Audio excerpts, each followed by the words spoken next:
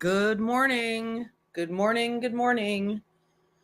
Welcome to Disorder in the Court, live coverage of the ALEC Baldwin trial. This is a live look. He's looking quite perky. Just a couple seconds ago, in fact, he had his head buried in his hands. There is no sound, so we're not missing anything that we could be hearing, but that is a very packed room. Hey, good to see you. Hello, Sharon. Nice to see you. Yeah, I saw the baby brother is there. I noticed that there's almost kind of like a, hey, Johnny, a receiving line. Gloria Allred was going through it. Let's see. The fashion choice today is a pastel lavender shirt, dress shirt. I'm not totally in love with the color choices, but whatever. He's looking nice. Nice to see you all. Hello, Solo. It's nice to see you this morning. Yep, there's I think that's Stephen Baldwin, the younger brother. He has some sort of earpiece in his ear. Not sure what that's about. Does he have hearing impairment? Yeah, Billy looks pretty good. Hey, YT.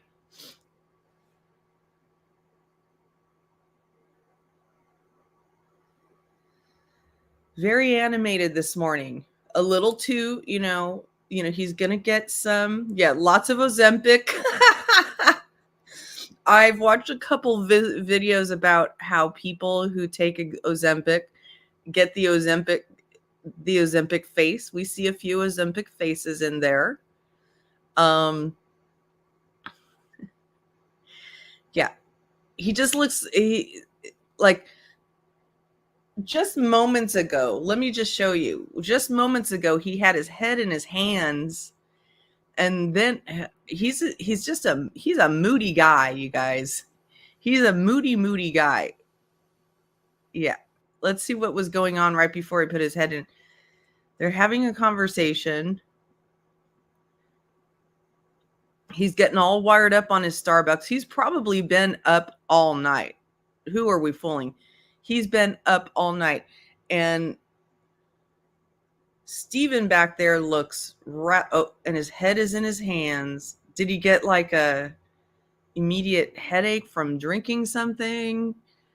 Like wires?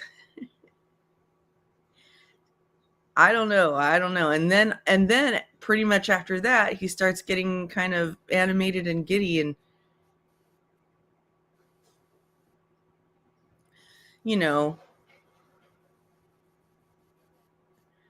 there isn't really a how you should act and all this stuff.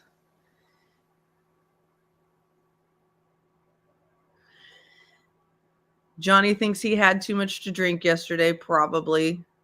His wife, yes, his poor wife deserves a medal. His wife deserves a medal just for being with him. I mean, let's face it, that guy is probably incredibly difficult. That guy is probably incredibly difficult just to be around, much less be around all the time, much less be around when he's getting ready to go to trial and in trial. I mean, it must be unbearable. So they're giving us a double vision. They've definitely got good morning, Smiling Sleuth. They've definitely got all the camera rigging set up for this trial. They clearly anticipate a lot of attention. Look, we've got 3 camera views here. 3 camera views. Now, and they're not just Zoom. He does seem hyped all the time. He's a very hyper person. For anybody who wasn't in my live yesterday where I was kind of doing some trial prep, and we were doing trial prep kind of talking about the personalities in the room, and Alec's personality being the biggest. And yes, I have met him in person. I was just about to talk about that. It was one of those very, very quick meetings where I was in the room demonstrating product. There were not very many people in the room. So there was a lot of opportunity to observe and interact with him. And he was one of those people, and this was my observation. He comes sweeping in the room. He wants to dominate the room. There's frenetic energy. Everything needs to kind of come in and surround him. And he's like, oh, blah, blah, blah, blah. And he's a very, he always seems frantic, incredibly self-conscious. And my perception of him just from being in the same room with him is that he's very uptight. He's wound up like a clock, ready to spring at any moment. And he wants to be liked, and he's acting all friendly. But the minute you say the wrong word to him or trigger him in any way, shape, or form, he's gonna go off. And from his reputation, that's his personality. And that's what he was like. And so he was like, oh, it was one of those kinds of conversations in meetings where he just knows he's the biggest celebrity in the room. So everybody's just going to be listening to him. So don't really allow anybody else to finish their sentence. Tell everybody what to do. It's very much almost what you would expect by looking at him. I can't speak to whether he's an alcoholic or not. I don't know. I really, really, really don't know. I don't know how much he drinks.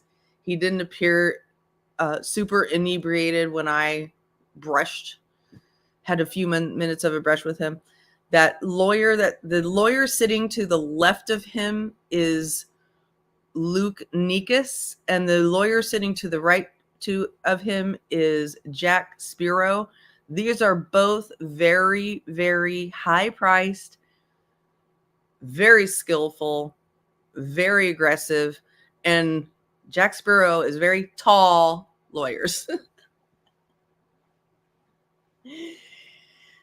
Yes, though. Yeah. Oh, yes. Solo Baldwin pianos, all named after Alec Baldwin. That's right. Yeah. I wonder if he tried to put any gel in his hair to get it to try to stay down a little bit. Did he? Now the woman that you see on camera with the yellow kind of blazer or sweater, that's the.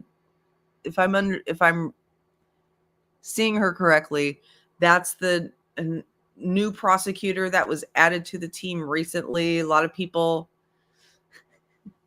I'm not shaming the cowlicks. I'm just wondering how to. Okay, I won't shame the cowlicks. Some people are saying that this new prosecutor that was added to the team looks a little bit like the judge. This is Judge Mary Marlowe. Judge Mary Marlowe was pissed the other day. I mean, pissed.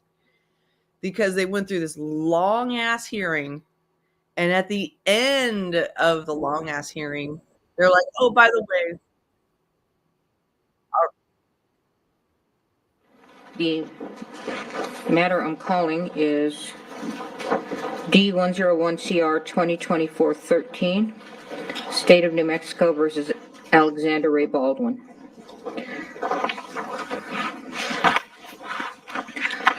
All right, jury, what are you doing? Oh, I have it on. So I have already sworn you in. if you'll recall, yesterday. Okay. It's basically called involuntary manslaughter. I can relate. And now I'm That's going what to Kennedy's explain here. some trial procedure. First of all, I want you to know this trial is being filmed, but you are not being filmed, and you will not be filmed at all throughout within the courtroom, okay? All right. So I'm going to, this is a criminal case, as you know. I'm going to reread the grand jury indictment. It's very formal, so we'll go with that. Count 1, involuntary manslaughter, negligent use of a firearm, in that on or about October 21, 2021, in Santa Fe County, New Mexico, state of New Mexico, at Bonanza Creek Ranch, located at 545 Bonanza Creek Road, Santa Fe, NM 87508. The above-named defendant did cause the death of Helena Hutchins in the commission of negligent use of a firearm. Count 1 in the alternative, involuntary manslaughter, without due caution or circumspection, Good morning. in that on or about October 21, 2021, in Santa Fe County, state of New Mexico, at Bonanza Creek Ranch, located at 545 Bonanza Creek Road, Santa Fe, New Mexico, 87507.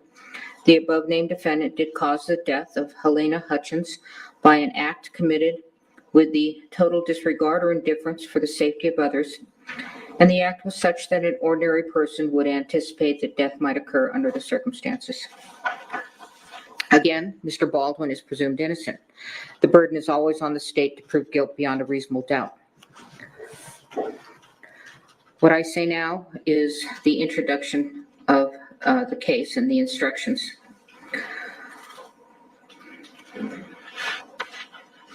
All right. Along with those instructions previously given, these are preliminary only and may be changed during or at the end of trial. First of all of you must pay close attention to the evidence. You're welcome, Des. After you've heard all of the evidence in the case, I will read the final instructions of law to you. You will also receive a written copy of the instructions. You must follow the final instructions in deciding this case. And just so you know, there's going to be no transcript available to you. Juries have asked me that, so I'm telling you up front, okay? Again, the trial is expected to last 8 days, Wednesday, Thursday, Friday of this week, Monday, Tuesday, Wednesday, Thursday, Friday of next week. That's the trial. That does not include your deliberation time. The usual hours of trial will be from 8:30 to 5, typically, with a half hour for lunch. No, an hour for lunch, and then a morning break and an afternoon break. Again, please report to the jury lounge no later than 8:30 unless we're instructing you otherwise for different reasons. But in your mind, you can always expect 8:30 to be here, okay? Do not come into the courtroom unless you are accompanied by my bailiff, Steve, okay? You may take water into the courtroom with you, and you can also take coffee or tea or if you have a lid on your cup, okay? We stand up out of respect for you because you are the ultimate decision makers as to the facts in this particular case. So when you come into the courtroom, you can go ahead and be seated, and then we will take our seats. And again, it's important to hear. So please raise your hand at any time you can't hear. Don't be self-conscious about it. Don't wait until a couple of questions have been asked. You've got to, if you can't hear, you've got to shoot that hand up right away, okay? All right, this is a public proceeding, so people may go in and out. You may find yourself looking at who goes in and out, but after a while, you'll get used to it. But if there is anything that is distracting you from being able to listen and be involved in this case, please tell Steve immediately. He'll let me know, and I'll do my best to get rid of the distraction. As you know, the temperature we cannot control. All right, so sorry, we'll try to get the county in here if it must be dang hot and plummets too high. I doubt it'll plummet too low. Oh, you are allowed but not required to take notes during trial. Steve has given you a pad and a pen. Okay. Please put your name on the front page of your pad and then take notes beginning on the second page. On breaks, follow Steve's instruction on whether to take the pad with you or whether to leave it on your chair. You don't have to worry about confidentiality. They'll be locked up at night, and when the trial is finished, they'll be shredded. Okay? If you get a membership, Don't let your notes take the place of your independent memory of the evidence. When taking notes, please do not forget to pay close attention to the trial. Listening and watching witnesses during their anyone testimony recognizing will anyone help you else in assess there? their appearance, behavior, memory, and whatever else bears on their credibility. Let's go through the order of trial for those that have not engaged in a criminal trial before. Exactly, Solo. A criminal trial generally begins with the lawyers telling you what they expect the evidence to show. These statements and the statements made by the lawyers during the course of the That trial looks so can funny be with of the considerable mortgage assistance right to above you them. in understanding the evidence as it is presented at trial. Is there something distracting you, juror? No. I'm talking to the other one. Okay. Oh, Statements of the lawyers, however, wonder are what not was going themselves on there. evidence. We're gonna have The to evidence will be the color. testimony of the witnesses, exhibits, and any facts agreed to by the parties. After you have heard all of the evidence, I will give you final instructions on the law. The lawyers will argue the case, and then you will retire to the jury room to arrive at a verdict. It is my duty to decide what evidence you may consider. Your job is to find and determine the facts in this Stephen case, Baldwin, which you Daz? must do solely upon the evidence received here in court. It is the duty of a lawyer to object to questions, testimony, or exhibits the lawyer believes may not be proper, and you must not hold such objection against the objecting party. I will sustain objections if the question or evidence sought is improper for you to consider.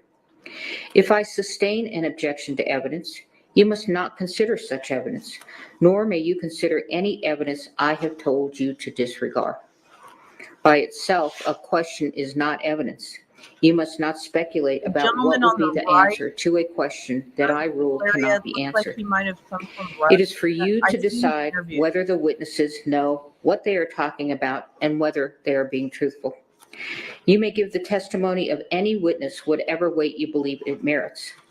You may take into account, among other things, the witness's ability and opportunities to observe, memory, manner, or any bias or prejudice that the witness may have, and the reasonableness of the testimony considered in light of all of the evidence of the case.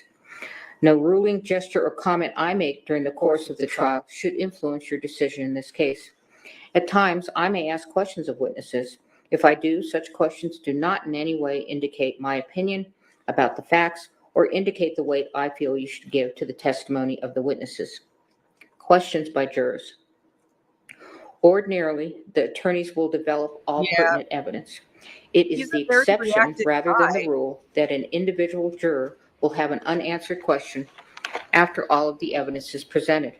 However, if you Someone feel in an the gallery, important John? question has not been asked or answered, write it down on a piece of your notepaper and give it to Steve before this is important, before the witness leaves the stand, okay?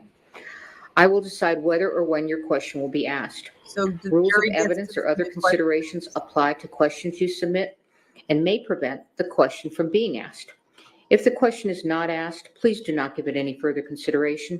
Do not discuss it with the other jurors, and please do not hold it against either side that you did not get an answer. Conduct of jurors. Again, very important. You must decide the case solely upon the I would evidence imagine received here in that Alec court. Baldwin You as must a not client consider anything is you may have read or heard about the extremely high case maintenance. outside the courtroom. During the trial and your deliberations, you must avoid news accounts Very of the trial, hyper, whether they be on radio, television, the always internet, causing or a in a distraction. newspaper or other written publication. You must not visit the scene of the incident on your own. You cannot more make experiments looking very with reference tired, to the case. And in this day and age, you cannot determined. Google or research any of the subject matter of this case. Until you retire to deliberate the case, you must not discuss this case or the evidence with anyone, including each other. Very important, as I said yesterday, when you go in that room, you don't talk about the case. You wait until you are a jury that is deliberating, okay? If an exhibit is admitted in evidence, you should examine it yourself and not talk about it with other jurors until you retire to deliberate. It is important that you keep an open mind and not decide any part of the case until the entire case has been completed and submitted to you. Your special responsibility as jurors demands that throughout this trial, you exercise your judgment impartially and without regard to any sympathy, bias, or prejudice. To minimize the risk of accidentally overhearing something that is not evidence in this case, please continue to wear your jurors' badges while in and around the courthouse. If someone happens to discuss the case in your presence, report that back immediately to Steve. Although it is natural to visit with people you meet, please do not talk with any of the attorneys, parties, witnesses, or spectators, either in or out of the courtroom. If you meet in the hallways or elevators, there's nothing wrong with saying a good morning or a good afternoon, Yes, Annie. but your I've, conversation should selected end there. jury. If the attorneys, parties, and witnesses do not greet you outside of court or avoid riding in the same elevator with you, they are not being rude. They are just carefully observing. All right, so we're going to begin the case. The case starts with opening statements. The state begins first because they have the burden of proof, and then the defendant. All right, go ahead, counsel. Judge, just one quick housekeeping matter while Ms. Johnson's getting set up. All right. Uh-oh, housekeeping. They've said short housekeeping matter before, and then it turned into hours-long pretrial hearings. So never believe them when they say, oh, it's just a brief housekeeping matter. Never believe them. We've learned that, right, chat? Right. So I'm reading an article right now on a Fox website talking about how yesterday Hilaria Baldwin showed up with a stroller in tow, with one of their babies, and how people are saying that that it was a strategic move. They're saying, let's see. The article says her husband is the actor, but some legal experts believe Hilaria Baldwin staged some theatrics of her own Tuesday morning at a press-swarmed New Mexico courthouse, with her spouse Alec Baldwin facing a felony manslaughter charge. The polarizing yogi showed up to the sun-baked Santa Fe building, and I understand that it is quite sun-baked, very hot in there, in a black SUV with the couple's baby in tow shortly before jury selection got underway. The toddler, one of the couple's 7 children, was taken out of the car. Hilaria held the baby girl in view of the cameras before quickly handing her off to a caretaker. The baby and the caretaker departed in the same SUV moments later. Yeah, that sounds a little bit staged. When someone plays Exactly, make-believe Carrie. Bad. with a real gun in a real-life workplace, All right, here we go. and while playing make-believe with that gun violates the cardinal rules of firearm safety, people's lives are endangered, and someone could be killed. Ladies and gentlemen, that's what this case is about. It's simple, straightforward. The evidence will show that someone who played make-believe with a real gun and violated the cardinal rules of firearm safety is the defendant, Alexander Baldwin. You will hear over the course of the next few days that in the fall of 2021, a movie called Rust began filming at the Bonanza Creek Ranch just south of Santa Fe in Santa Fe County. You will learn that this movie was a Western with a lot of gun action. And while it was a movie set, it was a real-life workplace for many people.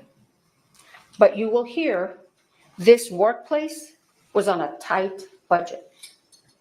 And you will learn that some of the people who were hired to work at this workplace were very inexperienced. And one of those was the armorer, a very young woman named Hannah Gutierrez Reed. You will hear testimony from crew members who worked on the set, who will tell you that to them, Ms. Gutierrez's inexperience was obvious. You will also learn that this workplace has some talented people. And one of those was the director of photography, a vibrant 42-year-old rising star named Helena Hutchins. You will also learn that the director of this film was Joel Souza, another talented individual who cares deeply for his projects. Hey, Sparkle. The evidence will show, ladies and gentlemen, that like in many workplaces, there are people who act in a reckless manner and place other individuals in danger and act without due regard for the safety of others. That, you will hear, was the defendant, Alexander Baldwin, the lead actor on this film. You will learn that this movie began filming on or about October 6, 2021. But the defendant did not arrive on set to begin working until about October 13. And you will learn that prior to arriving on the set to work, he requested to be assigned the biggest gun available. The biggest. So he was gun assigned this revolver, a replica of an 1873 single-action revolver manufactured by Pieta Firearms in Italy. You will hear from Alessandro Pieta, who will tell you he manufactured this gun. And he will tell you he manufactured it in 2015. And he will explain the quality control measures that Pieta Firearms follows in order to ensure that firearms that are manufactured by Pieta Firearms don't have any problems or issues. Mr. Pieta will tell you that this firearm he himself manufactured, and that when Pieta sent it to EMF, which is the company that distributes firearms for Pieta Firearms in the United States, this gun was in perfect working condition. You will hear from Justin Neal, who is a representative of EMF, a company out of California that has historically been known to provide firearms to the movie industry. Mr. Neal will tell you that when EMF received this firearm in 2017, it was in perfect working order. And in fact, when EMF had this firearm, it was subjected to numerous quality control inspections because it was used as a show gun at gun shows. The evidence will show that in September of 2021, an individual by the name of Seth Kenny was contacted by the folks with Rust Production. They asked Mr. Kenny if he would be able to provide some firearms for the filming, for use during the filming of Rust. You will learn that Mr. Kenny owns PDQ Firearm and Prop. It's a duly licensed firearms dealership. Mr. Kenny then contacted EMF and ordered several single-action replica revolvers. And in September, or on September 29, 2021, Mr. Kenny purchased this gun. And you will hear that Mr. Kenny received it from EMF, and it was in perfect working order. The only thing that Mr. Kenny did to this gun was to insert the firing pin, because since it was a show gun, it didn't have a firing pin. But you'll learn that that's a very easy step. All he had to do was just insert the pin, and that's it. And then Mr. Kenny had the firearms, this one and some other firearms, transferred to the set of Rust at the Bonanza Creek Ranch. And on October 13th, 2021, the defendant was supposed to have a training session with this gun and this young armorer. But you will see that during this training session, the defendant had somebody or a couple of people filming him while he's running around shooting this gun. You will learn, ladies and gentlemen, or you'll hear during this trial the use of the words prop gun. And you'll learn A prop gun is this real gun. It's not a toy. It's not made of rubber. It's a real gun.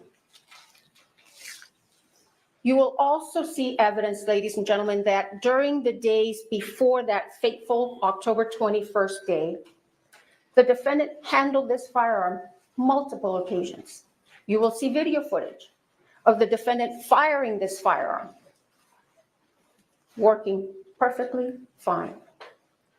But you'll see evidence, ladies and gentlemen, that each time the defendant handled this firearm, he did not do a safety check with that inexperienced armorer.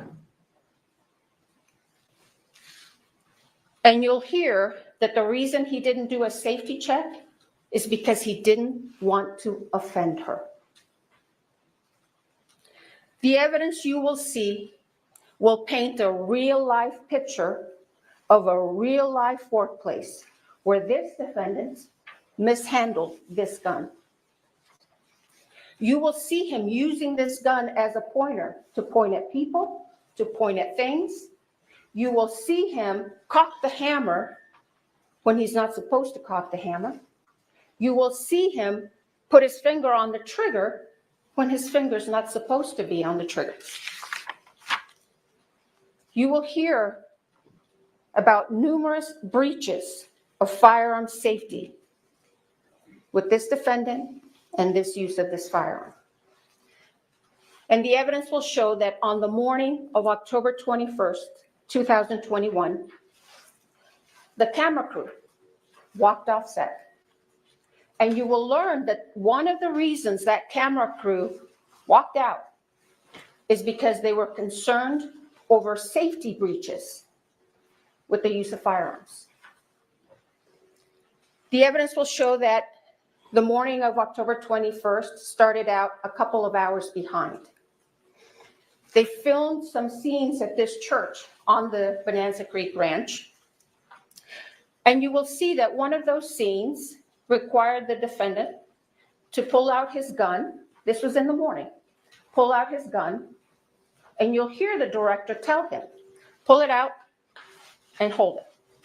And the first time, you'll see evidence the defendant does what the director tells him. But you will hear the director tell you that many times the defendant would do his own thing. So then the director in the morning asked him, okay, do it again, just like you did now. The defendant pulls out the gun, but this time he cocks the hammer. The evidence will show they then broke for lunch. And around 1:30 or so, they came back to this church to do what's called a blocking. The evidence will show that Ms. Hutchins wanted to do a blocking for an insert. And you will learn what a blocking is, just working out the details of the moves of the actor. Wasn't even a rehearsal.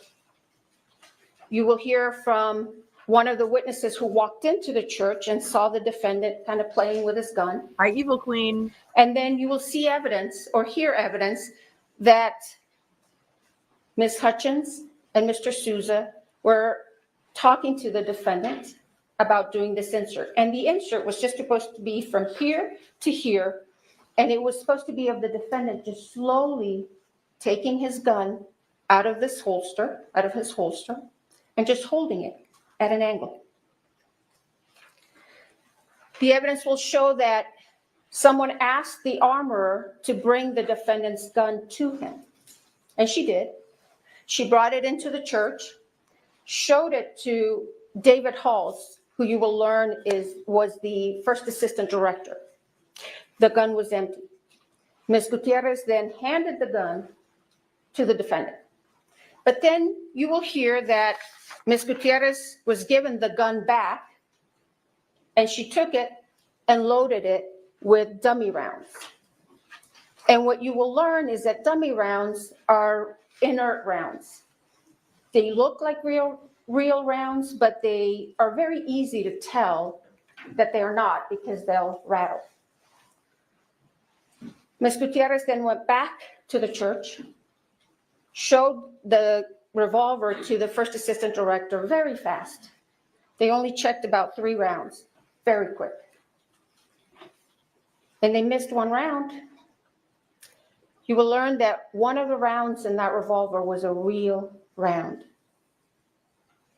And the evidence will show that Ms. Gutierrez then handed the gun to the defendant. And what you will learn is that once again, the defendant failed to do a gun check or a safety check with this armor. So he takes the firearm, puts it in his holster. Then Ms. Hutchins and Mr. Souza were doing this blocking. And the evidence will show, ladies and gentlemen, that the defendant, again, did his own thing.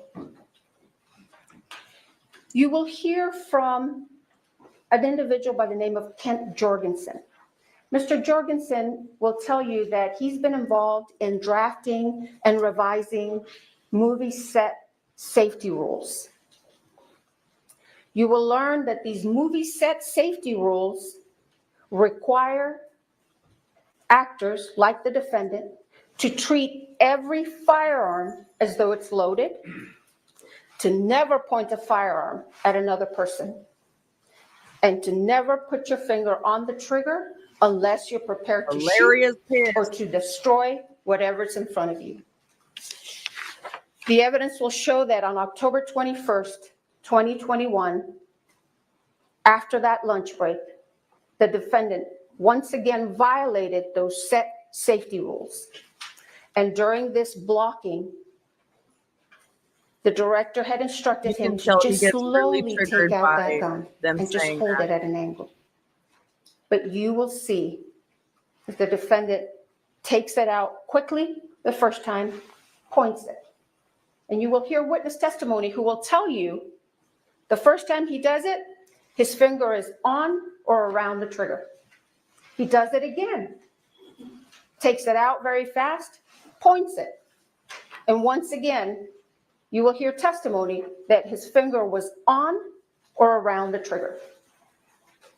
And the evidence will show that that third and fatal time, he takes it out once again, fast, hammer's cocked, he cocks the hammer, points it straight at Ms. Hutchins, and fires that gun,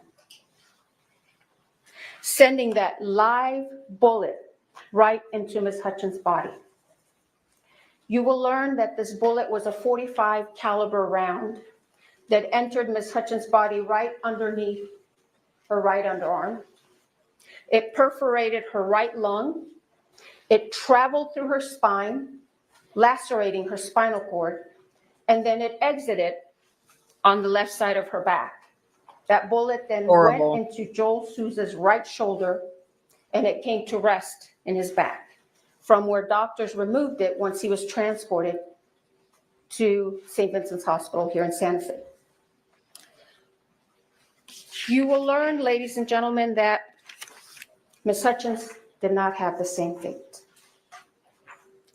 You will see the aftermath of the shooting, and you will see medics frantically working to save Ms. Hutchins, to stabilize her, to transport her, to airlift her to UNM Hospital. But the damage from that bullet was too much. Ms. Hutchins succumbed to her injuries and bled to death. The evidence will show that meanwhile, after the shooting, the defendant began to claim he didn't pull the trigger. Hey, Patricia. The evidence will show, ladies and gentlemen, that's not possible. You will hear from Mr. Pieta himself, who will tell you that gun will not discharge without a pull of the trigger.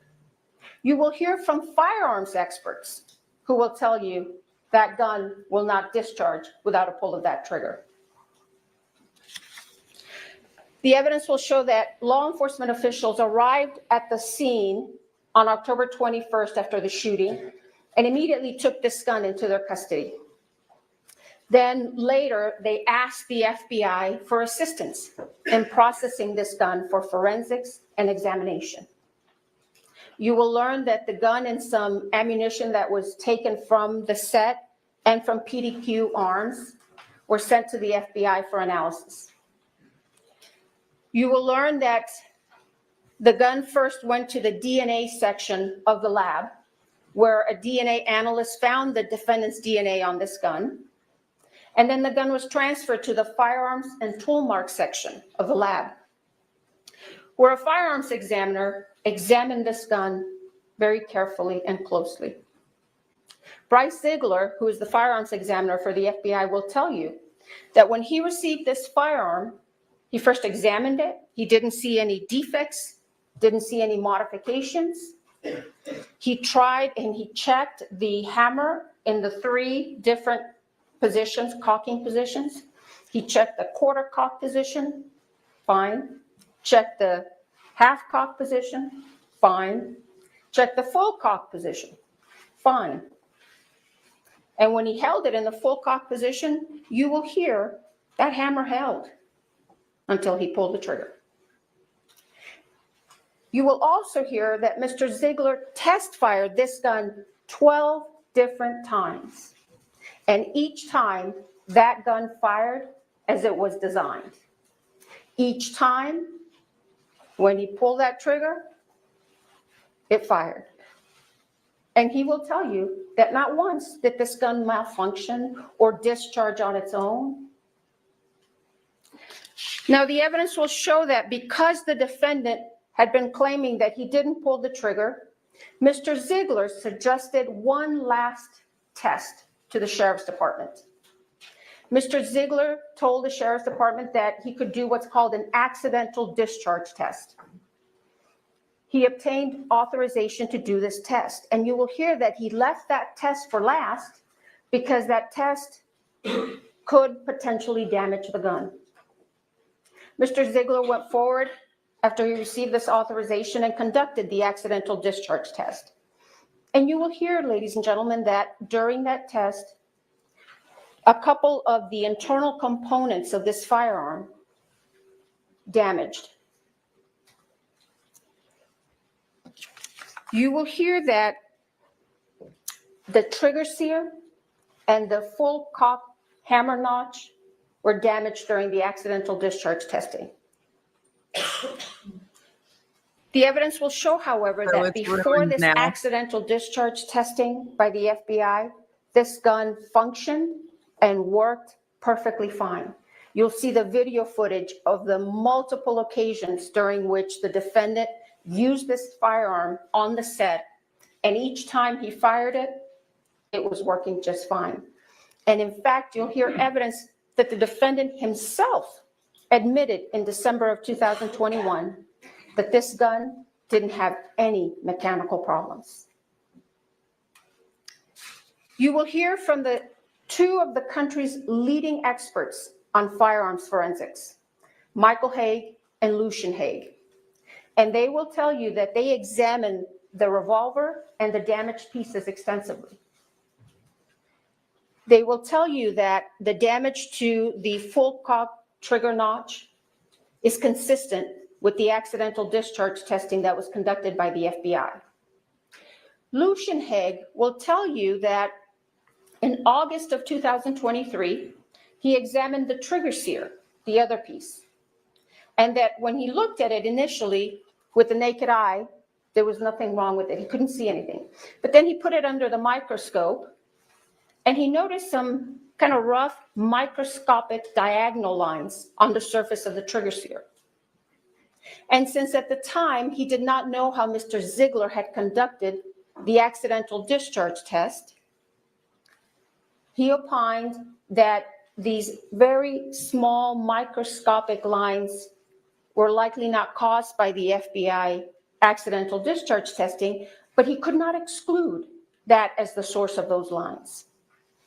Then a few weeks ago, Mr. Haig will tell you that he spoke with Mr. Ziegler and he learned how Mr. Ziegler had conducted the accidental discharge test.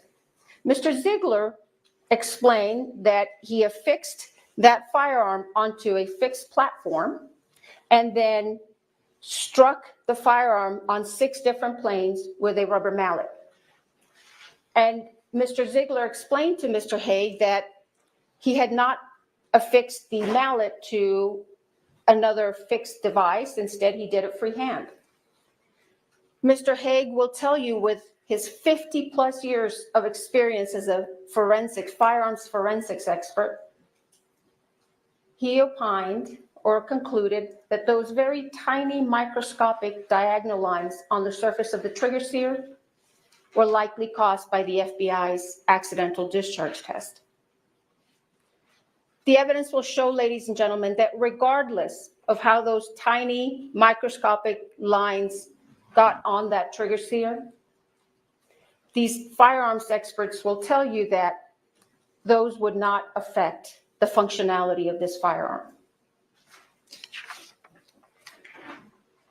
At the end of this case, ladies and gentlemen, you are going to conclude and be convinced beyond a reasonable doubt that on October 21st, 2021, that gun the defendant had asked to be assigned worked perfectly fine as it was designed,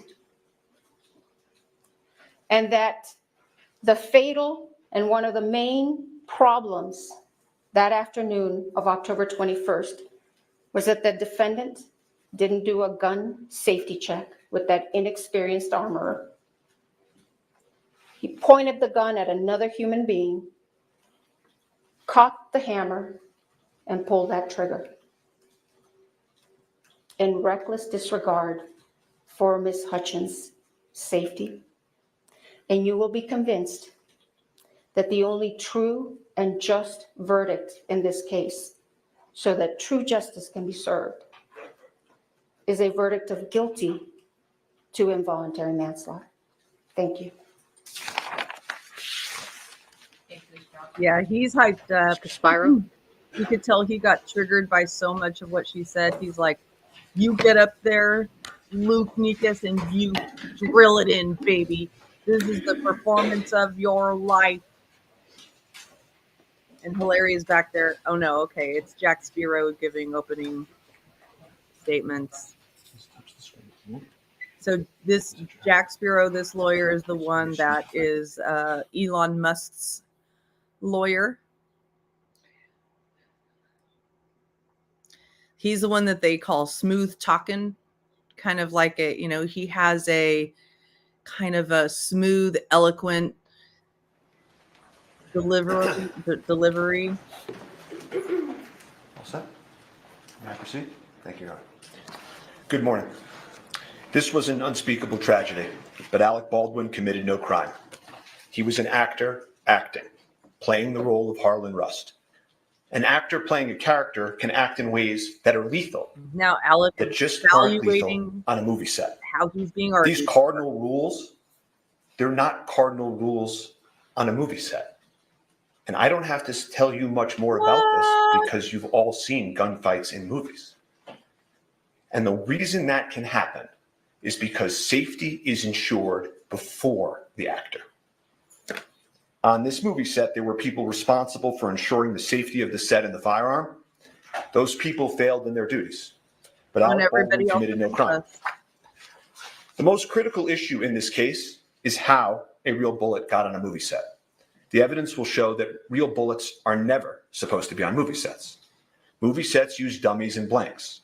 Movie sets use dummies, fake inert bullets that look like real bullets, they don't go bang, for when you want a close-up of the gun. You can't tell them apart from live bullets by looking at them, which is why live bullets can be nowhere near a movie set. Actually, and if the director wants a shot of the gun going, bang, poof, there's blanks that they can use. And those blanks look nothing like real bullets. And they are used for those shooting scenes. And, they'll play these videos that they described of Alec's, firearm in the movie going bang, poof. And people are conditioned to seeing people firing weapons and thinking that's a dangerous act. That's a dangerous act. It's just natural, and they will play those videos and give you that image to try to tarnish him in your eyes. But that's not what happened here.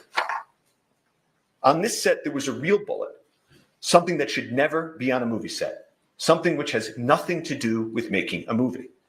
And you will hear no evidence, not one word, that Alec Baldwin had anything to do with that real bullet being brought onto that set. The second critical issue in this case is why did a real bullet get loaded into a prop movie gun?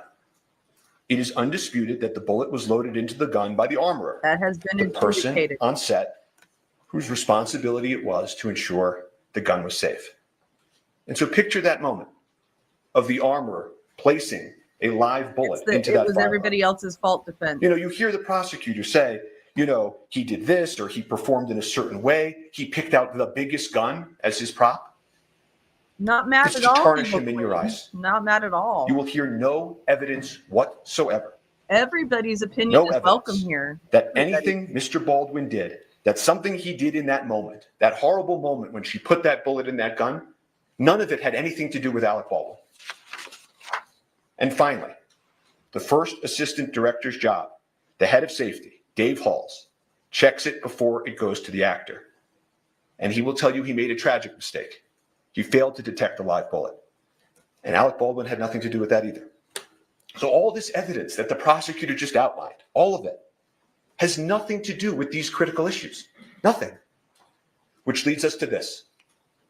The evidence will show that on a movie set, safety has to occur before the gun is placed in the actor's hands.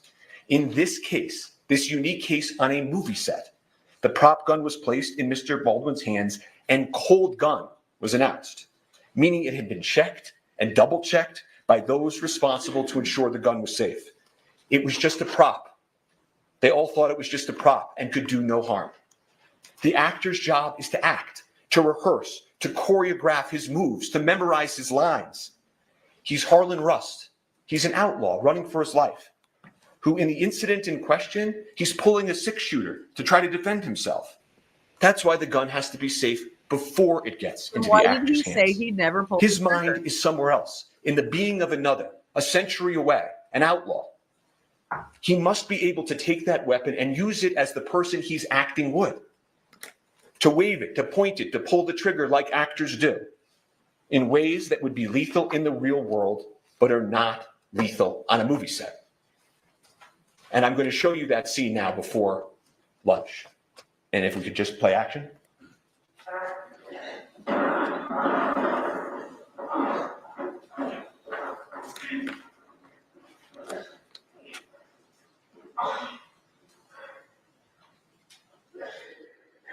I'm gonna go find some help. I don't need no damn help. You're gonna die if you don't. He's wounded and on the run. Play again. Continue.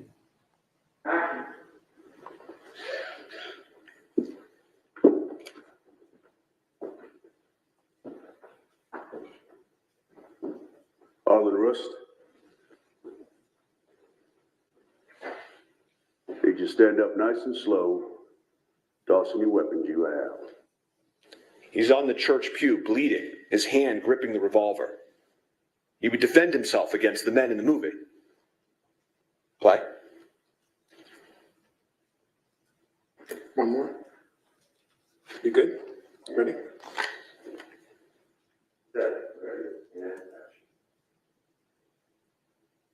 Harlan Rust.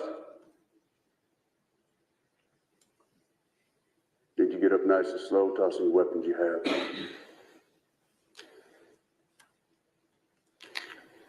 What's gonna get right there? Joe, you want me to wait to give you that line till he lands, till camera lands? Yeah. Yep. This one? Draw your gun and look up. Point your gun, okay? Okay, which way? Camera right or left? This way, for now. So camera left for now. I'll stand right here for you, Alex. So whip it out. Yeah. Okay, well, let me get this all greased. Ready? Yeah. Okay, ready? Okay, ready? Ready. And set. Ready, and action. Harlan Rust.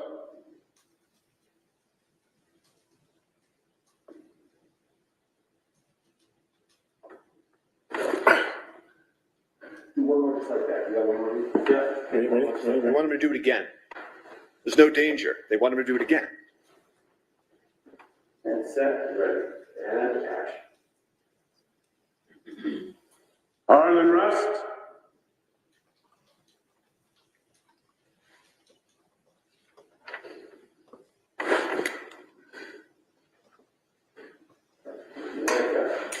Nice. He said his finger was never on the trigger. bullshit. That's my issue with him. It's a scene similar to He lied scenes about we've it. all seen in movies and television, performed by thousands of actors. And the scene that continues after lunch is the same scene. It's just not, unfortunately, captured on videotape. And the scene they envisioned and acted out, that prop gun was positioned in the afternoon so close to the camera that you could see inside, that you could feel it. You could feel that it was loaded. And it was loaded, of course, with dummies. Dummies to make it look like a real gun. But this one time, one of those dummies was a real bullet. The real bullet was not known to anyone in that church.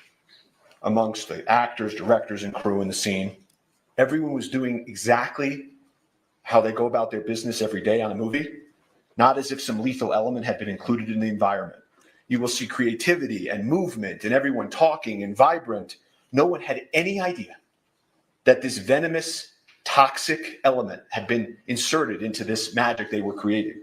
But it did. It entered that place. It killed an amazing person. It wounded another, and it changed lives forever. And so to find out what happened on that movie set, you need to do something that the prosecutors could never do. You have to step back and remember what they were doing on a movie set. What were Helena Hutchins, the cinematographer, Joel Souza, the director, and ALEC Baldwin, the actor, doing on Bonanza Creek Ranch? You know, movies and magic have always been closely associated. The first people that made movies were magicians. And this imagination that happens in movies, you know, King Kong, he can stand above a city, and Superman can fly, horses and snakes and gun battles. For this to all work, for cinematography, what Helena did to work, for acting to work, you have to be so close to the barrier of real and imagined that the viewer feels that they're there, that it's real. The viewer can't see strings from the stuntman. The stuntman must leap. The snake must hiss. And guns happen in movies. That's my guy. All over this country for many decades. He's my Bang, bang. savior. You've all seen it. Guns have been an element of theater and film and television since the earliest of times. Depictions of war and combat, Spartacus, These two have been it married a stirs long time. audiences They have because the it feels exact real. Same posture Later right now. films, Platoon, Apocalypse Now, they showed the unvarnished realities of war. Look, the exact This same ranch, posture and look on their Santa face. Fe, it had been the scene to many gunfights and movie scenes, well before ALEC was even born. Laramie, Butch and the Sundance Kid, and these westerns. Your Honor, may we approach? Uh-oh. Uh-oh, defense is going in a direction they're not supposed to go. Objection called. Sidebar. Time for a sidebar. You know, I see defendants do this a lot where they, you know, especially defendants like ALEC Baldwin, they sit there and when they're watching their lawyer, they're like, yes, that's my person and he's speaking for me. And The evidence will show that guns are in movies because movies are about people's lives and guns are in people's lives. So let's talk about the evidence and how the lethal bullet got there. How did this happen and how did it unfold? The evidence will be the following. Everybody on a movie set has a role. The armorer armors, the director directs, the actor acts. They work in harmony, but they have a division of responsibility. Safety being important has the first assistant director, whose name is Dave Halls, above the armorer and the sort of the safety of the set.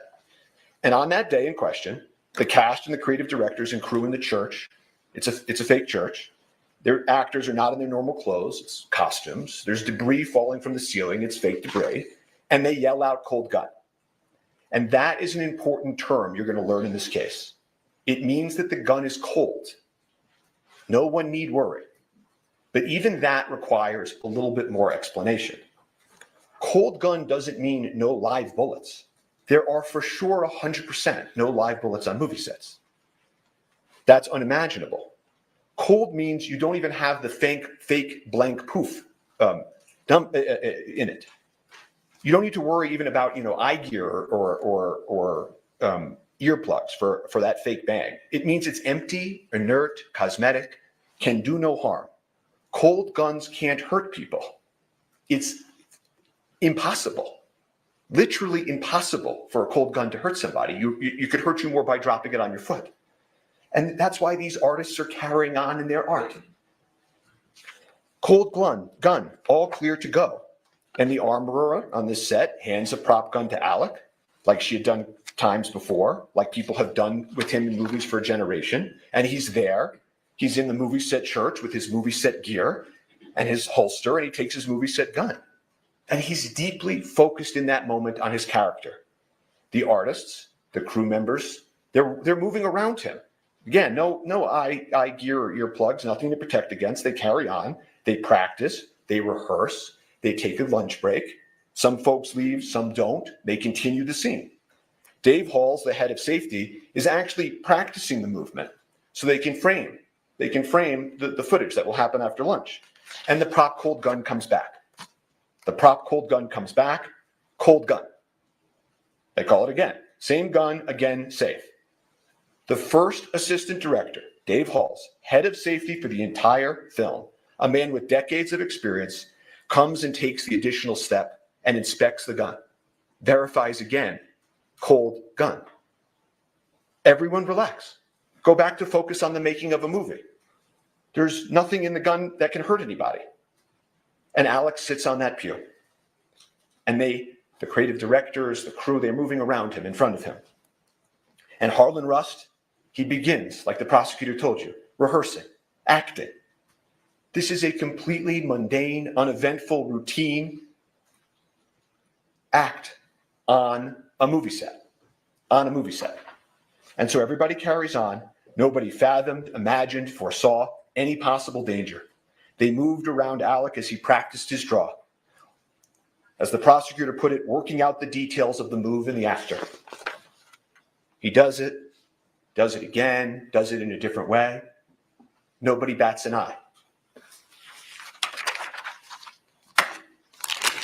And they will tell you that the investigation revealed that Baldwin was practicing drawing and pointing the weapon of the scene with guidance and instruction from Helena Hutchins and Joel Souza. The gun goes off. Everybody's shocked. Alec is startled. He immediately says, I didn't mean to shoot I didn't pull the trigger. Immediately. What the hell just happened? They collectively explain. Shock turns to panic. 911 is called. Hi, Selma Vanilla. Out at Bonanza Creek Ranch right now, we've had 2 people shot on a movie set accidentally. He said someone was shot? 2 people accidentally with gunshots at on movie set, Bonanza Creek Ranch. Send it. I'll connect you with medical dispatcher. Don't need that. I always thought it was so Fire and EMS, interesting. Station Emergency? No, Bonanza Creek Ranch has had 2 people accidentally shot on a movie set by a The prop gun. caller is We need so help immediately. sure, so Okay. adamant that it was accidental. This fucking AD that yelled at me at lunch because asking about revisions. This motherfucker. Did you see him lean over my table and yell at me?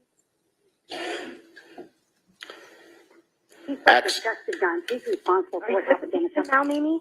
No. I'm a strip supervisor. How many people are injured? 2 that I know of. I was sitting, we were rehearsing, and it went off, and I ran out.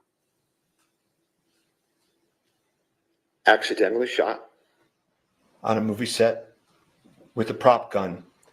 The fucking AD, it was his responsibility. The fucking AD. Not a word about Alec Baldwin. While they're en route, police, EMS, the cast and crew You're are going to believe outside the 911 trying to figure caller? out what Okay. happened. Frantic. Talking to those responsible for the prop and its safety. The armorer is yelling, sorry. Halls, the first assistant director, is panicked. The prop master, Sarah Zachary, I don't know exactly where she is at that point, but they check the gun feverishly. They take the ammo out of the gun. They look at it. What the heck happened? They go back to the prop cart that houses the ammo. They're touching the gun and manipulating the gun, emptying it. They go and move some stuff off the prop cart, trying to figure it out. Sarah Zachary, the head of props, will tell you she threw some stuff out. And eventually, of course, EMS and police arrive pretty soon thereafter. And Helena Hutchins and Joel Souza, the director, are transported to the hospital where Helena tragically passes away. And I'm not going to be asking questions about her condition after she was wounded or the medical interventions that followed. Her injuries, the efforts to revive her, are not in dispute in this case. We're not going to talk The evidence politics will in here, be Joseph. there. The Thank prosecutor you. may present some of these emotionally charged images. But we're not going to be asking questions about that, and it's not an issue in dispute in this case. You jurors are allowed to ask yourselves whether or not that should be the focus or the focus should be the evidence. So police enter the scene. They have lapel cameras. Thank God they have lapel cameras. You want to see what happens? The evidence will show you can play the videotape. Want to see if they take the right gun? Play the videotape. Want to make sure what the people said or did they're remembering correctly? Play the videotape. And so they immediately recover the prop gun and they secure it. That's off to the side. And the reason that you preserve things in the moment is so that you know what existed in the moment, the evidence in the moment, the people and the witnesses and what they said in the moment. These folks, the members of Rust, they'd never been through anything like this before. That is why what they originally said matters so much in this case. If you remember anything I say today as the evidence proceeds, remember that. Look at the evidence of what the people of Rust said and did that day. Life changes, memories change. There are human motivations, internal pressure, external pressure. That's why preservation is so important. So the police continue. In terms of the prop cart and the prop ammo that's on the cart, it's manipulated, altered, kind of messy. And, you know, at this accidental shooting on a movie set, the police begin to make some mistakes. No one had ever investigated a prop gun on a movie set before. They recover the prop gun, but they don't wear gloves. They don't have the prop cart inside the crime scene. Someone moves it onto the crime scene. People start touching it and showing, okay, this is a dummy, this is a blank. And then they make another mistake that matters in this case with some more significance, which is that they don't secure the prop truck that houses the cart. See, that cart that they roll off comes from a truck where all of the ammunition, all of the firearms are, and that's where they're stored. They don't secure the prop truck for several days. And then the prop house that supplies the truck, that supplies the cart, they don't secure for over a month. A lot of mistakes. They had never investigated a case in a movie set. But they had the prop gun. That was key. And so they needed to figure out where the live bullet came from. They had the shell casing, Starline brass. That's the sort of make. You'll hear that phrase, Starline brass. And the police were right to focus on that. That was the lethal element. And so they work outward. Makes good enough sense. Folks around the ammo and the gun to be interviewed at the precinct. The armorer at the precinct. She loaded the live bullet. Halls, head of safety, he double-checked. And ALEC walks up to the police. You'll see this early today. And he says, I'm here, whatever you want to do, whatever you need me to do. Just tell me where to go. And Sarah Zachary, the prop master who threw out the stuff at the cart, they missed her that night to bring to the precinct. But the rest of them at the precinct. And thankfully, we have the lapel cameras. And then they cleared the gun outside after his request, and I witnessed them clear it and saw the bullets. Okay. So one was The one that was missing, the one that fired, we don't know, but all the other ones were proper. I can pause this. I can turn this off. Move on.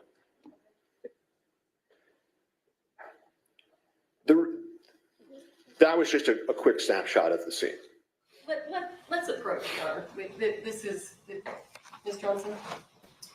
Uh-oh. They consented to the exhibit. Major shade.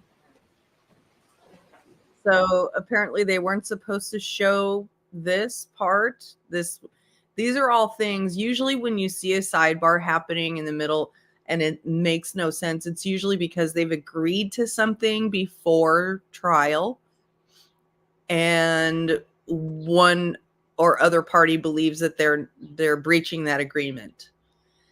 So they're arguing now about whether he was supposed to be showing that lapel video, I guess, I would assume. And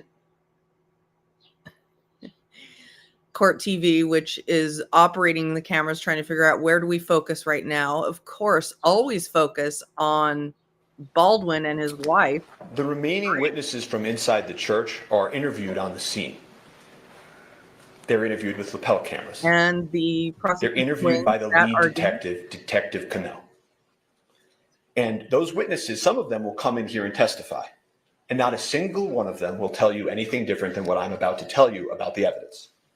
The gun was double checked, verified it was a cold gun, not an actor's responsibility to check. Safety was ensured before. ALEC was practicing, his rehearsing his movements. That's not what George People Clooney manipulate and says. point guns on movie sets. The gun went off during the rehearsal. No one saw him intentionally pull the trigger. It was obviously a tragic accident, but ALEC committed no homicide. ALEC took the gun from those charged with its safety. He did not tamper with it. He did not load it himself. He did not leave it unattended. It completed his costume and his character. It was an actor handling a prop and integrating it into the character of Harlan Rust. There was a dedicated professional there, off camera, whose sole sacred responsibility was that prop safety. And Dave Halls, the head of safety, was there by her side. Everyone relied on that. And it was tragic that they let them down. He was just acting as he has done for generations, and it was the safety apparatus that failed them all. So law enforcement continues. They need to find the live bullet. That was the lethal element. So they, led by Detective Cano, execute a search warrant on the church. And that's what law enforcement does. They immediately go to a judge. They say, this is what we need to do. They go into the church urgently before anything can be altered. They're confirming it was an accident, not a crime in the church. They search for guns and ammunition, videos and photos. There was no further answer in the church. They had the prop gun. They had all those witnesses secured. Their statements are clear. ALEC had committed no crime, but the bullet was a mystery. And so they focus on the bullet, the critical lethal bullet, and how did it enter the movie set. So they had the prop cart, and then they go do the warrant on the prop truck. And so at that point, and I'm going to put up a photo so that you can see who some of these individuals are. They're trying to figure out when they go to the truck, what is the source of the lethal bullet? And so they execute a warrant on the truck approximately a week later. The Seth Kenny that you heard about in the prosecutor's opening, the supplier for the set, he's there. Sarah Zachary, the prop master, she's there. And they walk through what's inside of the prop truck with law enforcement. But there's no answer to the lethal bullet. And this case then takes on, all this pressure. The media begins swirling. Where is the lethal bullet? How did it get on that movie set?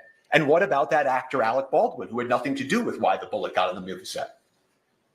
And so police and prosecutors, they work hand in hand, meeting after meeting, trying to find the lethal bullet, meeting with Seth Kenny, meeting with Sarah Zachary, the prop master, the supplier. Where is it? And about a month after the incident, Sarah Zachary finally sits down with law enforcement to answer some questions. And she explains to them that she threw away some stuff. She disposed of some stuff. And the prosecutors and police keep meeting, swirling media. And then at that point, they go to the last step, right? We've done the cart, we've gone to the truck, met with Sarah Zachary, and they go execute a search warrant on, as the prosecutor told you, PDQ, the prop house. And again, Seth Kenny's there to greet them, let them in, and they don't find the lethal bullet. They never did. They never did. And as things roll into police and prosecutors, cell phones and photos and forensics, looking for this shiny object, they found another shiny object. Instead of trying to find the source of the lethal bullet, they focused on Mr. Baldwin. But Mr. Baldwin was like every other actor. He goes bang bang in movies. He's told when guns are cold or not. He rehearses and acts as his character. Safety proceeds before the actor. Once the actor has the prop gun, he can handle it however a person he's acting as would. A properly cleared gun can't hurt anybody. And so they told you about some of the things that ALEC said in the statements that they will take or picked out a few lines from. But he won't tell you anything different, that he took a gun loaded and cleared by the armor and the AD. He made motions with the gun as he was rehearsing. He didn't intentionally pull the trigger. The gun just went off. And he does say, I didn't have a problem with the gun before. And this idea, that they said that he didn't want to check because he would offend them, in this moment, he's been doing this for 40 years, the evidence will show. And he has habits, and there are also SAG guidelines that tell actors what to do and what not to do. And the SAG guidelines don't tell actors to check the gun. You will see them. That's not the actor's role. And so I guess the point that they're trying to make is that why in this specific moment he doesn't break his habit of 40 years and check it differently and sort of insult them this one time. You know, if he had done that and started playing with the gun in that way, they'd be saying, arrogant actor, why is he doing that? So they will play these statements, Alec's statements. You're going to hear a man in shock and grief, a father, an artist, worried about his family. You hear he's, you know, on one of the calls, he's going to meet with the decedent's family, the Hutchins family, and he's upset about that. He will talk to law enforcement. He will call them. He doesn't need a lawyer. He didn't commit a crime. He will call them and offer to meet and speak over and over again. And ask anyone in the acting world. Actors know. Actors rely on armorers and point guns and shoot guns. The Armorers Act, what they did, That's not what is clear and George proven. Clooney said. The head of safety, you will learn, took responsibility for his verification failure. But Alec committed no homicide. So law enforcement didn't have a homicide case against Alec Baldwin, but they changed the question. You heard the prosecutor tell you about this. Did he pull the trigger? Did he pull the trigger? Did he intentionally pull the trigger? And if he did, of course, that would only make his statement incorrect, right? That would mean he would have misspoke, been incorrect. You know, and I want to stop for a moment and just tell you, because you're going to hear a lot of testimony, expert testimony, like the prosecutor told you, about the gun functioning imperfectly. Did he let the hammer down when he cocked it? Did he hit the trigger? Did he, in a calculated manner, as the prosecutor made a motion, you know, fire the gun like that? And when this issue is discussed, it's easy to sort of pull yourself into courtroom land and away from a movie set. On a movie set, you're allowed to pull the trigger.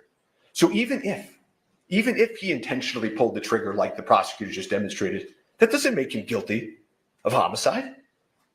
He did not know or have any reason to know that gun was loaded with a live bullet. That's the key. That live bullet is the key. That is the lethal element.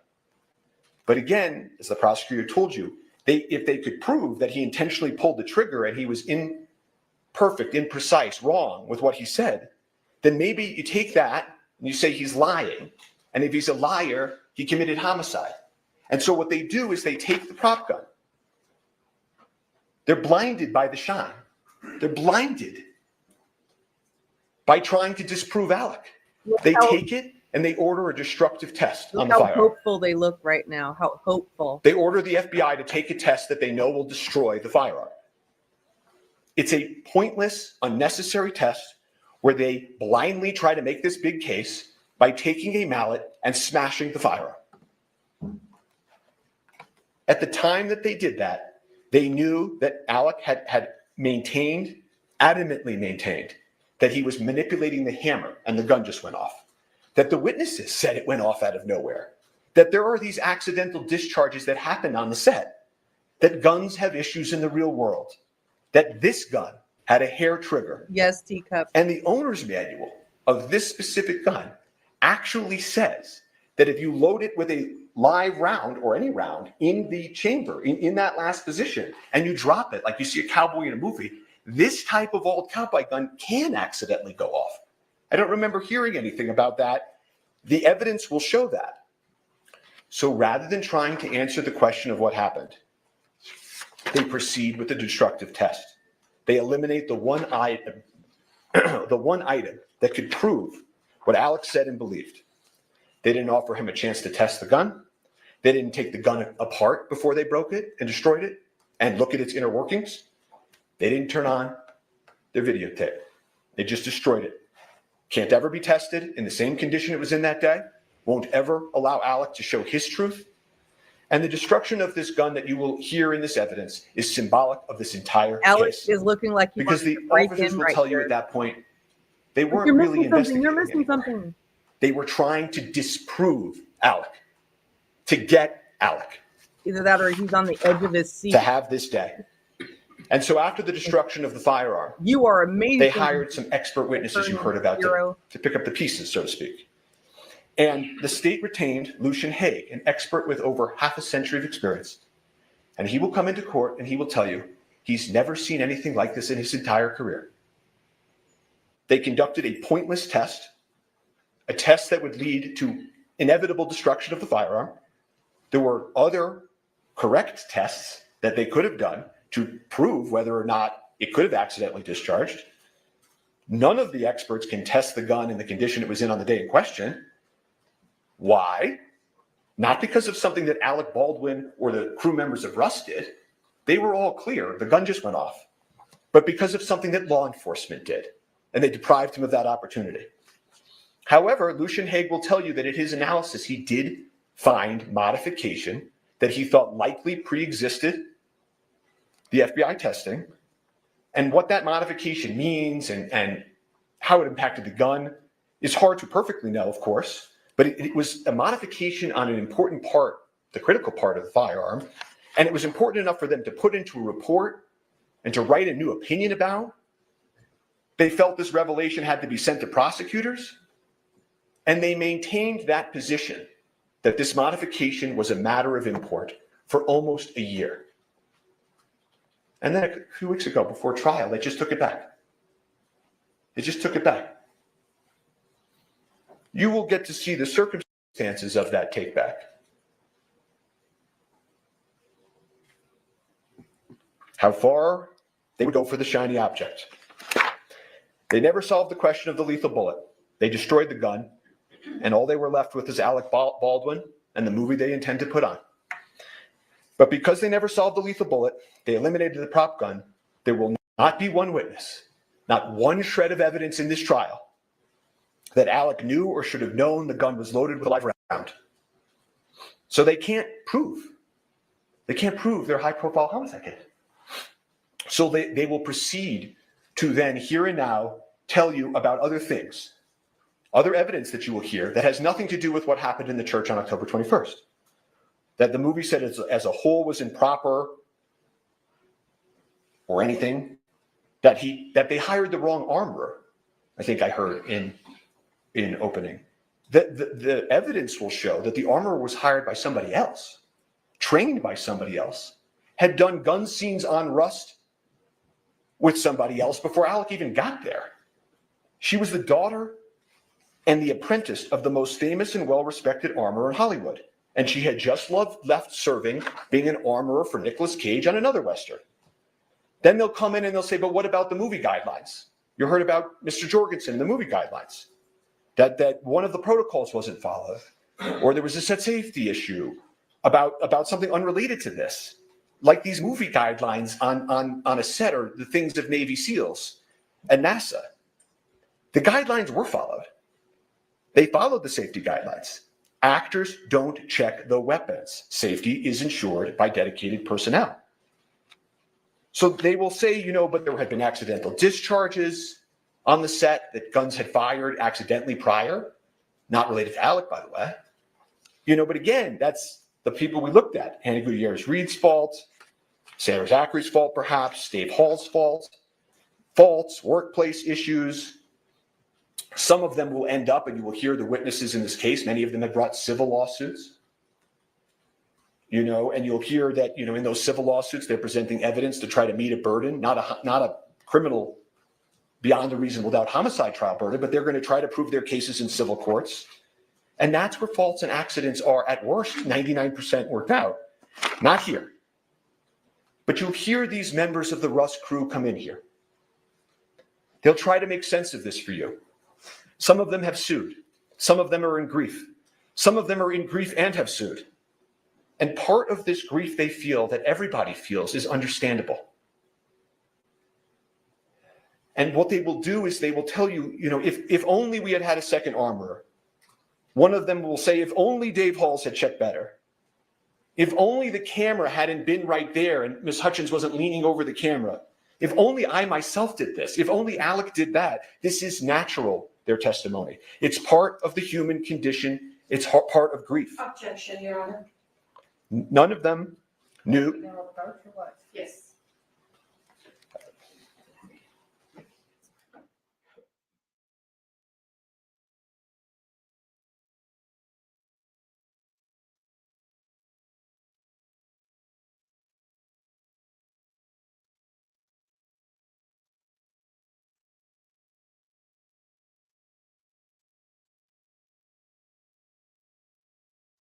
So I don't know what legality that was objected on, but they were As I was saying, definitely interrupting the witnesses role. in their grief will look for reasons to try to make sense of this tragedy. But again, none of them knew or should have known about the lethal bullet either. No one had any idea that it was on that set or in that gun. In that world, they were all in it together. And you will hear that none of this other stuff has anything to do with those two critical questions we started with. Why there was a live bullet on set, why the armorer placed it in the gun, and of course, why the head of safety failed to detect it. None of it speaks to whether Alec knew or should have known those things. He didn't. No one on that set did. It was not foreseeable. You will hear that word from the witnesses and from eventually the instructions. Foreseeable. This was anything other than foreseeable. And they must prove beyond any and all reasonable doubt that this was foreseeable. Total indifference to human life that might occur. He's an actor. He's an actor. But here we are at a homicide trial. And so they will pull witnesses, and witnesses will be cross-examined. They will push themselves to the edge of truth and beyond. You know, these things about, Alec didn't notice this or Alec didn't notice that. I want to make sure that you're clear on something that the evidence will show. He had been filming on that set for a handful of days. The evidence will show he had just gotten there. It's not as if he had been there for months and months and noticed things and failed things, and he had just gotten there. You don't notice every little thing when you start at a new place and when you're in the character of Harlan Rust. But they will push forward, and they will have gaps in the evidence as well. Don't expect you to be hearing and for them to call the first AD head of safety. I don't know if you'll be hearing from the lead detective, Cannell, who investigated this case, the lead detective, or the sergeant that supervised him, Sergeant Zook. I don't think you'll hear from Mr. Schilling, who was the lead investigator for the prosecutors. And so as you hear this, you jurors can assess about that gap of evidence. And there's one thing that I can tell you you will not hear also. You will not hear from an actor or an expert in acting. And so they will play the videotapes of Alec Baldwin, the actor, acting. They will show you perhaps over and over again him in shooting scenes. Bad Alec shooting a gun the wrong way in a movie scene. They will try to get you to picture that and forget that this was a movie set in the first place. And you will see actors in a Western acting. And your mind might go to your favorite gun scene in your favorite movie. You may picture actors and actresses doing exactly what you see here. The other actors in Rust doing the same thing that Mr. Baldwin was doing. But when you come back from that moment, remember, this is a homicide trial. And you will see soon that the reason they play those videos of him over and over is because they don't have any evidence of actual homicide. And you will learn the truth. Not a day goes by when we don't wish Alec had saved her life. But never, the witnesses will tell you, in the history, is something that an actor has done. Intercepted a live bullet from a prop gun. No actor in history. No one could have imagined or expected an actor to do that. So just remember that truth. So when they cry out justice, justice is truth. This was an unspeakable tragedy. Alec Baldwin committed no crime. Thank you. All right, thank you. What we're going to do now is we're going to take our morning bathroom break. So please don't talk among yourselves or anyone else about the evidence received here in court. And follow what Mr. Bing tells you to do. And we'll see you back here about 20 of. All right, thank you. All rise for the jury. Wowza. Wowza. Okay. So my impressions, let's check out a little bit of body language here before I go into my impressions, but that was one of the best delivered opening statements I've ever seen. I don't necessarily agree, with all of his arguments, but Alec Baldwin is getting the best possible fight he can get. He is. that was very smoothly delivered. It came across very natural, very passionate, but not over the top. He didn't appear to be acting out his, indignation. He appears to fully and wholeheartedly believe everything he's saying. Inside the court, they're looking a little bit confused. Who goes where? They're trying to figure out who goes where and what room, who follows, who does Alec Baldwin follow to go where he's supposed to go. He must have some pretty major back issues because he really walks with a, kind of stooped over like that. I've noticed. Yeah, and I want to reiterate to you all. Hey there, everybody. Thank you so much for tuning in to watch our coverage of the Alec Baldwin trial. All right, I'm going to take this off of the screen. I will be listening for them to come back. I promise. I promise. Well, let me just tell you what happens with celebrities, Johnny. Yes, of course, everyone follows him, but since in these high-profile people situations, when they're in new places, they expect to be led around by the nose so that they don't have to try to figure out where to go and find themselves in the middle of a crowd surrounded by all kinds of strangers in a hallway, in a public hallway.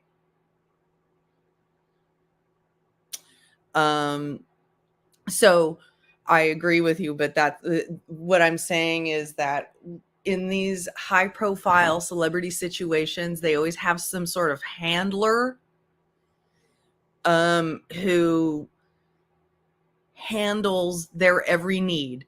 Oh, do you need more water? Do you need, your favorite drink is Diet Coke or Diet Mountain Dew? I'll make sure that you have Diet Coke or Diet Mountain Dew. And yes, Johnny, all the things I'm telling you right now were part of my job, and that's why I know.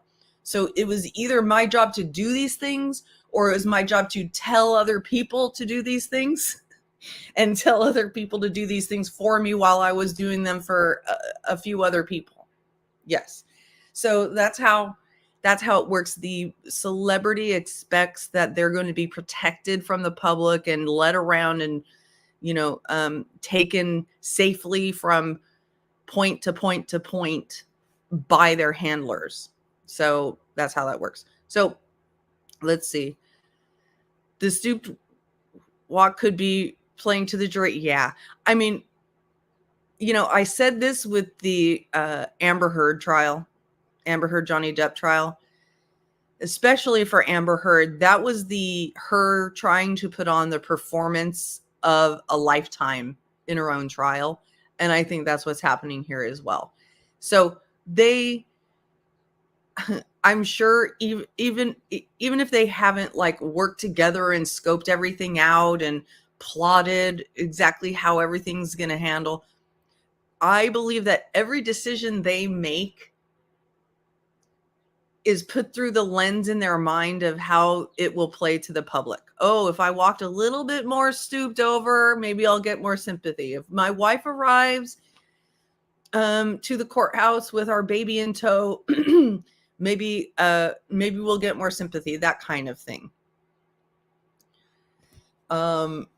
Yeah. So let me give you my impressions of these opening statements. So I was actually very impressed with Jack Spiro's opening statements. I think he made a very good delivery. And as I was starting to say earlier, it's really each side's job to sway the jury's opinion, to present the facts in a way that the jury can follow.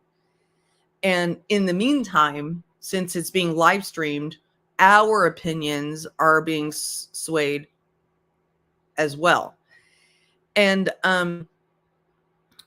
you know, that is really down to what arguments do these lawyers put together against the facts, and how do they then deliver those arguments? And I think both lawyers, the prosecutor and Jack Spiro, were good. Jack Spiro is definitely a Harvard educated lawyer with a very high profile client list and a little bit more practiced at it. I thought that the prosecutor's opening statement was solid, but it wasn't, you know, it was what you would expect from a good state prosecutor. And it kind of highlights the differences of, you know, resources here. In Santa Fe, New Mexico, they were caught way off guard by this incident. They have a very small police department, a very small, you know, a relatively small county.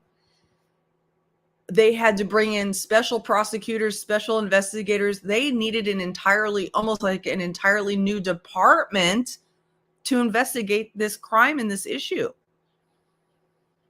Like, they have an entirely new staff on this one case.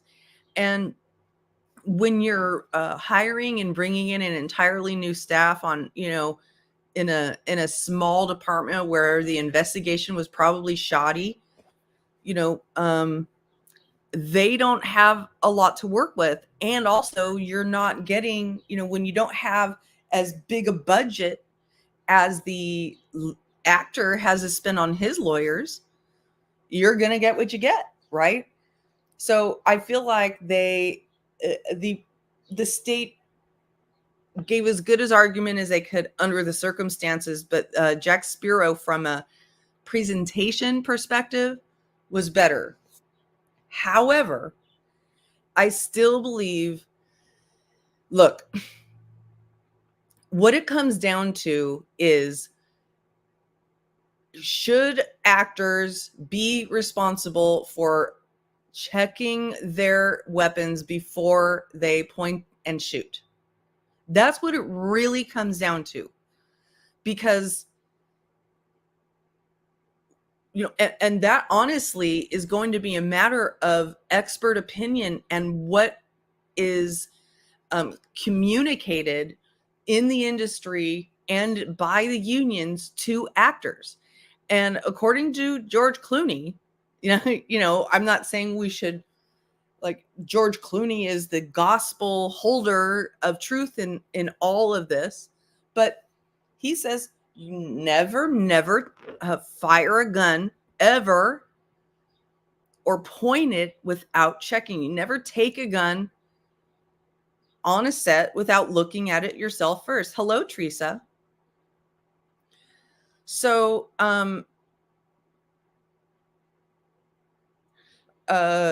Johnny, you don't think they should have to check the gun, or you don't think they should what? I just want to make sure I understand what you're saying. Teacup says it will be interesting to see this prosecutor versus Spiro as compared to boring Bowles. Yeah, Bowles was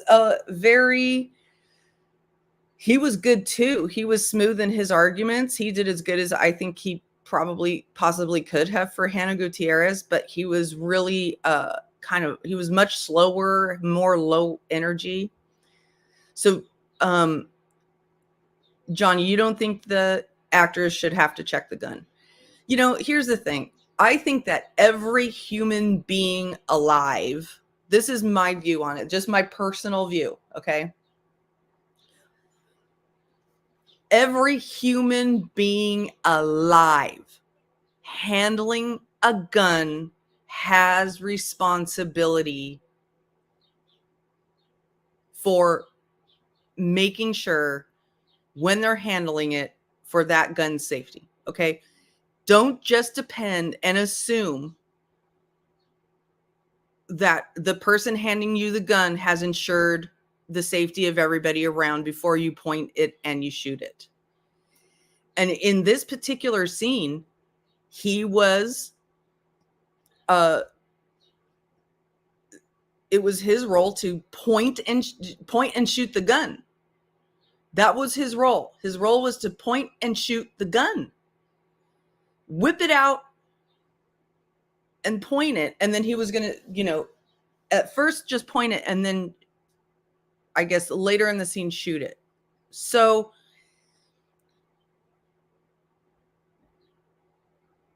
the umbrella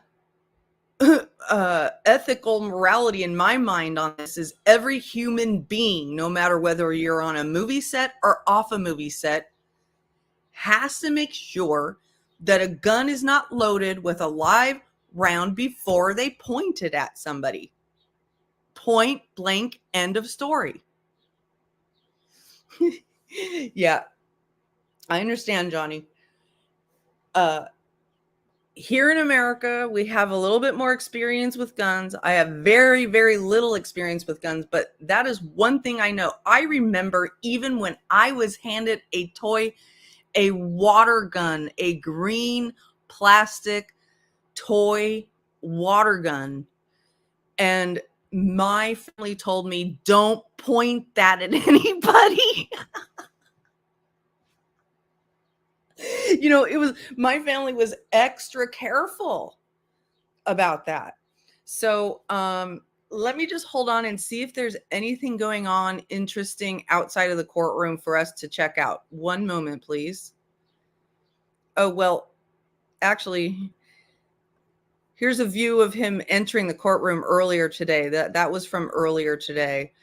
But while you're looking at that, those images, what are they saying here? It was cold, meaning that it wasn't in danger of firing a live bullet or anything else that would harm anyone. Back in March of this year, however, the movie set armorer Hanan Gutierrez-Reed was found guilty, yes, guilty of involuntary manslaughter. Okay, so I'm going to look right now for other things that are going on around the courthouse. One moment, please.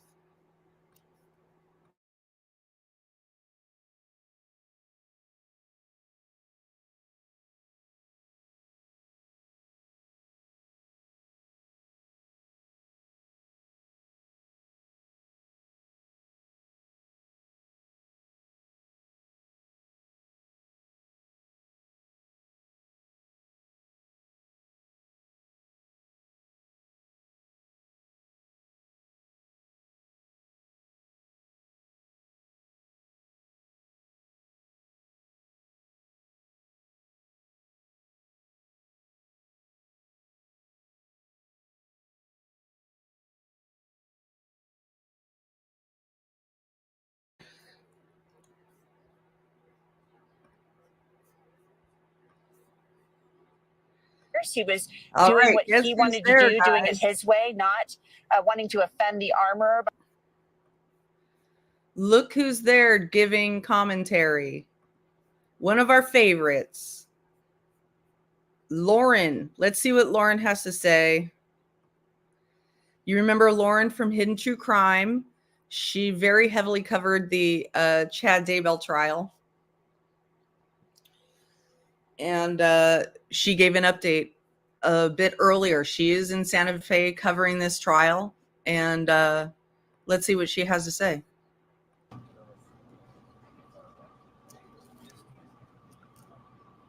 Hey, Jens. I just wanted to go live really quickly. It's 7:30 a.m. in Santa Fe, New Mexico, and I'm waiting to get into day one of the ALEC Baldwin Rust trial. Once again, I don't see anyone here yet, and so I'm not sure if I am live, but I assume I am, so I will keep talking despite not seeing anyone. So day one of the ALEC Baldwin versus New Mexico versus the state trial in the death, involuntary manslaughter is ALEC Baldwin's charge in the death of Helena Hutchins. I wanted to update you guys with a few things. So, and I'll also show you around behind me. All the media is setting up, and then over We've got Law and Crime right there. We have News Nation. Well, let me flip you guys around. So we have Law and Crime right there. There's Anjanette. And News Nation is right next to them. And then over there on that far one, we have Court TV. Our friend Matt Johnson is over there, and his producer Tiffany. And so, you know, they're all setting up. And then over here we have people lining up for the public to get in. So I wanted to share a couple things. We will be live streaming the trial here at Hidden True Crime. So if you're interested in watching the trial, head to our live stream. We'll be live streaming the pool crowd to get in there. I don't know if you guys know this. And so the pool camera is just one person that is chosen. A lot of people apply to be the main pool camera for all of the media, which means that they have to allow everyone to live stream it. So we will be live streaming it on our channel, Hidden True Crime. I also want to say that if anybody is interested in the backstory of this case, of this trial, I uploaded a full backstory on our podcast, Hidden a True. Rachel is the first one in line today. 5:30 this morning. 5:30 this morning. I was just going to ask you when it was that you showed up. You were here before we arrived, and Rachel is the first public person in line for the Alec Baldwin trial. And do you live in state? Are you from out of town? I am. I'm from in-state. I drove about 45 minutes to get here this morning. Okay, 45 minutes, which means you left your house. Yeah, my alarm was set for 3:30. So yeah, got up early, left, got up here. First one in line. And why did you choose to come? Can I ask why? Yes, this was absolutely. So this is my state now. I didn't grow up here, but I'm here now. I'm raising my family here. I want to see what our justice system is like. And I'm interested in the trial. I watched 30 Rock. I ended up watching the Hannah Gutierrez case on YouTube. So it's local, it's interesting to me, and I care. Yeah, thank you. And do you have any opinions going in that you want to share, or do you want to keep those? I have a few opinions. I think after watching the Gutierrez Rest trial that I referenced, I want to see someone held accountable for Helena's death. And I know she has been, but I think multiple people are involved. And I think that at some level, Baldwin's accountable too. But I also care about the film industry in New Mexico thriving. And I want to see solid laws in place that protect everyone. Thank you. Thank you, Rachel. Well, and do you plan to be here every day? Because we'll be buddies. Oh, I wish. I'm here for opening, maybe for closing. Okay. We'll see. Okay. Well, thank you for being here. Yes, and thank you. All right. So that's just one of the many reasons people are coming. Christina, do you wanna do an interview? Do you want to do an interview?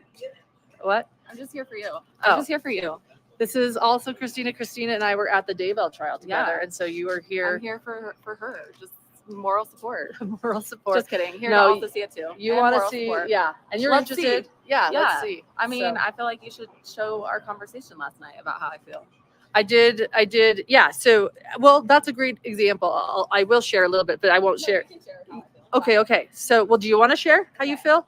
I was like, why don't you Here's share? the deal. Why do I? If you're here, I went to CrimeCon, basically for you because you couldn't go. Just kidding. That is true. Actually, my ticket that's actually someone gifted me went to Christina. Was gifted to me. Because I couldn't end up going to CrimeCon because I wanted to stay for the full Chad Daybell trial and the sentencing, which happened during CrimeCon. So Christina, who I met at a hidden gem, who I met at the Chad Daybell trial, went in my place. All right. Okay. I'm on live In right other now words, explaining Lauren why gave her you need to badge. come because you're my opposite. Explaining why. Okay. Well, There's a possibility. I put my voice Here's and the memo deal. on record yesterday while some people were debating about this trial. At A lot of strong CrimeCon, emotions.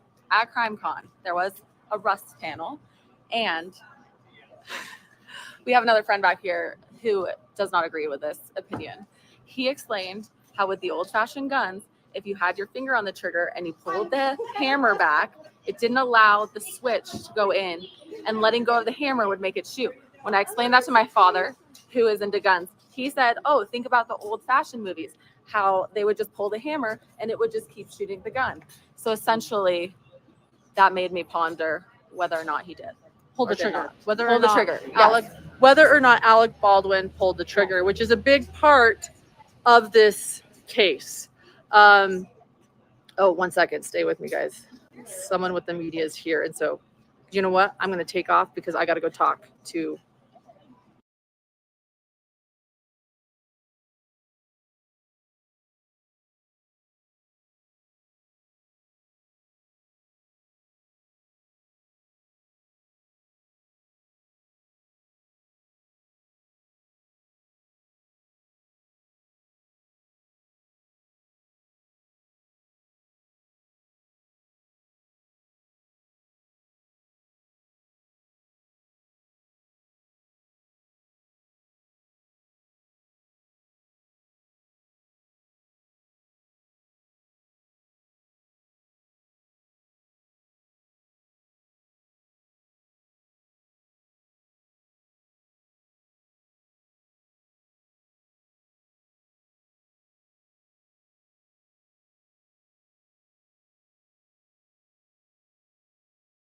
Oh my gosh, you guys, I've been sitting here talking and I was muted. I've been sitting here talking and I was muted. But instead of what I was just talking about, I actually want to show you something more interesting. Here's some video of Alec Baldwin arriving at trial. I want to make sure you can see that. Here he is arriving at trial, and you can see what they've done here in this particular trial. They don't do this for all the trials, but in a trial with a high-profile case, and I'm sure that some of Baldwin's reps, his lawyers, made sure this happened. They have put the press behind rope and stanchion to make sure that they don't crowd around him as he's walking through. Yeah, no red carpet though. No red carpet. But you can see there's quite the crowd there, quite the media and photographer crowd. And that's why you have to plan in advance for these types of things with high profile people. You have to figure out, where is everybody going to be? Where is the talent going to get out of the car? Where is he going to walk through? How are we going to do crowd control? How are we going to make sure that nobody pounces on him? All of that stuff. So they've clearly arranged that here for him today. Mr. Baldwin, are you responsible for Helena Hutchins' death? Mr. Baldwin, will you take the... Mr. Baldwin, are you responsible for Helena Hutchins' death? Mr. Baldwin, will you take the... That's one angle.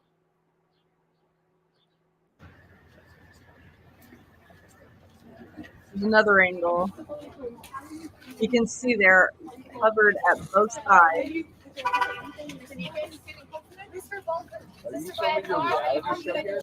That's a lot of press. That's relatively a lot of press. I would say there's at least 40 to 50 different news organizations there, and that does not count just that doesn't count the print media. This is the print media photographers and the TV photographers. Yep, that's right. Well, except in the Karen Reed trial, there were red carpets practically every day laid out to her by the Free Karen Reed movement. But that's besides the point. Mr. Baldwin, are you responsible for Helena Hutchins' death? Mr. Baldwin, will you take the stand? In my experience, the British and the European media are by far the most pushy and the most aggressive. They're the most tabloidy. No shade, but I spent a lot of time in Europe with Steve Jobs, getting literally with people getting right up in our face. Literally in our face, literal shoving matches with European, mostly the French press. I would say that the French press was by far the most aggressive in their pushing and shoving. Seriously, they have no problems at the time. It's probably different now with all the COVID distancing and all that type of stuff, and people being a little bit more hyper vigilant.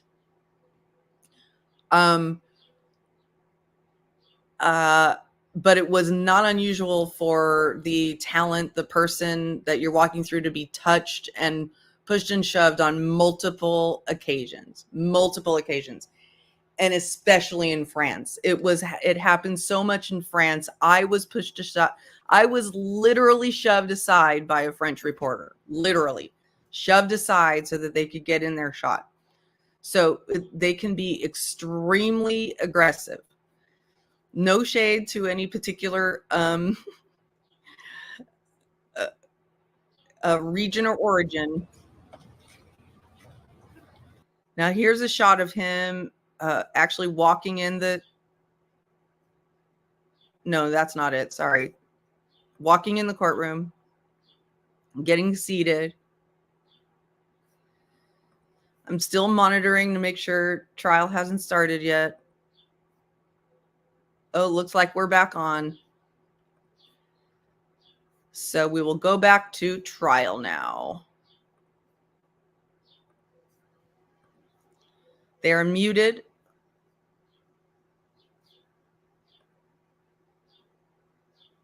You can tell by that big thing up there in the corner. That is the pool feed that is muted. Stephen sitting back there doing a little meditation for his brother. I think Stephen might have some hearing impairment, and that's why he has something in his ear there.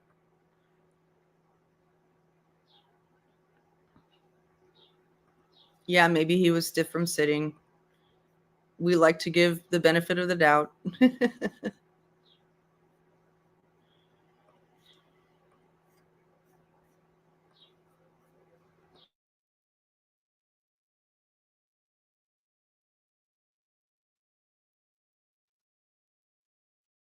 Yeah, he does. He looks very, and look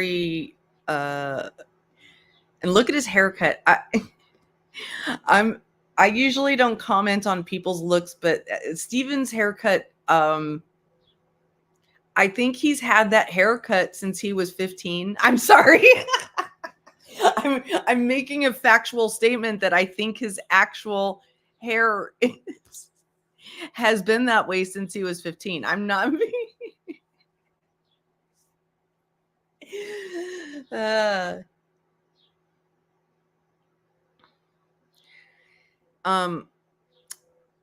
don't know if you all know, but Stephen Baldwin is also an incredibly, didn't he, Teacup? Stephen Baldwin is one of the more colorful brothers of all the Baldwin brothers. If I recall correctly, there are something like 5 of them. Stephen is the one who was, and I hope I'm not getting this wrong. If that's a different Baldwin, then forgive me. But I believe this is the same one, Stephen Baldwin, who was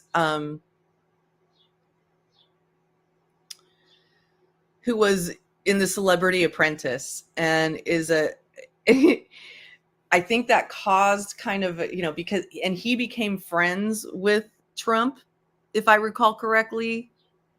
I didn't follow this super closely, but he became friends with Trump. And then, of course, Alec Baldwin went on to do all those spoofs of Trump on Saturday Night Live. So that, and Alec Baldwin, we're not going to get into politics here. Please, chat, do not go into the line of politics. I'm just talking about the comedy, okay?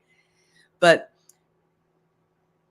Alec Baldwin took his comedy pretty far, because he then used the fact that he was getting a lot of play from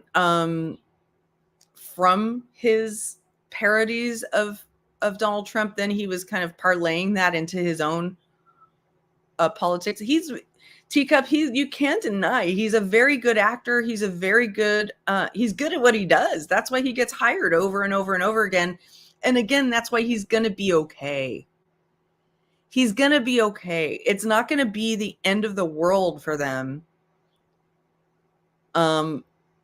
If the verdict is guilty, it will not be the end of the world. He will live. Yeah, Stephen and Celebrity Apprentice. And what I'm just trying to make sure I caveat is that I'm not 1,000% sure that is Stephen in the background there, but I'm pretty sure it is. I've seen him a lot. It's just that there are several brothers. If Robert Downey Jr. is okay, anyone can be okay. You know what? You make an excellent point there, Terry Bass.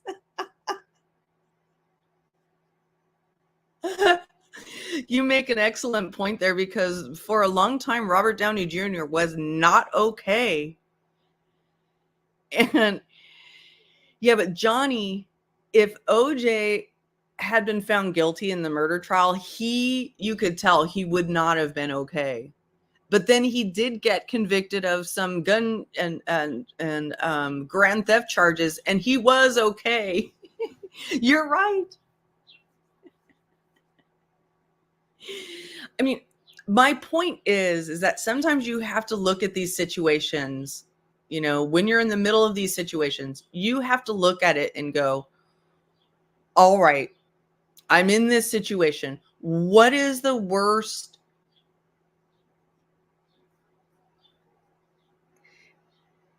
Hey, Solo, go ahead and tell the punchline, but I hope it's not off color. I hope it's not I don't want to get political or anything, you know, because Kanye, he's a lightning rod, and they need to turn up the volume here. They need to pick up the volume. Oh, and I was starting to go into a direction and I cut myself off. All right, here comes Carrie Morrissey. They need to turn on the volume now because Carrie Morrissey is going to start presenting her evidence.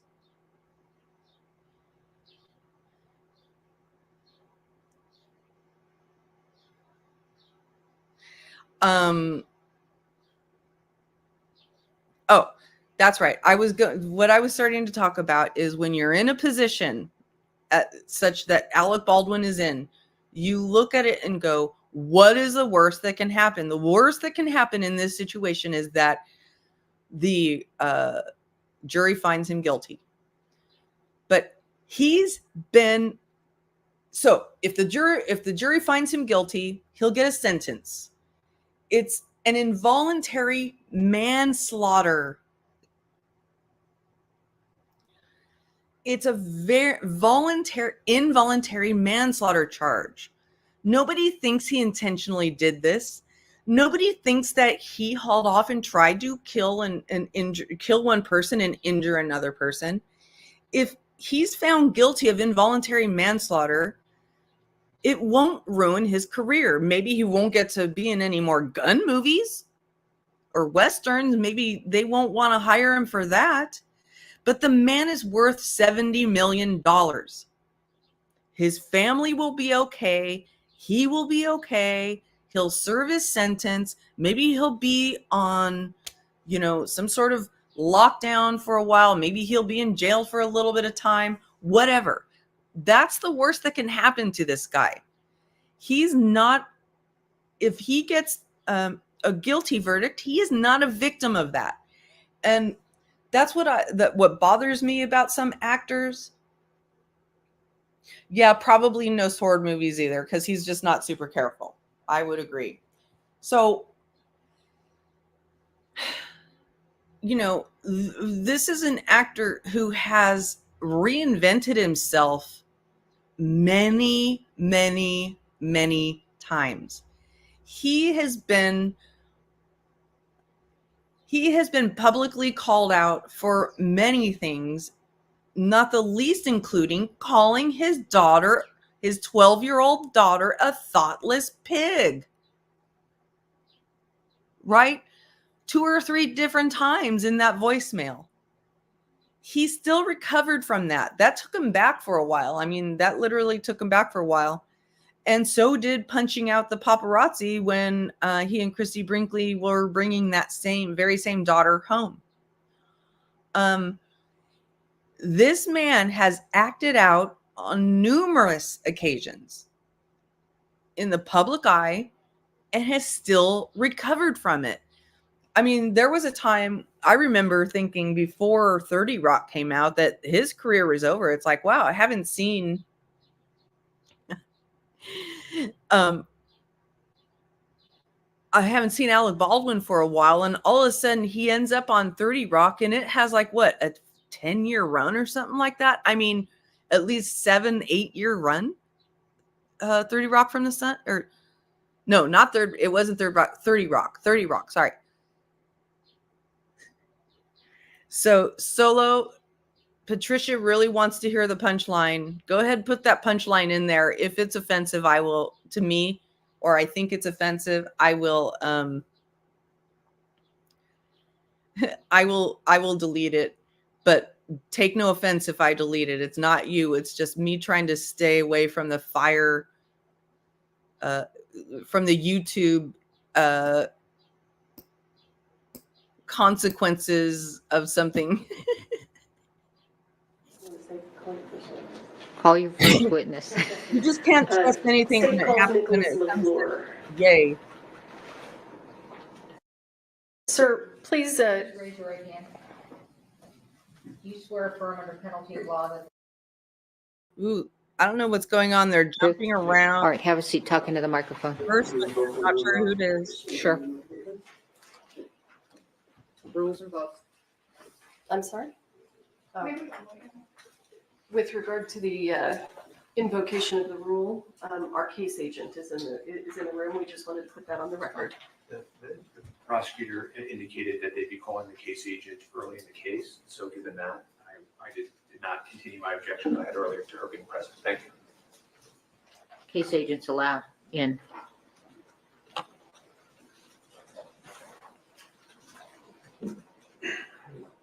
Sir, state your name and spell your last name for the court record, please. My name is Nicholas LaFleur. My last name is spelled Lefleur. And how are you currently employed? The City of Santa Fe Police Department. And what do you do there? Police officer. How long have you been employed at the city of Santa Fe? 2 years. Can everyone hear Officer LaFleur? Okay. And prior to working for the Santa Fe Police Department, did you work anywhere else? Yes, ma'am. Where did you work? Santa Fe County Sheriff's Department. And how long did you work at the Santa Fe County Sheriff's Department? About 2 years. And were you on duty on October 21st of 2021? Yes. Did you receive a dispatch call? Yes. Can you tell us what you received and what you did? A call came in that there was someone shot at a movie set.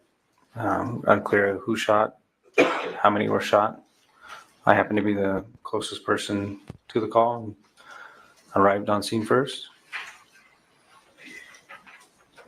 So when you arrived on scene, when you say first, were there other law enforcement officers there? No, not at the time when I got there. Were there any other first responders present? There was some fire personnel and what they call the scene medic for the movie set, I guess. You said a scene medic? Yeah. Okay. So when you, let me ask you, when you receive a call for a shooting, what's your primary concern? Priority life. And what do you And to mean when make you say priority life? Make sure whoever needs help gets help and that the threat is stopped. And when you arrived on the scene, and where was it? Bonanza Creek movie set, I guess. It's quite a ways off the interstate. Okay. And what county and state is that in? Santa Fe County, state of New Mexico. Okay. So when you arrived there, give us an idea of what you saw. What was going on? It was a big, old, like cowboy western theme, like city or town. There's a bunch of people running everywhere, bunch of cars, bunch of people pointing. When I got there, people were pointing towards a church, and I got out. I attempted to grab my medical bag and went in and saw. Hang on, I'm gonna stop you there. Approximately how many people were there on scene? I don't have the direct number, but there was more than 100 people. Have you ever been called to a shooting where there were 100 people already on scene? No. Did that present any specific challenges for you? Yes. Explain to us what those challenges were. Just there's a lot of moving parts. Just got to take it one piece at a time, see who's hurt, Make sure that, one, that nobody's continually getting hurt, and then two, the person who's hurt, medical attention is being given to them, and then go from there. Okay. And when you arrived on scene that day, were you running your body-worn camera? Yes. The state moves for the admission of State's Exhibit 4. No further objections, Your Honor. Am I want to just make sure I'm connected. I'm ready to play it. Permission to publish? Was you going to recognize it first, or are you satisfied with the foundation? Yes, Your Honor, we've consented to both lapel videos All right, today. that's fine. Okay. So you may publish. Hi, This is, Stacy. stage 1? 4. Stage 4. How do I get the monitors to come on? Brian's going to do it. Okay. Do you know how to do it? Go ahead, do it.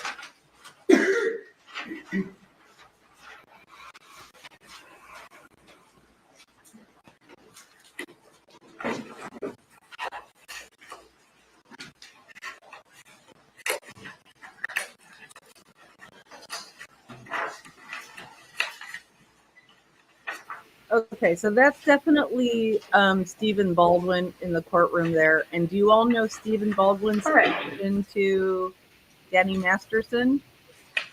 Hold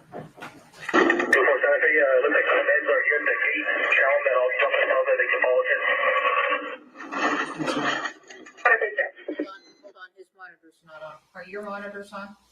Yes. This one's not. We'll turn it on. It's on, but it's green light. Green light's on. Let me go get the adapter. Well, can he redo it from here while he's looking? Or do you want? Sure, if the monitor won't just come on. He's got to get the adapter. Go get the adapter. Okay. Officer LaFleur, do you want to turn around and just look at the monitor on the wall behind you? It doesn't matter, man. There are Okay, always technical issues. Always.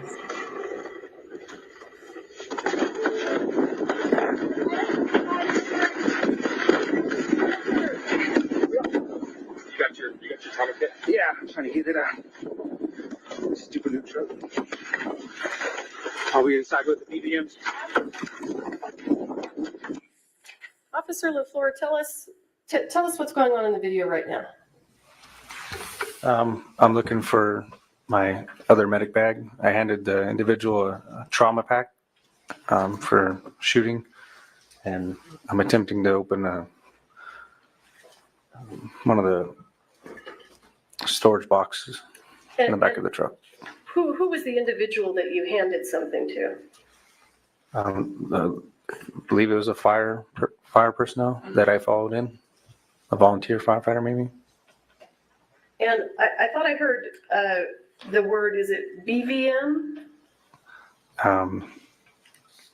It's for CPR. It's a bag valve mask. Bag valve mask. BVM. Okay, thank you.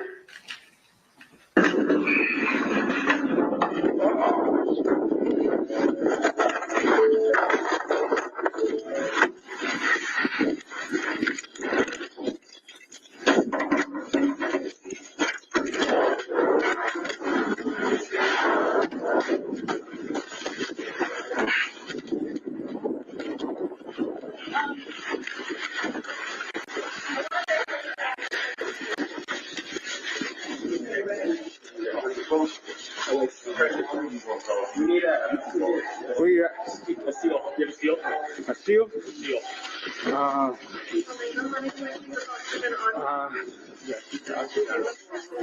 I got a sterile glove and a packing gloves. Okay.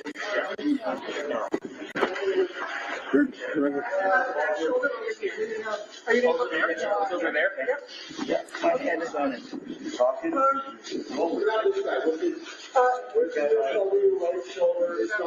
gonna get you up. She shot it.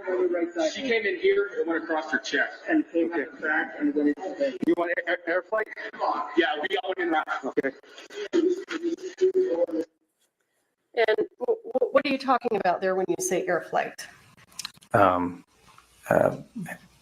helicopter that's designed to transport people that need advanced treatment faster than an ambulance. It's a helicopter that air paramedics basically. Did you call for the helicopter or did someone else do that? Do you know? That individual said that they had already called one, but I called one for one as well. You called also? Yes, ma'am. And why did you feel that it was necessary to have a helicopter arrive? Someone who was shot across the chest. We're quite a ways out for an ambulance in reference to where the hospital is. So. And when you say you were quite a ways out, how far away is Bonanza Creek? From a hospital, running lights and sirens, I don't know, 15, 20 minutes or more. Okay.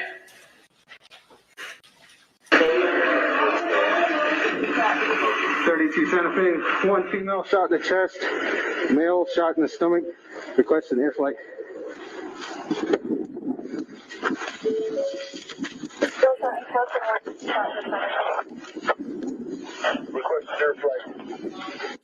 I heard you there say male shot in the stomach. Is that what you said? I'm not sure. I didn't really hear it. Well, as you sit here today, do you recall where the other person was shot? Somewhere in the chest. Okay. Or shoulder area. Thank you.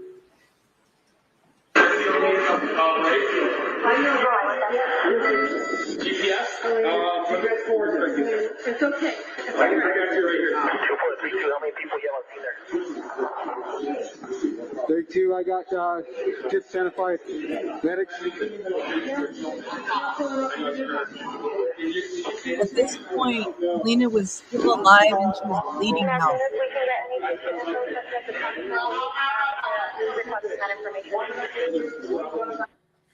They have In your video, sir, can you identify who the set medic is?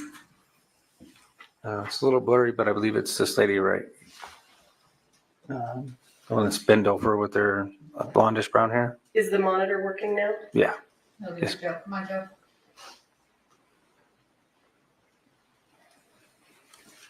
This monitor is working now. Oh, it is. Yes, ma'am. Okay. Do you know how to touch it to put it? There you go. Thank you. I appreciate you. You can go ahead and remove that. Oh, I don't know how to remove it.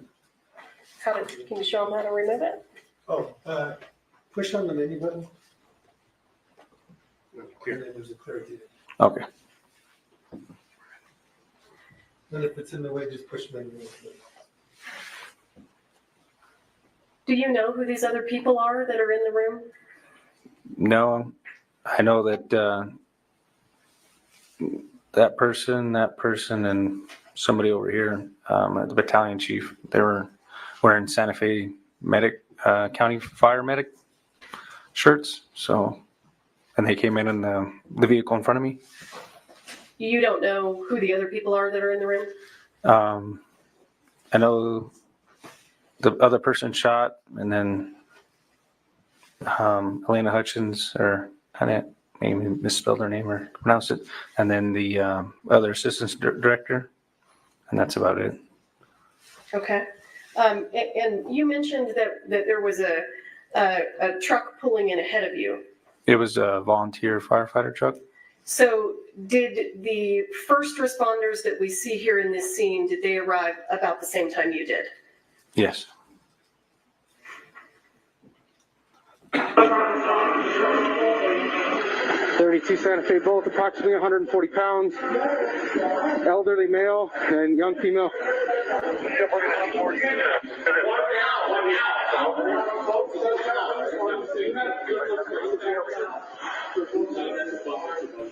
And pneumonia.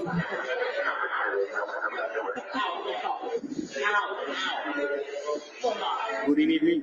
No.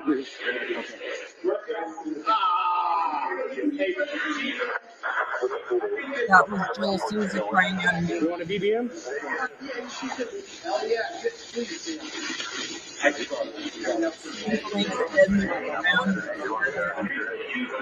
still alive.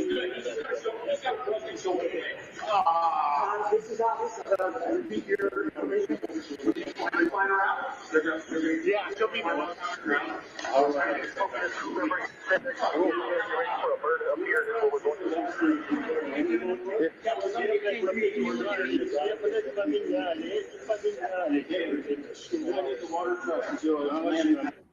Officer LaFleur, tell us what you're doing now and why. I looked over and seen that they were getting the oxygen tank out. Noticed that they were using on a bag valve mask, which is more appropriate for that situation than the one that goes around their face. I'm just helping them, doing as much as I can to help. So give us a little bit more information. What causes you to believe that the bag valve mask is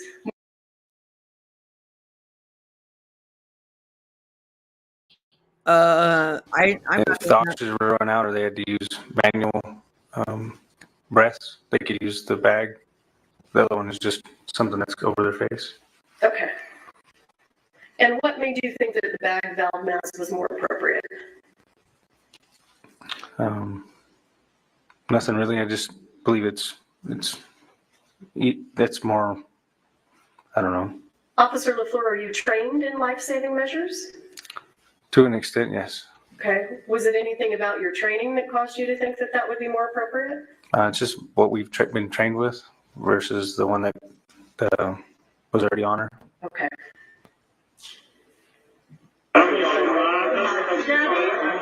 Gabby, can you just make sure nobody else comes in? Yeah, we got air. Do you have ears, ma'am? Do you have stethoscope? Yes, they're in that bag. Right there at the top. Purple? Nope, at the top.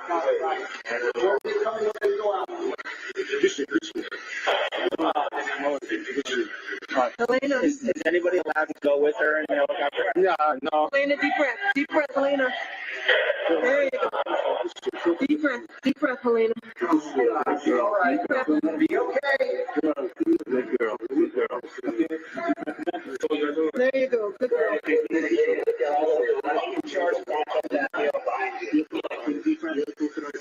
Deep breath. so sad. Why? You're doing okay. Entrance is here. Exit back here.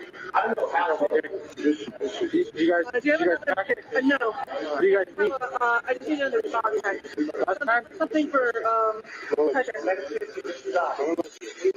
I think a big one. This one?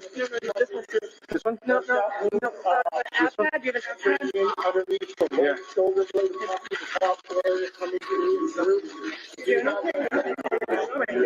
Very hard. You got a stretcher? Not me here, no. Okay. Let me help you get the stretcher.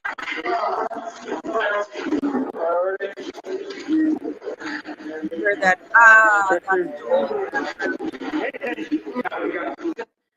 What are you doing now? Just trying to stay busy, help clear the way for the stretcher. The ambulance is here. Here's priority number one. Okay.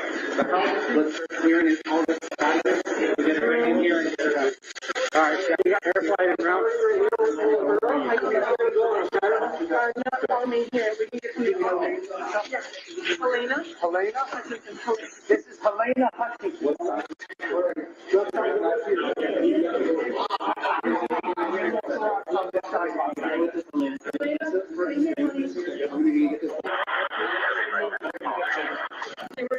Okay. So I got the air. Thank you. I'm gonna slide that thing down that thing. You get all that out? I'm not behind you guys. All right. So we're gonna need to get her going right with the Rocky Top. Officer LaFleur, have additional first responders now arrived? Yes. Can you give us an idea of who's on set assisting now? So it looks like more paramedics have arrived, and Lieutenant Benavides is right there. Okay, and do you mean this gentleman here? Yes, ma'am. That my cursor's on? And who was Lieutenant Benavides? He was our day shift lieutenant at the time. Was he a supervisor? Yes, ma'am. We got a through and through on her. We went through and through on her, through the chest, and then you got one in the arm over there.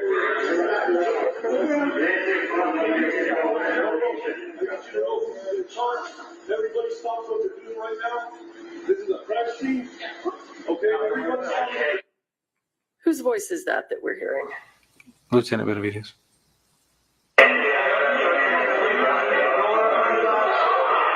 Okay, roll it back. Roll over to the other side. See?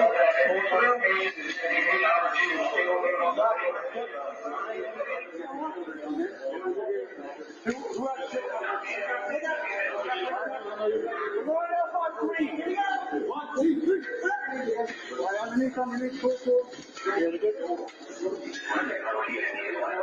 Down, let's go down. Okay? You keep your eyes on them. All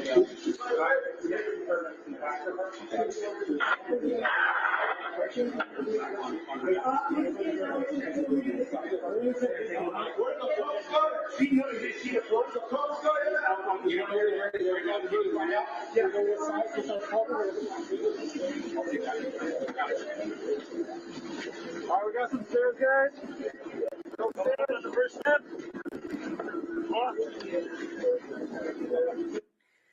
So what is your understanding about where Ms. Hutchins is being taken now? Into the back of the ambulance.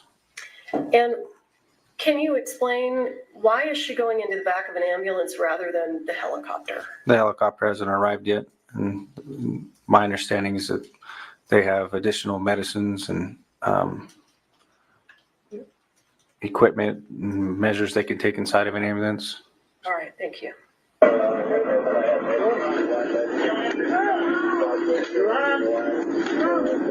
Disconnect here. You got it? Hey, take over that.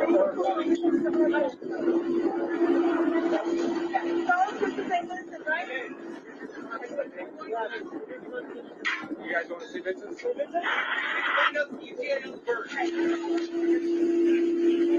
32 Santa Fe, what's ETA on the bird? What did you just say? I asked them ETA on the helicopter. And who are you speaking to? Santa Fe Dispatch. Do you recall how they responded? It's been a minute since I watched this video, so. All right.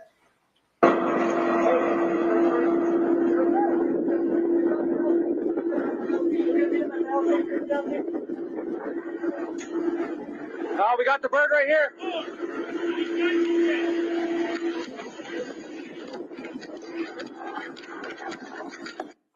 Is the helicopter now arriving? Yes, ma'am.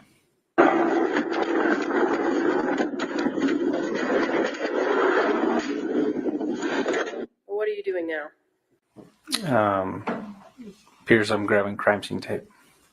Why are you grabbing crime scene tape?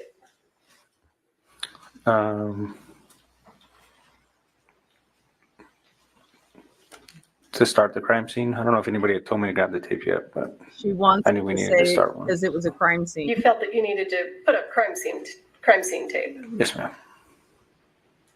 Was Or somebody may have asked for it. What's that? I'm sorry. Or somebody may have asked me for it. I'm just not too sure. Okay. And what's crime scene tape used for?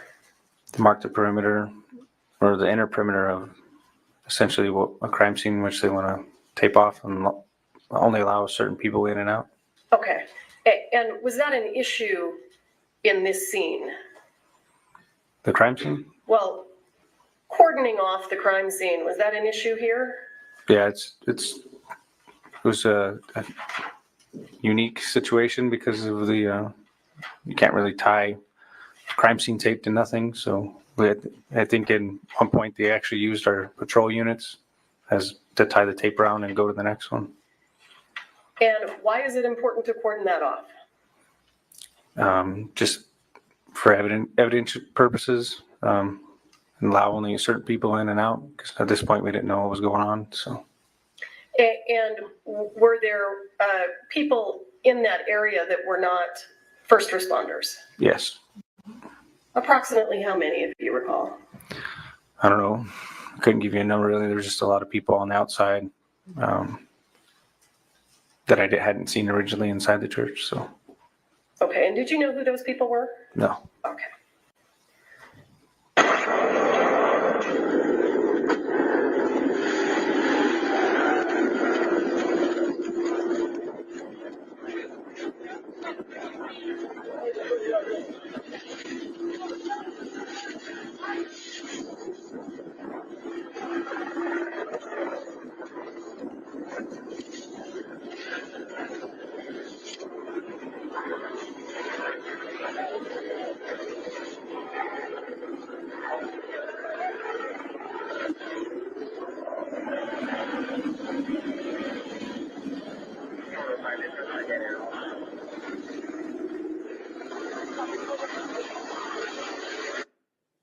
Do you see this person here in the gray shirt? Yes, ma'am. Was that a first responder? No. So when the crime scene tape goes up, what happens to that person? I can't recall. I haven't watched the video yet. Hypothetically, is that person allowed to stay inside the crime scene? No. Okay. Who are the people that are allowed to stay inside the tape? Medical and for first responders. Okay.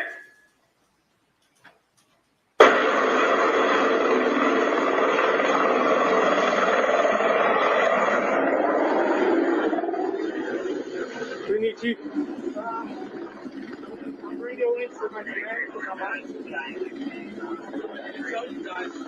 This was in the middle of a shot, and I have live ordnance on the ceiling up there. It's safe. Okay. But it is here, right above here. Okay. Right there. That's okay. And if people get to the point where you say you want me to move, all right. Oh my God. Okay. Where's the bird? It's right here. Okay. Yeah, poor thing.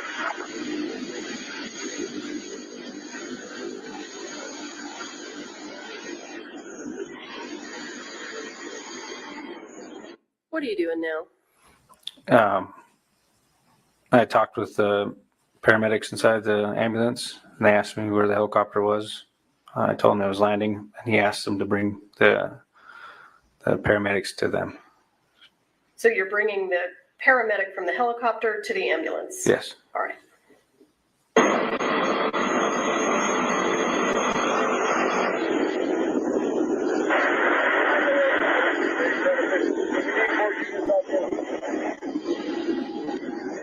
We got approximately 23-year-old female in the back of the ambulance right now. Gunshot underneath the right arm. Went through all the way to the back left. Can you carry this back, please, sir? I got it. You got it?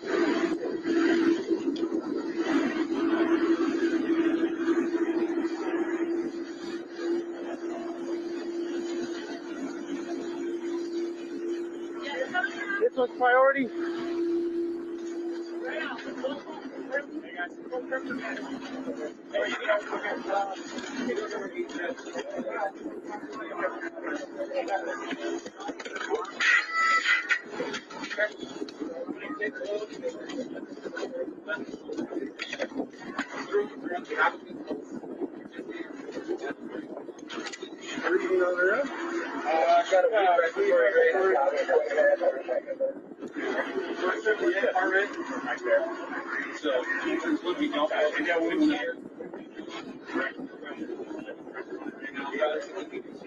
Guys, just give a couple IDs. They're not sure whether they're IOs or not. There, grab the IO stuff and can you open your eyes for me? Yep, there. I have to work on the IO. I'm not going around. That's it.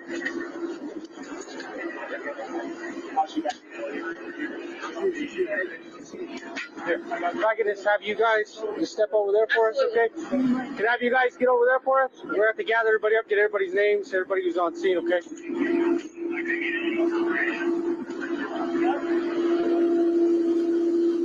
What are you doing now?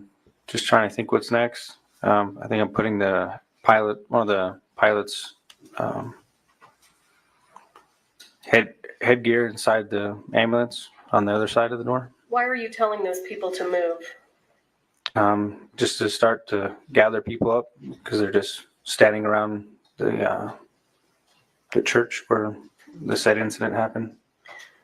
Why didn't you do that when you initially got there? Just went in and made sure that medical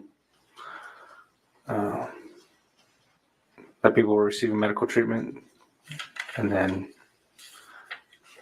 slowly go with the flow, see what it could do next. Are you trained to take action to save lives before moving witnesses around? Yes, ma'am.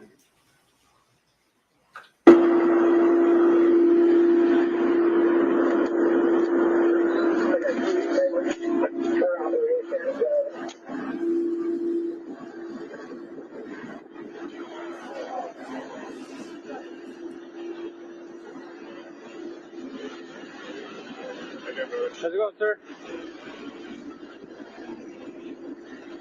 I believe you guys will be taking this one. In the Virgin? Did she go in the Virgin? No, not yet. They're doing IVs, getting IO, and then they're gonna take in the bird.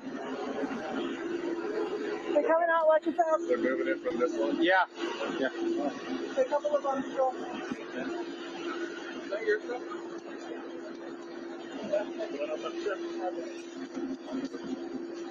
Okay, what have we got? And whose jacket is that? Joel's. Joel's? Okay. It's got his phone, it's got his table, it is bloody. Okay. It's got his phone, it's got his other stuff in it. Okay, well, we're gonna just keep it here. So, His phone? Officer LaFleur, this woman who's speaking right now, she's not a police officer, right? No, Was she employed with the fire department? no, she was their set medic, I'm guessing. When you say set medic, do you mean she's the medic on the movie set? Yes, ma'am. yeah, he was wearing it. Well, where's his phone at? I don't know. Do you have any idea why movie sets would have medical personnel on scene? It's probably for safety reasons. Someone closer than the paramedics or fire department. For safety reasons? Yeah. Phone. Anybody have Joel's phone?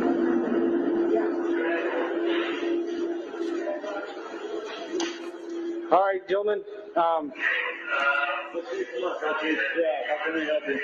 just need your IDs, and then have you guys step outside and wait for the investigators to get here. Okay? Okay, cool. Any idea who these guys are? Just more people involved with the movie set. Movie set employees? Yeah. Is that your impression? Yes, ma'am. And who's the props guy? Who's in charge of props? She has green and purple hair. You can't miss her. Okay.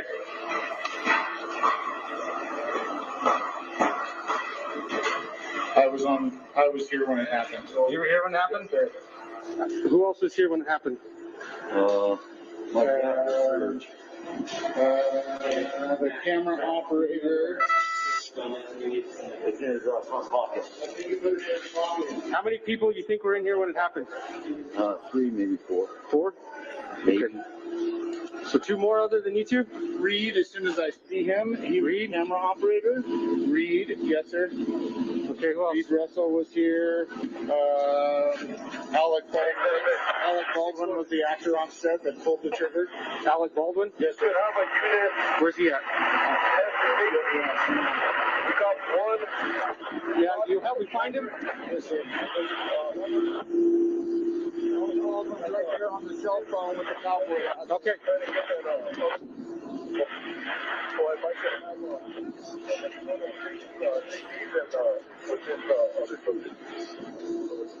How's it going, sir? So my understanding, you were in the room when the lady, when someone was shot? Holding the gun, yeah. Okay, alrighty. What do you need? Well, I know your name, so Pursuant to the stipulation, I'm going to go ahead and jump ahead. Very good. I want to make sure this is the right part. Okay.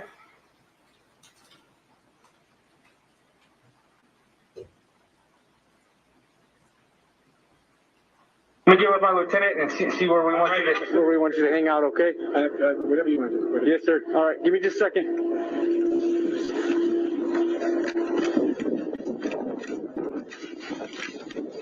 LT. So apparently I was not given the appropriate redaction. You Uh-oh. want me to jump ahead 5 seconds now? Nervousness. What? I need to know what to do, or I just press play. What do I do? So she's playing video that doesn't have a redaction that it's supposed to have.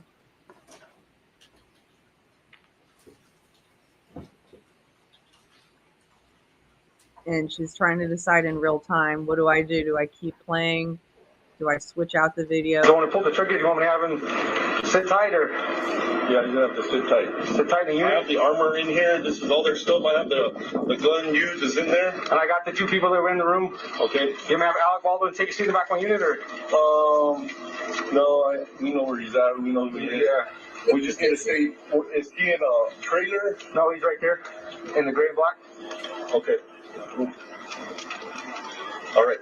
So try to keep him away from everybody. Okay. Have him talk to anybody. Okay. I can just have him sit. I can sit with him in my unit. That's fine. Okay. Okay. Officer LaFleur, at this point in time, what's your intention? I was going to go back to where Mr. Baldwin was and then escort him to my unit. When I got there, I realized my unit is over here being used as a post for the crime scene. So what did you do when you realized that? Just had him sit where he was and had everybody just hang out there. Started writing down people's names. Okay.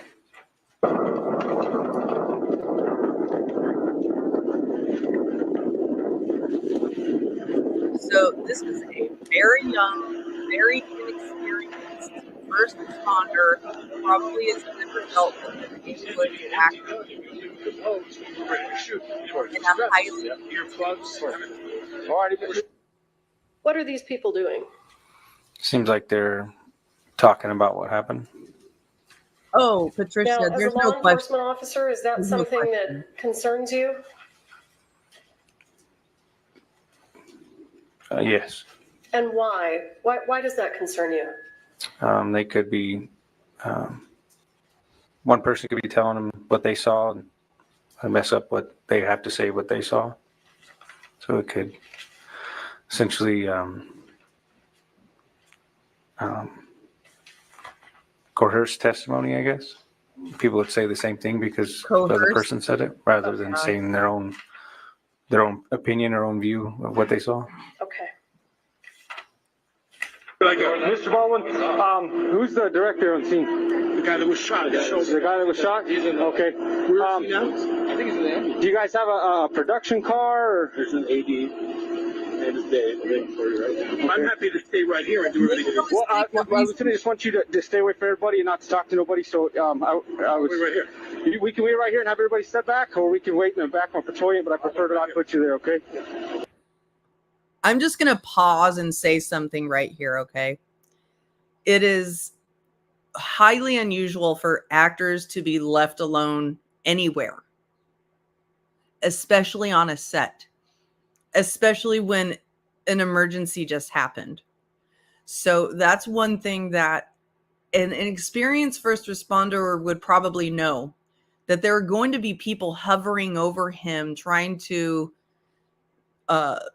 salve his wounds, coddle him, make sure he's okay, because he's the top guy on the set.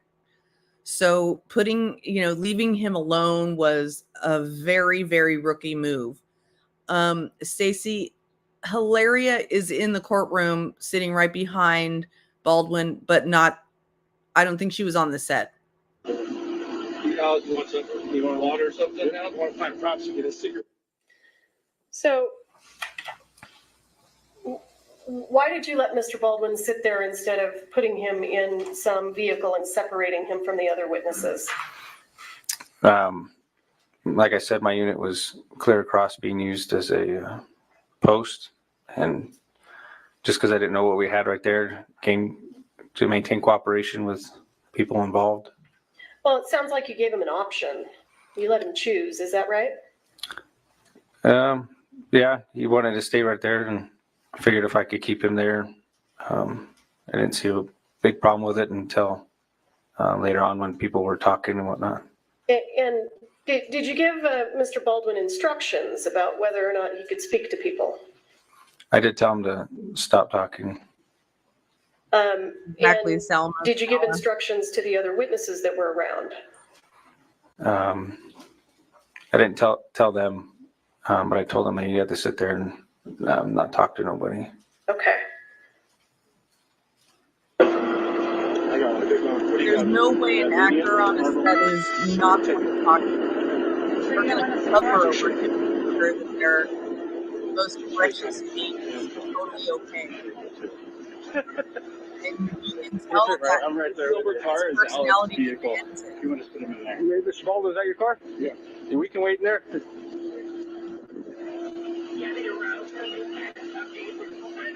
You want me to stay here? We can wait in your car if you want to. I can't smoke in the car. Oh, okay, okay. Yeah, we can wait. Hang out right here then. Is Joe gone? Are they both gone? Yeah. Well, they're still working on the female. If you haven't seen the helicopter take off, then they're not gone yet. Have to do with high profile. If you know, Officer LaFleur, why hadn't the helicopter taken off yet? I don't know exactly why, but my guess is they have to stabilize the patient before they can put them in the air. In the air, okay.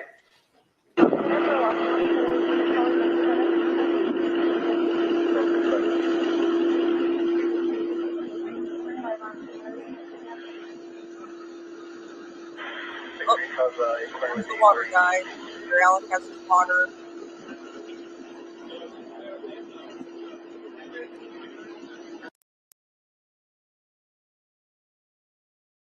I'm sure it's a special kind of water, too.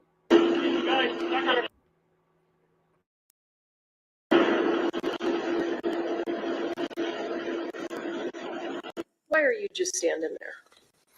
Just standing with Mr. Baldwin, allowing him to smoke a cigarette, making And sure. why is it important for you to be standing there? Essentially, he's detained, not free to leave. So I'm there with him.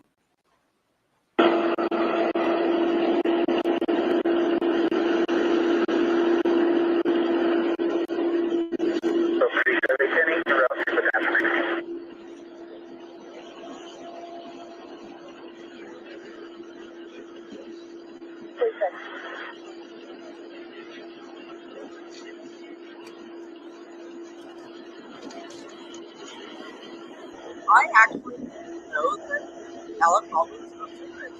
There's no way that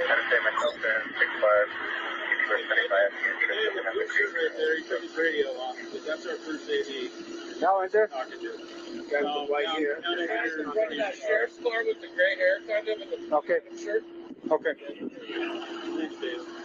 Hey, you're not sure if my novel is the director.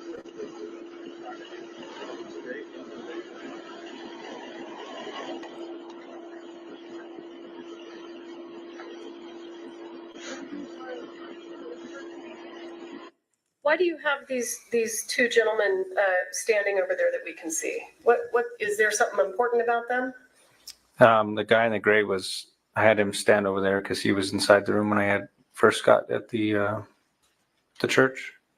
And the other guy in the brown apparently was in the church too. So I just wanted everybody who was in the church in one area so we could easily be found. So you wanted everyone that was in the church in one area. Yes, ma'am. And are we looking at that area? To the left of Baldwin is where majority of everybody was. Yes. Okay. And those were the witnesses that were in the church. From what I was told, yes. Court TV. So, Mr. Baldwin, how many people were in the room when it happened? Crew. Got some people, a lot of crews outside the inside that building. He'll tell you. Okay. He's the one that knows what was going on. He's asking how many people were in the room at the time. How's it going, sir? Deputy LaFleur. How many people were in the room at the time?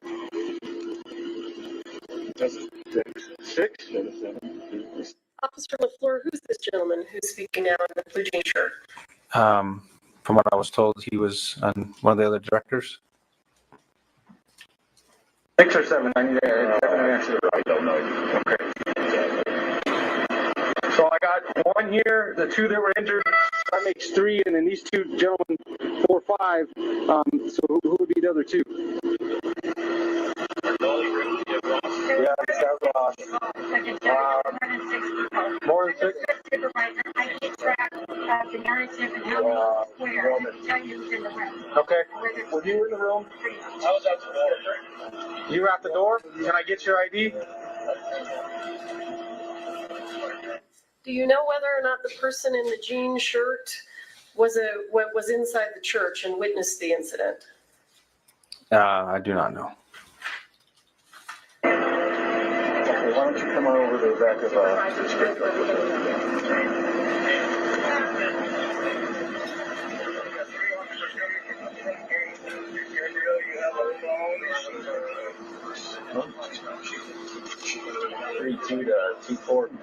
There he is talking to Dave Halls, one of the quote-unquote co-conspirators.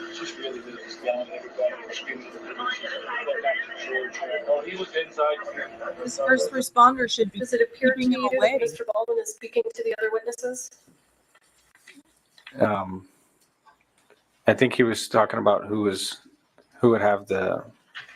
would know who's in the room. Okay. I can't really hear it. And then apparently the guy's son was working there as well. Okay. Is this an ideal way to separate someone from witnesses? After looking at it, probably not, but that's what happened. Okay, understood. You're right at the door. Do you have an ID on you, sir?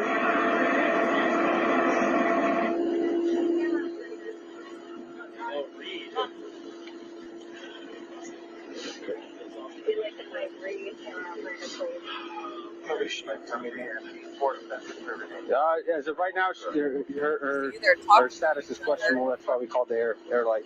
But where were you at, sir? I was right behind him. Right behind him? Okay. Yeah, I was right behind him right when it happened. All right. So just have you guys hang out for me right here. We'll get someone to get your statement in just a second, okay? And then they cleared the gun outside after at his request, and I witnessed them clear it and saw the bullets. Okay. So the one that was missing, the one that fired, we don't know, but all the other ones were proper. They had loads. Officer LaFleur, does it seem to you right now that they're talking about the incident? Seems like they're talking about the gun that was used in the incident. All right. They were low. They had loads. They told me what? They didn't know. They just went through their shake test before they put the gun in load. Officer, do you know what this conversation is about that we're watching right here?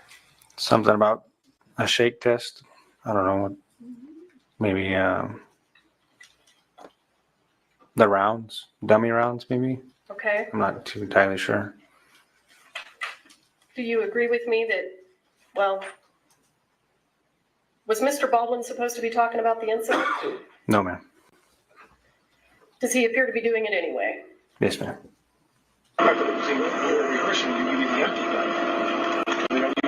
That first responder should be saying, get away, everybody. You should be stopping all of that from happening. That's a big, big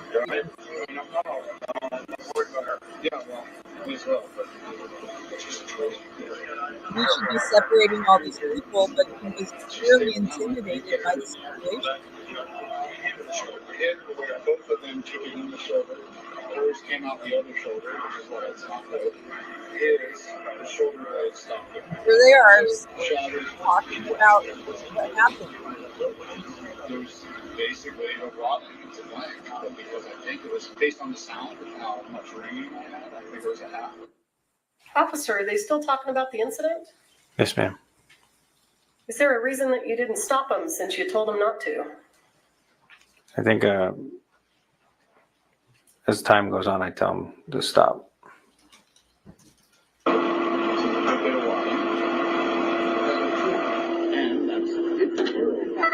Okay. Who knows what else is in the room? My other hand. You were in the room? Effects crew. Okay. Get your ID, sir. That's what I said. I think it was more than 6 or 7 guys. I think it was about 8. You see this gentleman over here on the left? Yes, ma'am. Any reason to believe he was inside the room at the time? I'm not sure at this point. Okay.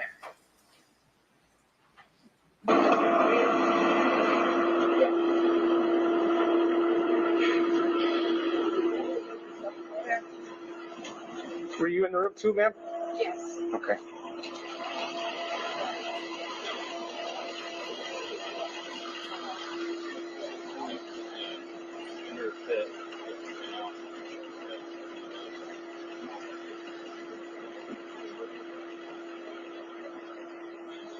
breathing. She had clear lungs.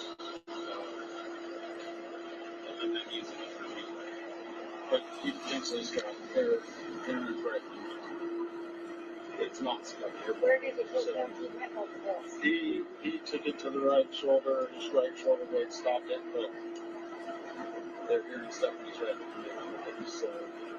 And where did she went after that? They can't because he got as soon as they were allowed to.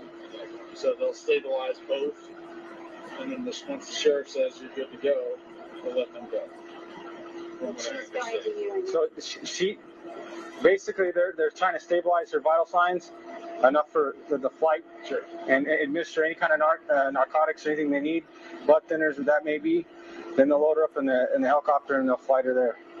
I believe the other ambulance is on the other side, and he seems to be doing better than she was, so they might drive him in an ambulance. I heard him wave off the other bird, so. And where did they put them? He went out and took out his Both of them took it in the shoulder. When I was up in Joel, I didn't see nothing on him before they put me out. He just went over.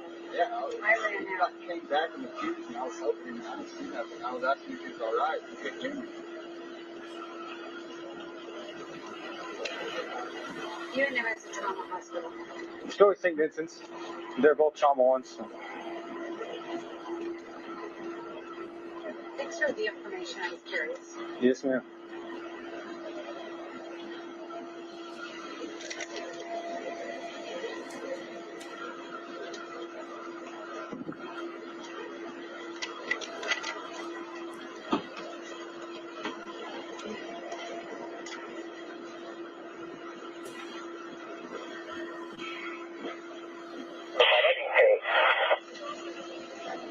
I'm gonna step away from my wife. Yeah, no problem. You got more out.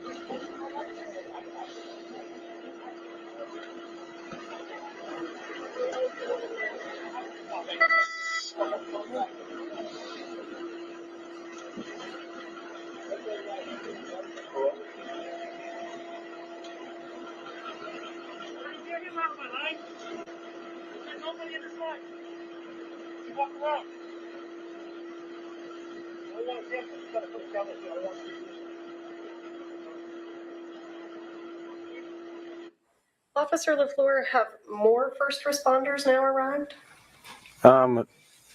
Off to your right, you can see. There it is. Off to your right, you can see more patrol units showing up. This deputy showed up, but this corporal had been there for a minute. And approximately how long have you now been on scene? According to my body cam, a little over 25 minutes. Okay.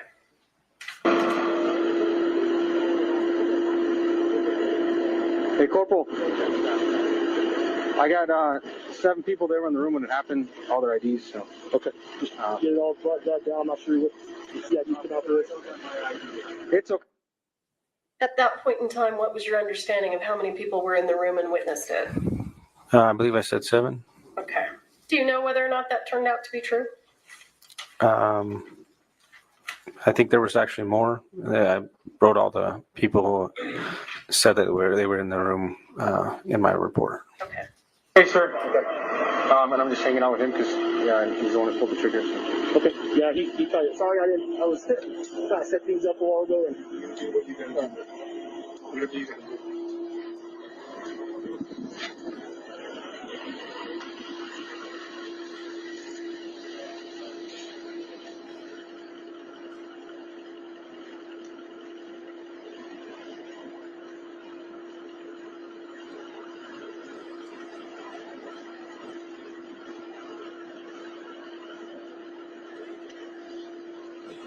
What are you smoking? Got one on you? You got a notepad? Ready?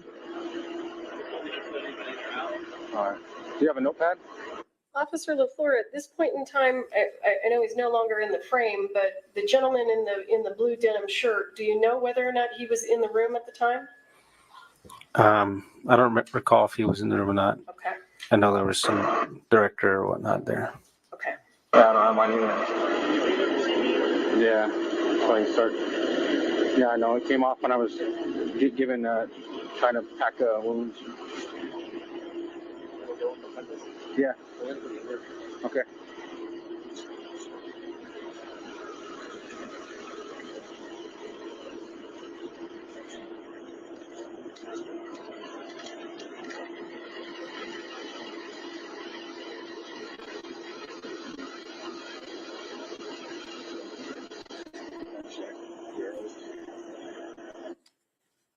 Officer LaFleur, does it look like Mr. Baldwin is speaking to a potential witness? He looks like he's talking to the guy who says his name is one of the directors. Yes. Okay. Is that what you had in mind when you asked Mr. Baldwin not to speak to anyone? No, Do you know what they're talking about? I couldn't hear what they were talking about. I did hear him ask him what cigarettes he was smoking and if he could have one. So.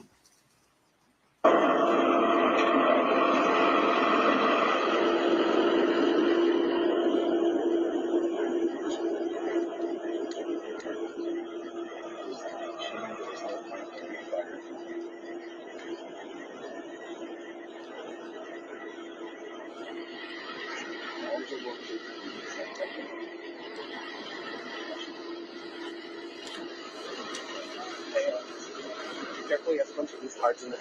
Oh, geez. All right. Or do you want me to try some pages off? No, because I'm going to be writing quite a bit. Everybody's in the room. I mean, I have my phone on me. Yeah. It's all right. I'll just, yeah, all right now.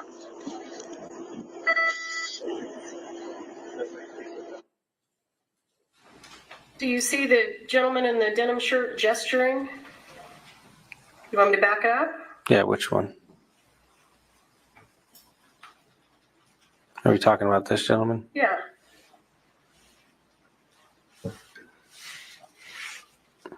Do you know what he's gesturing?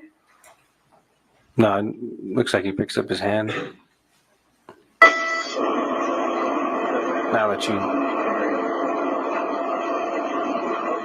Now that you play it back, it looks like he's shaking his hand. And had you seen him do that previously? No, not until just now. I thought you testified earlier about a shake test. The gentleman was talking about a shake test, Okay. but I had not seen the director do it until reviewing the footage now. Okay. My eyes aren't always exactly where the body cam's pointed, so. Absolutely. When you tell people not to talk about the incident, do you have an expectation that they'll follow your instructions? Yes, ma'am. Does it look like they're following your instructions? No, ma'am. Okay. Officer LaFleur, I'm going to stop the video there. What else did you do on scene that day? I helped essentially just wait with other witnesses, I guess, or people that wanted to give a statement or they needed a statement from at a different location. It was their base camp is what they called it. So you needed to take statements from people that were at another location? Is that what you said? No, we took people from what is essentially where we had them, and they took them down to their base camp. And that's where they started interviews. And the people that you take to base camp, are those the same people that we see here in the video? I believe so. Those people, and I don't know how many people they ended up interviewing. At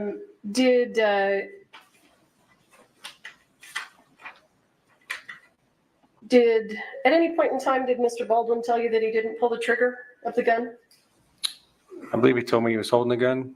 I believe in the beginning when I was leaving the church, one of the guys said that Baldwin had pulled the trigger.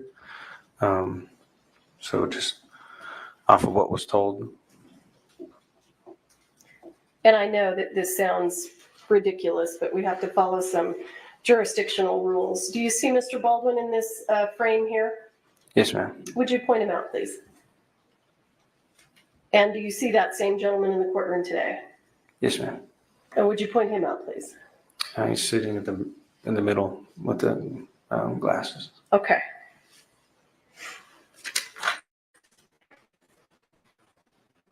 Anything else that you did of import that you can think of that you think the jury should hear about? I think that's about it. How long were you on the scene, if you recall? From when I got there was, I don't know, about 10 hours maybe or so. I was there till dark. You were there for 10 hours. Yeah, until they were done interviewing people. Is that typical? It is if that's what they need to be done. So Okay.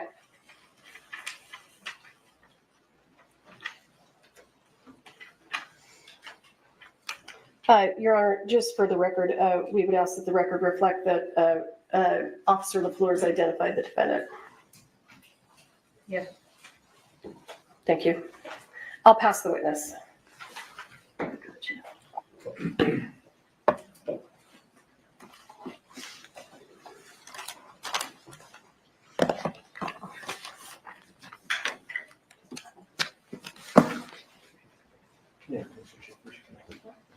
May I proceed? Sorry, Mr. Spiro. Oh, sorry. Get that out of your way.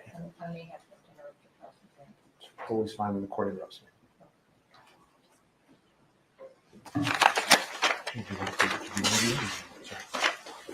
May I proceed? Yes. Yeah.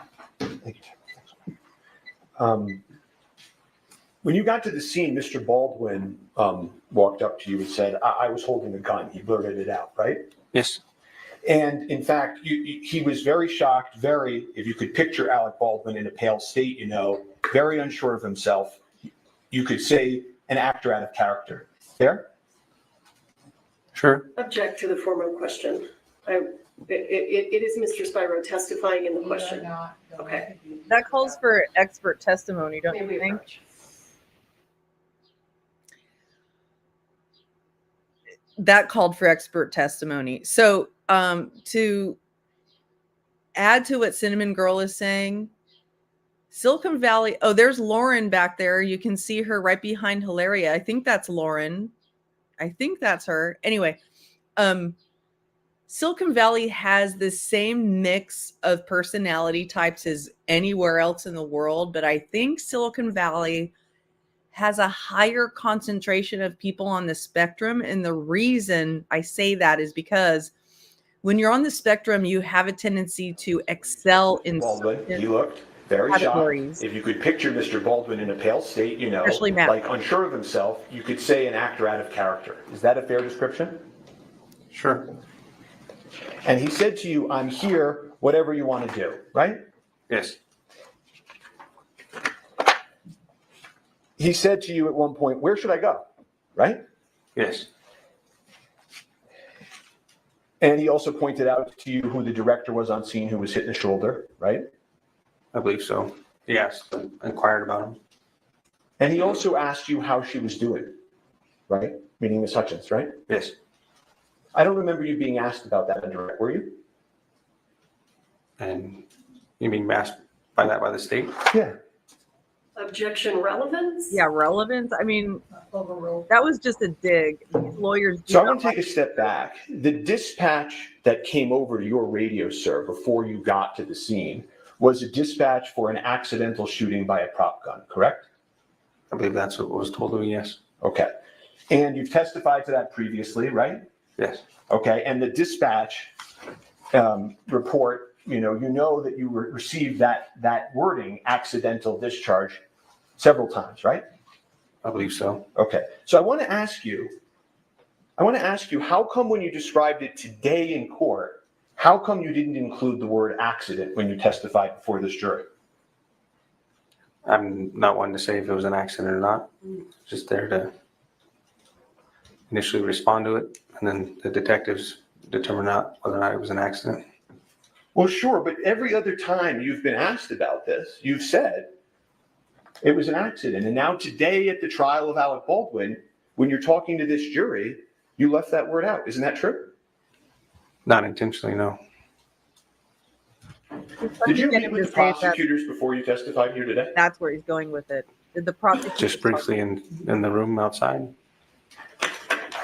for them to tell me who was in order or what witness. You've discussed your testimony previously with Ms. Morrissey, correct? Before today? Just in the pre-trial interview, yes. We've talked about your lapel that was on.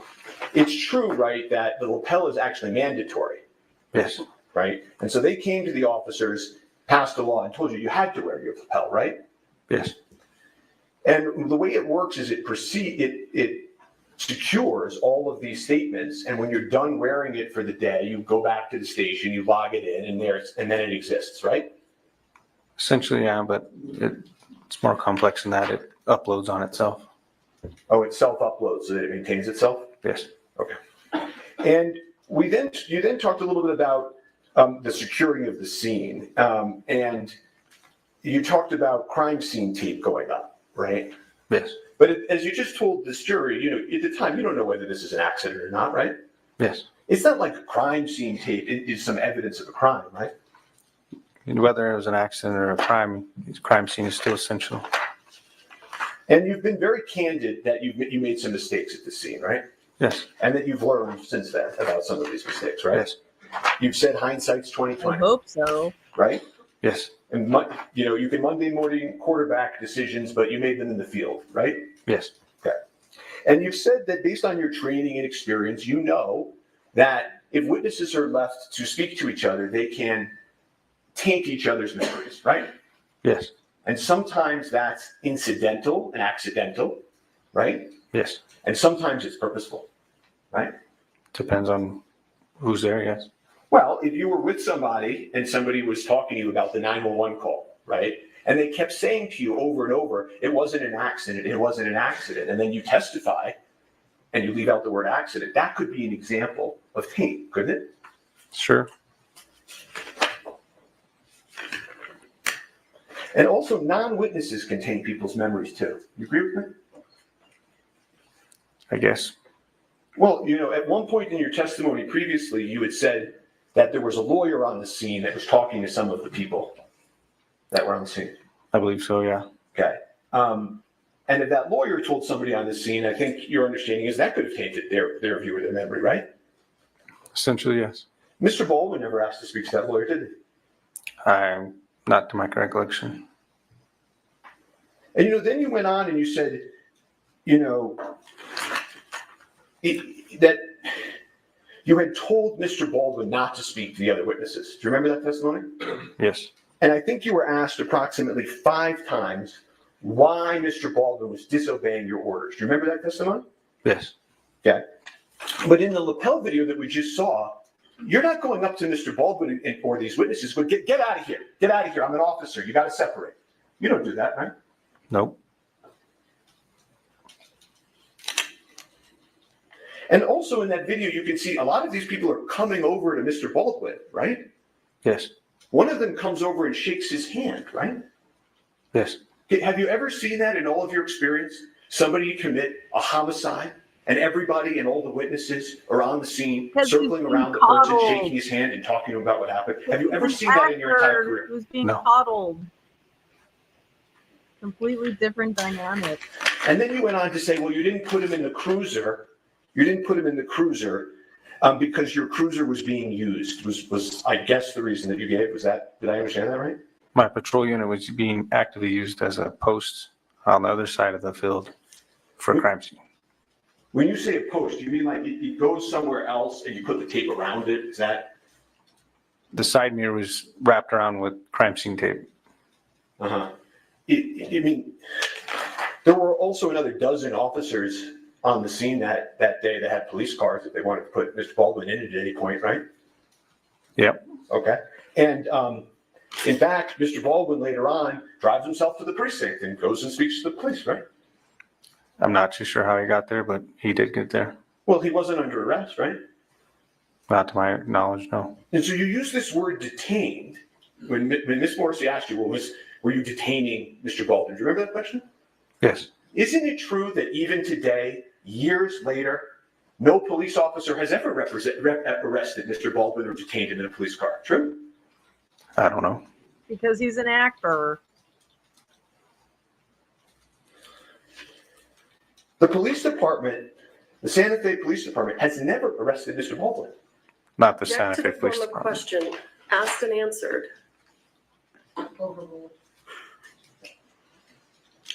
And one of the things that you do as an officer on the scene is you observe demeanor, right? Yes.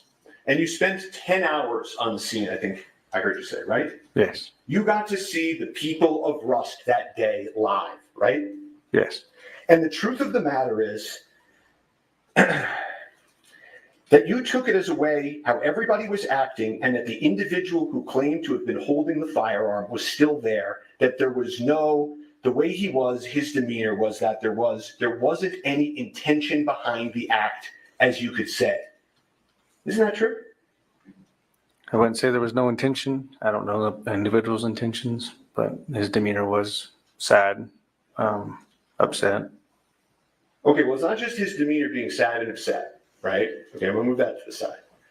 And I understand you're not a mind reader, right? Correct? Yes. Okay. All you can do is look at the people and look at how they're interacting and make your own judgments, right? Yes. Okay, and you do that as a police officer to try to figure out how to interact with a scene. True? Yes. Okay, and isn't it true that the way you took it, how everybody was acting, and that the individual who claimed to have been holding the firearm was still there, that there was no, the way he was, his demeanor was that there wasn't any intention behind the act, as you could say. Isn't that true? No one. Again, the wording you're using, I wouldn't say I had any clue of whose intention was what, but he was sad and upset. Okay, well, let's play. I'm going to play his statement to that effect. Can we cue that up, please? If that's okay with the court. He's saying he didn't say that he did. I'm going to impeach him. Well, you want me to clarify that? Yeah. Okay. Are you claiming that you didn't say that? Rephrase what you said? Sure. Dispatch said it was an accidental shooting by a prop gun.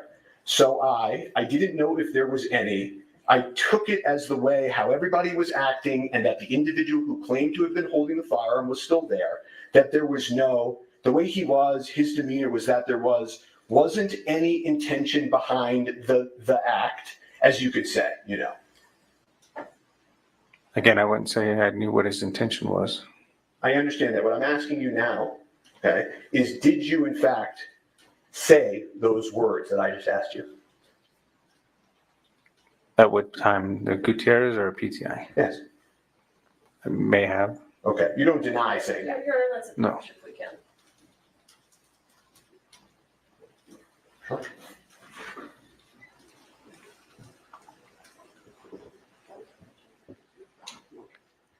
Yeah, it is frustrating, and it's almost like the lawyer is intentionally trying to send out the signal that the state is claiming this is intentional. No one has said that this is intentional. It's involuntary manslaughter.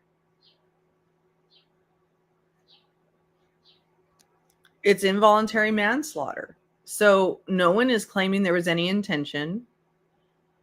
So why is this important or relevant? And, you know, is it the defense trying to put thoughts in the jury's head about what the state is claiming? Because that's not what the state is claiming. So one more time, I'm just going to ask you, did you say that statement that I read? If you're reading the statement and it says my name next to it, then I'm more likely said it. I just don't recall when.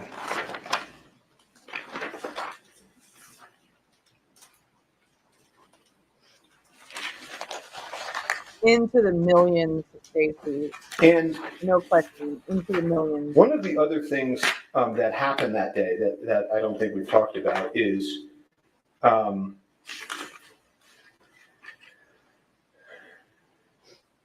you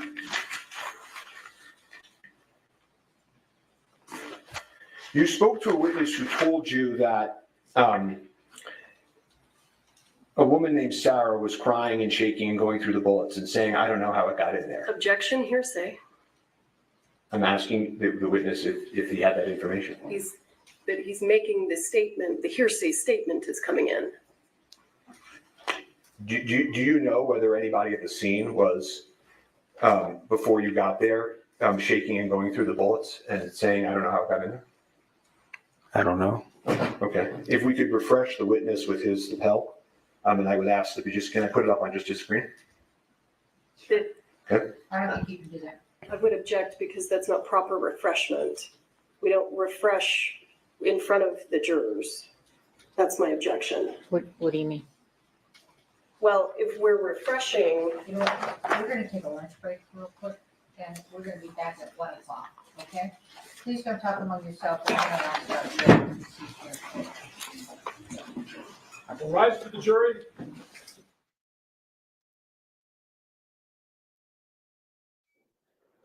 All right, they are taking their lunch break. Let's watch them in the courtroom.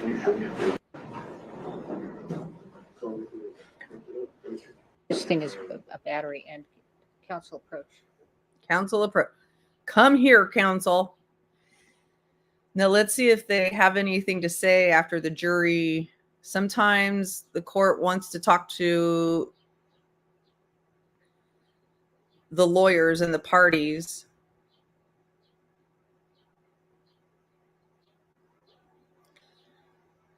After the jury has left the courtroom. So let's see. Did you see Sarah the armorer there, Stacy?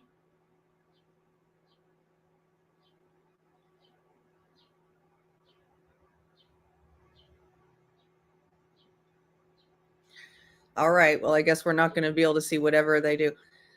So that's interesting. That was interesting. And they're on their lunch break now. Hey there, everybody. Thank you so much for All tuning right, in to watch our let's coverage of the ALEC Baldwin trial. So where was the defense going when they were trying to get the first responder on the stand to say, I told them it was accidental? You know, what could the defense be doing there? Well, it just sounds to me. Oh, they were talking about her, Sarah. Okay. I'm sorry, Stacy. Okay. It seems to me like he's trying to put something in the jurors' ears that the state is claiming that isn't being stated. And that is that it was just an accident. It was just an act. They're not saying it was intentional, that he intentionally put, it was a careless mistake. It was involuntary manslaughter. So and I know that this lawyer knows this, and he's smart enough to know this. So clearly there's some strategy behind it. But at this moment, I'm going to show you some stuff that has been appearing on Twitter about the trial and while we've been sitting here, getting a little bit of X reaction.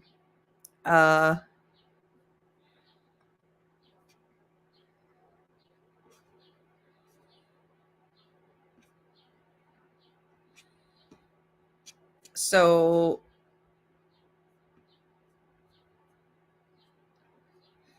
I've seen some memes pop up.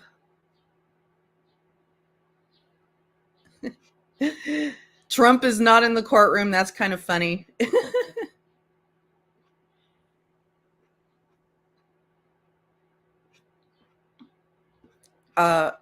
There was a meme that popped up here. Let's see if there's any other media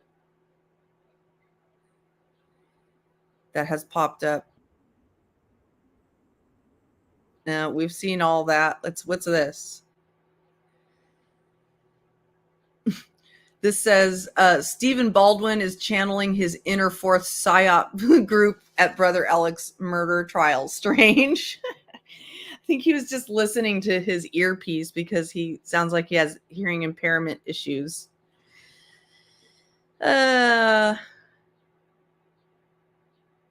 What's this?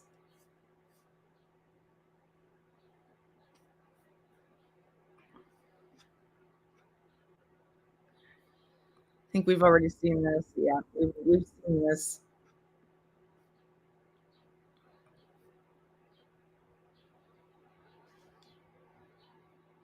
So I think actually this would be a really good time.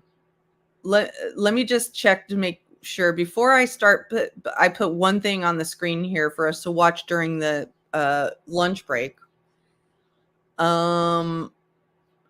Let me see if there's any outside of the court action going on right now. Hold on one moment.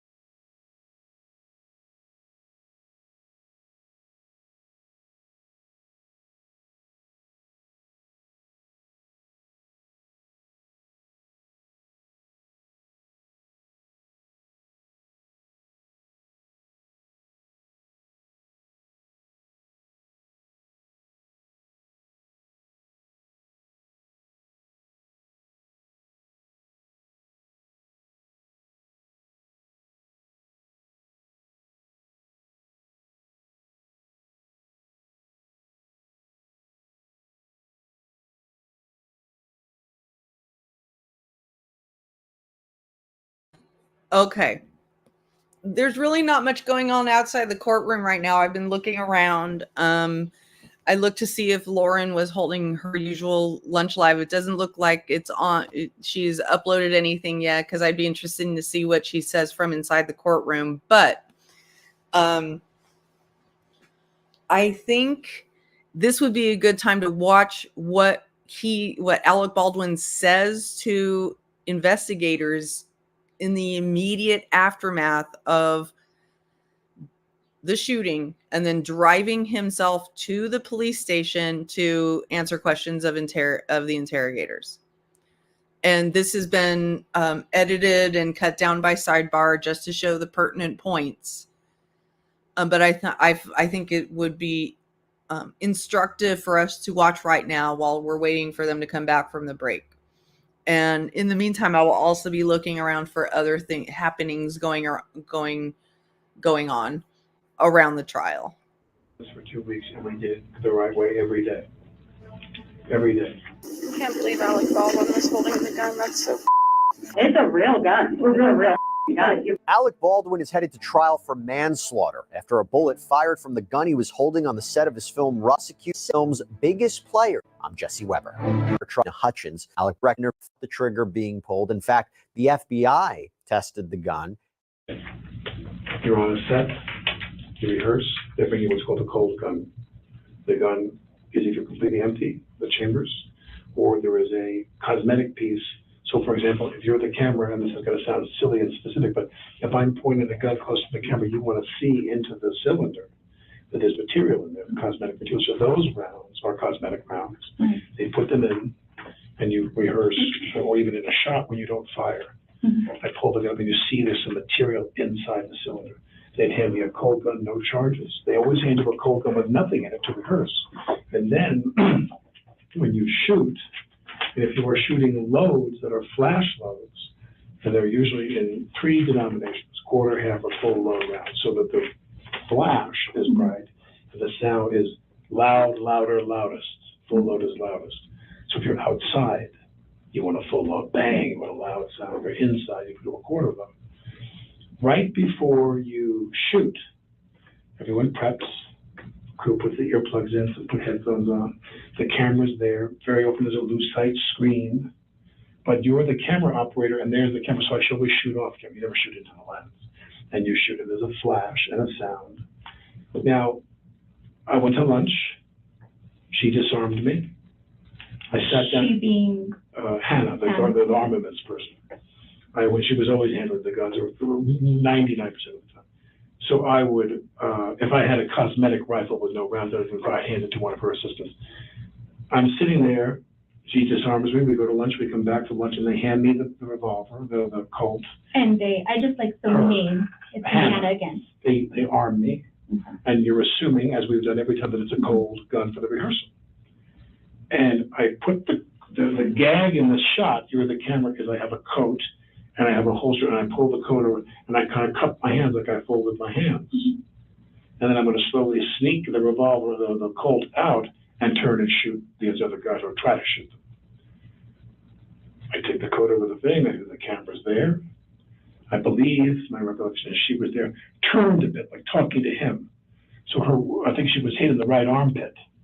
But this is all I know, and that is that I take the gun out in the rehearsal. He wants it very dramatic and very sort of kind of sneak up on it. I take the gun out, and as I take, as it clears, as the barrel clears, I turn and cock the gun over here. I turn and cock the gun goes off. It's supposed to be a cold gun. Nothing. No flash charges, nothing. Now, this is a puzzle to me. This is making me very emotional now, but in my time, and I'm older now, but when I was younger and I was shooting guns and stuff, I've never seen a theatrical flash round where the material went through someone's armpit, came out their body, and hit somebody else on the shoulder. Yeah. I'm wondering if your department is prepared to go find out what comes out of his shoulder surgically. Is that a live round? That's what we are actually looking Is at. that a lot? Because it doesn't make any sense otherwise. Yeah. It hits her in the armpit, comes out her shoulder, goes into his shoulder, and he found just out told it me on the was phone. a live round. He said, they showed me the x-ray, and the shape of the thing in my shoulder is the shape of a bullet. Now, based on that, I imagine prosecutors could suggest or argue that Alec Baldwin was an experienced, trained actor. He knew right from wrong when it came to firearms on set. And throughout the interview, Baldwin talked about various protocols when it came to on-set safety and even praised Hannah Gutierrez-Reed and her assistants for doing a good job making sure weapons were handled appropriately. I've never heard of anything like this in my life, ever. Okay. I've never heard of a projectile coming out of a prop gun that went through a person's body, regardless of her being a smaller woman. That the bullet went in here, I'm told, went in here, came out here, her shoulder or whatever, and went into his body. I've never heard of that in my life. I don't know of any projectile with a gun in a flash prop gun that could accomplish that. Now, if somebody put a live round in there accidentally, Certainly knows see, a very about important guns. question for Hannah is, have you ever commingled live rounds with theatrical rounds in your kit? Because they're forbidden to do that. According to, I think, the union rules and the safety rules for all the unions, you're not allowed to do that because of the fear of what will happen. So that's interesting. He is, oh, I didn't know that, Stacy. That's interesting. But if his dad was a gun trainer, why is he not practicing gun safety himself? That, that question cuts both ways. You know what I mean? So, I'm sorry, I sort of forgot. I'll remember what I was about to say in a moment. It'll come back to me. What happened that you commingle? So whether someone accidentally, and I can't even imagine this, deliberately placed a live round in that gun. I've never heard of that in my life. And I don't know anything about what happened, but all I know is see, the other thing about this is, in a live round, you'd have a recoil, usually. When I shot that gun and it went off, I didn't shoot it when it went off. And this is a different thing I'm going to say about this. You can see that he's just sitting there freaking out very understandably. This is a very understandable reaction, trying to figure out what the hell happened. What happened? And honestly, he has so much knowledge about guns and about how they should work, what works and what doesn't work. That he's pinpointed already that there must have been a live round in the gun. But, you know, you also have to look at it from the perspective of a live round can always accidentally end up in a gun. And you have any person handling that gun, regardless of whether you're a coddled actor, A-list actor on a set, you need to check that gun before you're going to use it. Especially if you're going to be pointing it in the direction of people. And he knew he was going to be pointing it in the direction of people. So to me, that's what this is about. So what I was starting to say is, you know, he's very, very fluid about the, you know, safety protocols that everybody is supposed to have, up to, but not including himself. What about the safety protocols that he as an individual is supposed to have? Is there anything written in a handbook, like a actors union handbook or whatever, that says actors need to check the gun too? That is what I think is very important. That's where you will see that the individual actor had a role to play in ensuring the safety. And if he didn't do that, that is negligent, and that adds up to involuntary manslaughter. And I'm, you know, if anybody's listening to me right now and has a different opinion than that, you are more than welcome. You are more than welcome to state it, and, you know, also try to change my mind. I won't bite your head off. Different opinions are welcome here. But that's how I see it. It's hard for me to be streaming about something and be totally neutral on it. And that's my opinion, especially after watching the Hannah Gutierrez trial from top to bottom and hearing what, you know, the different responsibilities of different people are supposed to be. And remember the context of the situation up to this point, okay?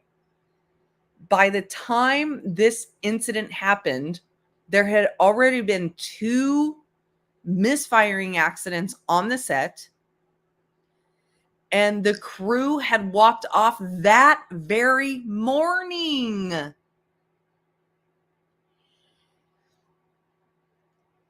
That very morning, the crew walked off because of safety issues, okay? It turns out that their concern was valid because someone died and another person was injured on the set just hours later. So, you know, one of the elements in involuntary manslaughter cases is, was this foreseeable? Could we have foreseen that such an accident would have happened and have prevented it in one way, in some way, shape, or form, right? Well, Hannah, well, first of all, it was foreseen by an entire crew who walked off the set. So there's proof right there that this was a foreseeable accident. There was an entire group of people who foresaw it so eerily and so accurately that they walked off the set ahead of time, saving their own lives probably. Who knows who else could have gotten killed on that set that day if they hadn't walked off, right? But also the fact that that group had to walk off caused the set conditions to be even more tenuous and hasty and rushed and not professional. And then we've got Hannah, who's supposed to do her duty of not bringing live rounds onto the set, which she did apparently. And then we've got Dave Halls, who has pled guilty to involuntarily causing the harm of somebody. He has pled guilty to this, okay? So the 2 other people who were charged in this incident were either found guilty or pled guilty. Their guilt is solidified. So now we just got the actor, and you can't tell me that actors are immune or have to be indemnified from all, safety issues just so that they can focus on their precious acting. Not when you're holding a fucking deadly weapon in your hand. No. That's, think about cars, and when they're doing chase scenes and stuff like that, they bring in expert drivers to do that stuff for safety reasons, right? Partially for safety reasons, partially because the actors aren't that skilled. They don't have that skill. The actors also don't have gun handling skills usually, right? So they need to be practicing every safety measure possible, including making sure that the bullets in the gun are not live, making sure that it's empty, or whatever it is that you should be making sure of as an actor before you handle that gun, point it, and fake shooting it, right? So let's keep watching this. I didn't intend for it for what happened to happen. When that happened, I'm always told by people, because I'm not a gun person, I don't have a gun. They've always told me, they asked me to simulate the recoil. When I shoot the Colt, which is a big gun. So he makes a big point of saying, I'm not a gun person, I don't own a gun. So even though he might have been raised by a gun expert and trained as a young child, he apparently doesn't have a big interest or in guns himself, right? But he knows enough about stage acting with guns and props and guns and gun safety on a set to know that there's supposed to be safety on a set. But he's trying to put this big protective bubble around himself and say that everybody else is responsible for the safety when there's a deadly weapon being used. And another thing to remember in this context is that he insisted that he get the largest gun possible for this movie and that it be a real replica. So a real operational gun, not a fake gun, and the biggest possible gun. So he asked for the kind of gun that would be the most deadly in a situation like this. When it's shot at close range at a human being, then you have to be even more careful. Even more careful. On 45 caliber bullet. They always teach me when we should be go action. I go, get back here, boom, and they make me take my hand and go boom and have the kick. Because there's no kick in a flash round. Okay. And when this happened, I don't recall there being any kick either. That's important. Okay. Everybody was sick that this happened because we didn't know. No one imagined. Everyone thought she was hit by wadding or she got burned. No one presumed she was shot with a bullet. Any projectile went through her body. No one even considered that wasn't possible. So the question is, the cartridge that came out, the cartridge is when the gun that they fired. Have you got that?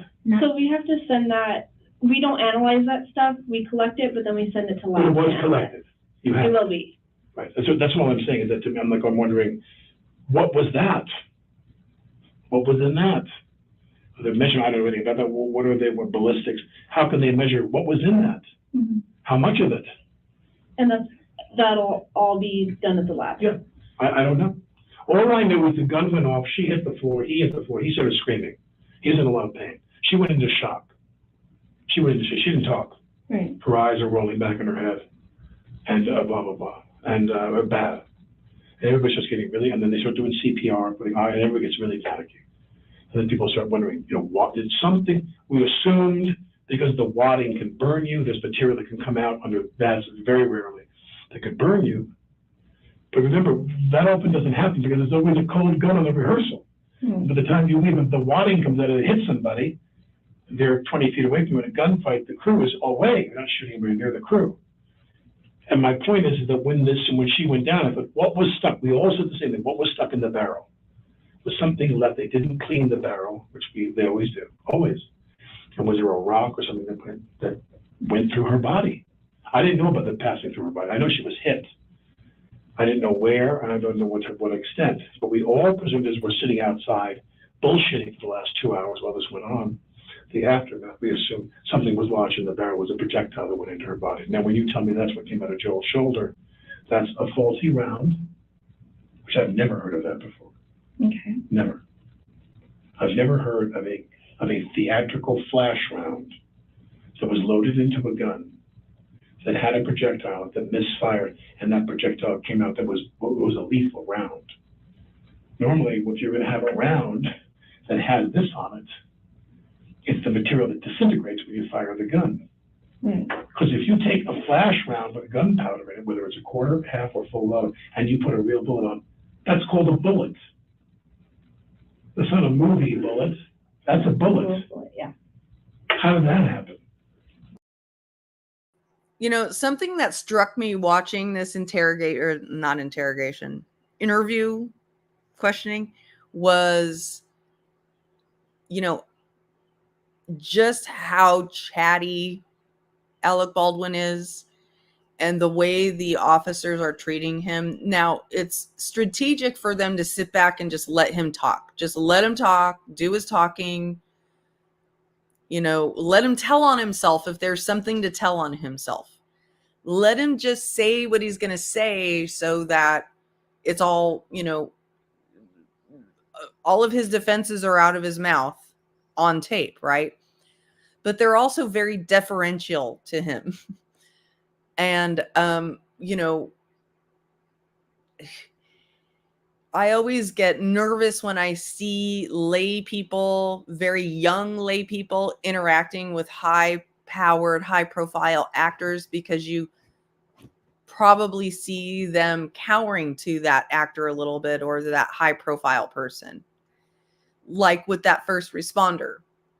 You saw with the first responder that not only was he nervous in the courtroom, and probably it was his first testimony in a case, but he was also nervous even talking to anybody on the set as the first responder.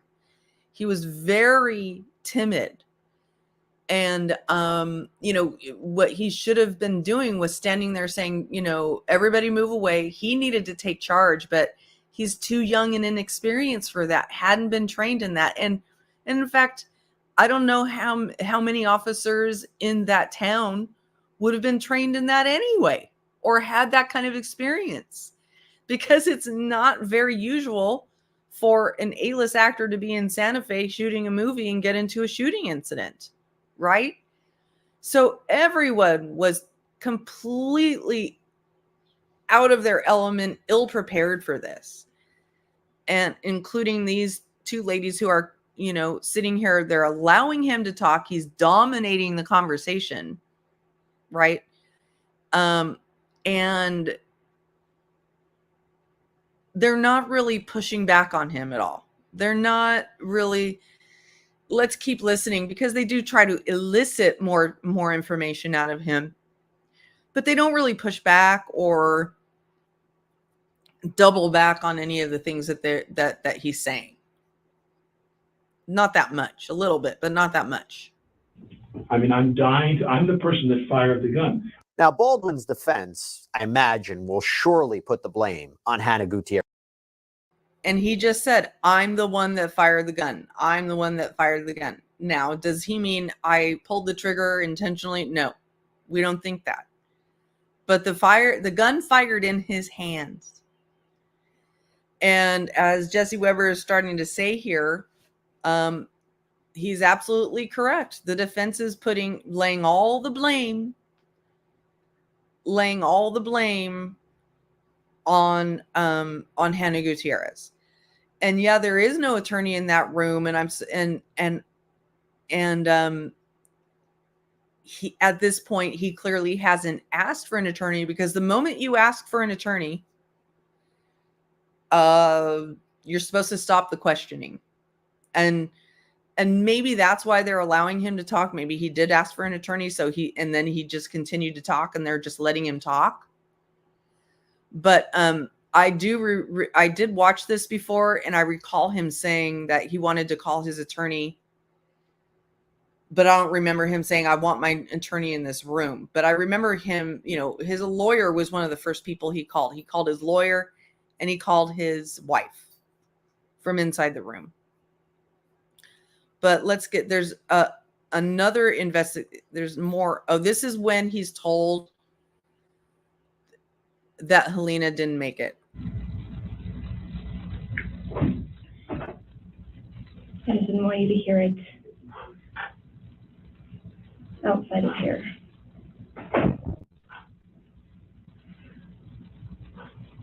Is there something we could do for you? Is there was dead. Watch Baldwin's reaction. I do have some very unfortunate news to tell you. What? She didn't make it. Yeah. So Joel's still at the hospital, but the other person involved didn't make it.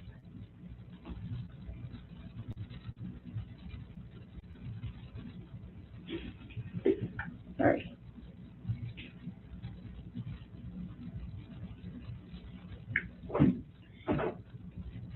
I just didn't want you to hear it outside of here. Hi, Jordan. Is there something we could do for you? Is that Jonah? What? Jonah, the one back there? Yeah.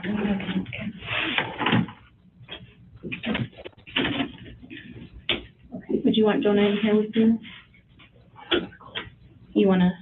What do you want to do? Do you want to make a call? You can sit. You should go. I don't think there's an argument there that he was genuinely in shock. Now, let's talk about Hannah Gutierrez-Reed, this young armor who is now 26. She was also interviewed, and clips of the interrogation were played at her own involuntary manslaughter trial. Me, my coworker Sarah, she helps me with the guns a little bit too. Yeah. And we got the guns out, we went to set, we had the guns on set. I dummied the guns up with the dummy rounds. And yeah, we were on set all day, nothing happened, and then we came back from lunch and that happened. So you got on set with the gun, with the dummy rounds about what time? Like 7:30 probably. Around 7:30 this morning? Yeah, I didn't dummy the gun up until about a little before lunch, like an hour before lunch. You put the gun before going to lunch back in the safe? Yeah. But the blanks and dummies were left on the cart? Yeah.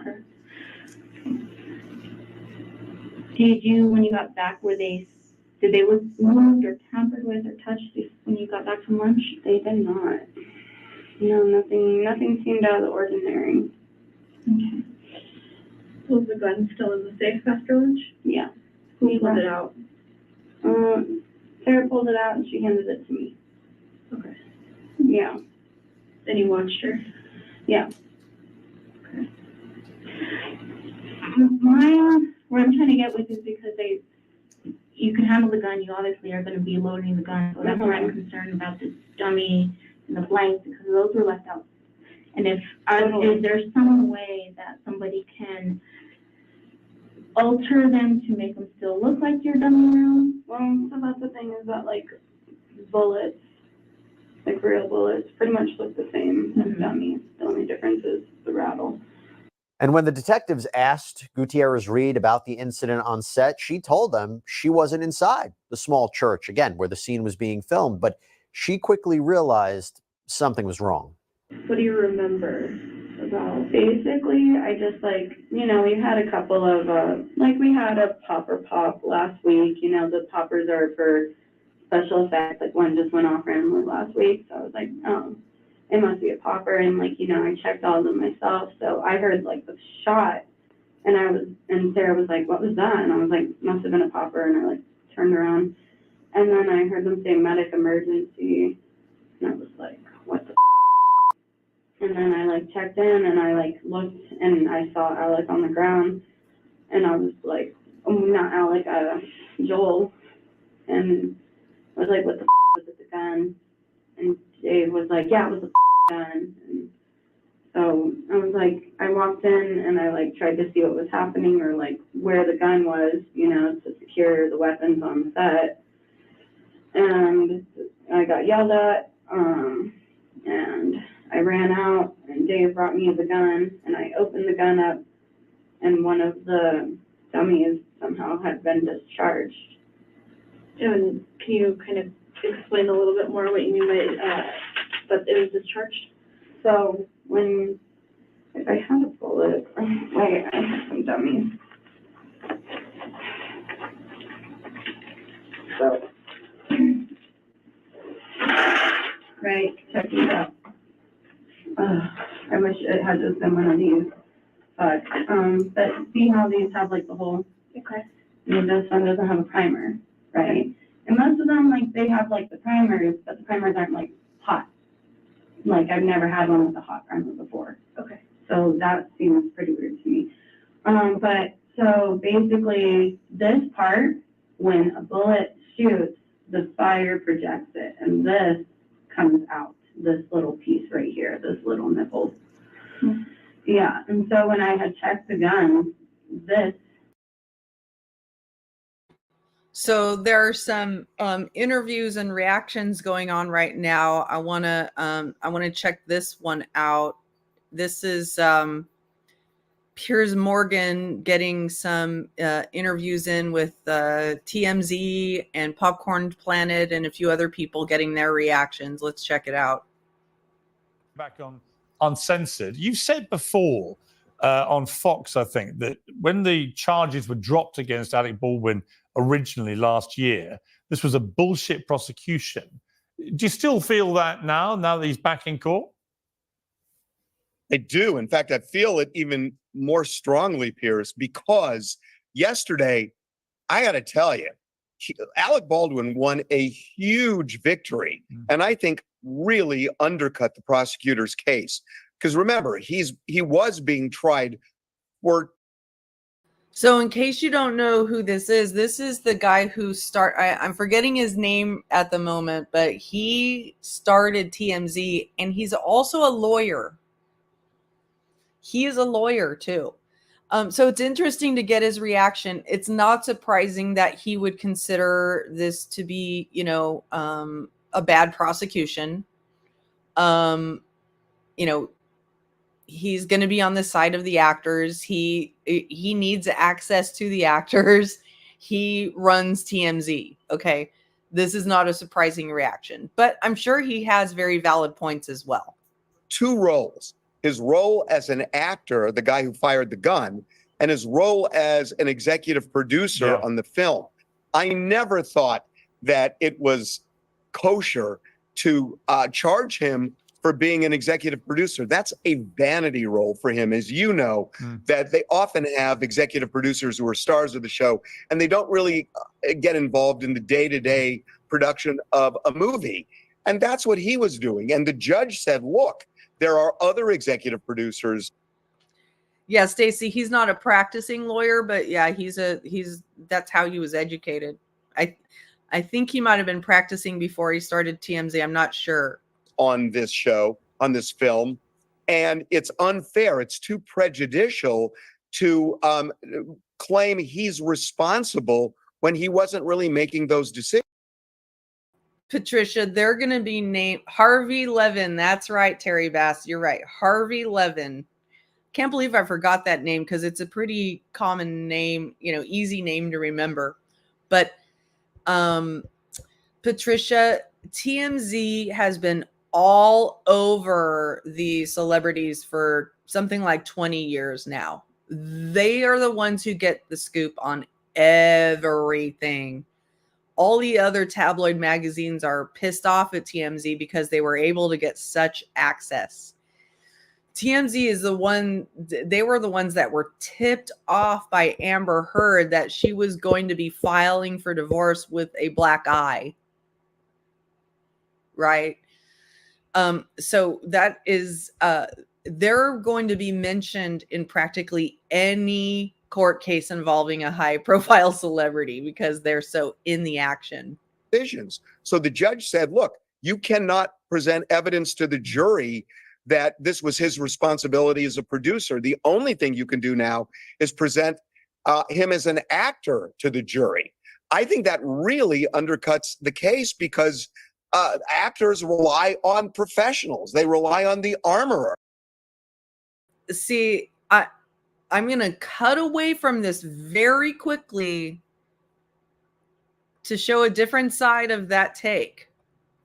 Because this is what George Clooney said, and I'm going to go back to that, but this is what George Clooney said right after. Okay. Why, for the life of me, this low-budget film with producers who haven't produced anything wouldn't have hired for the armor someone with experience? They weren't even using that gun to do target practice, and that is insane. Clooney appeared on actor Mark Maron's WTF podcast Monday and recalled his close friendship with Brandon Lee, the son of Bruce Lee, who was accidentally shot and killed on a movie set in 1993. After Brandon died, it really became a very clear thing of open the gun, look down the barrel, look in the cylinder, make sure. It's a series of tragedies, but also a lot of stupid mistakes. Clooney, who has worked with weapons multiple times over the course of his career.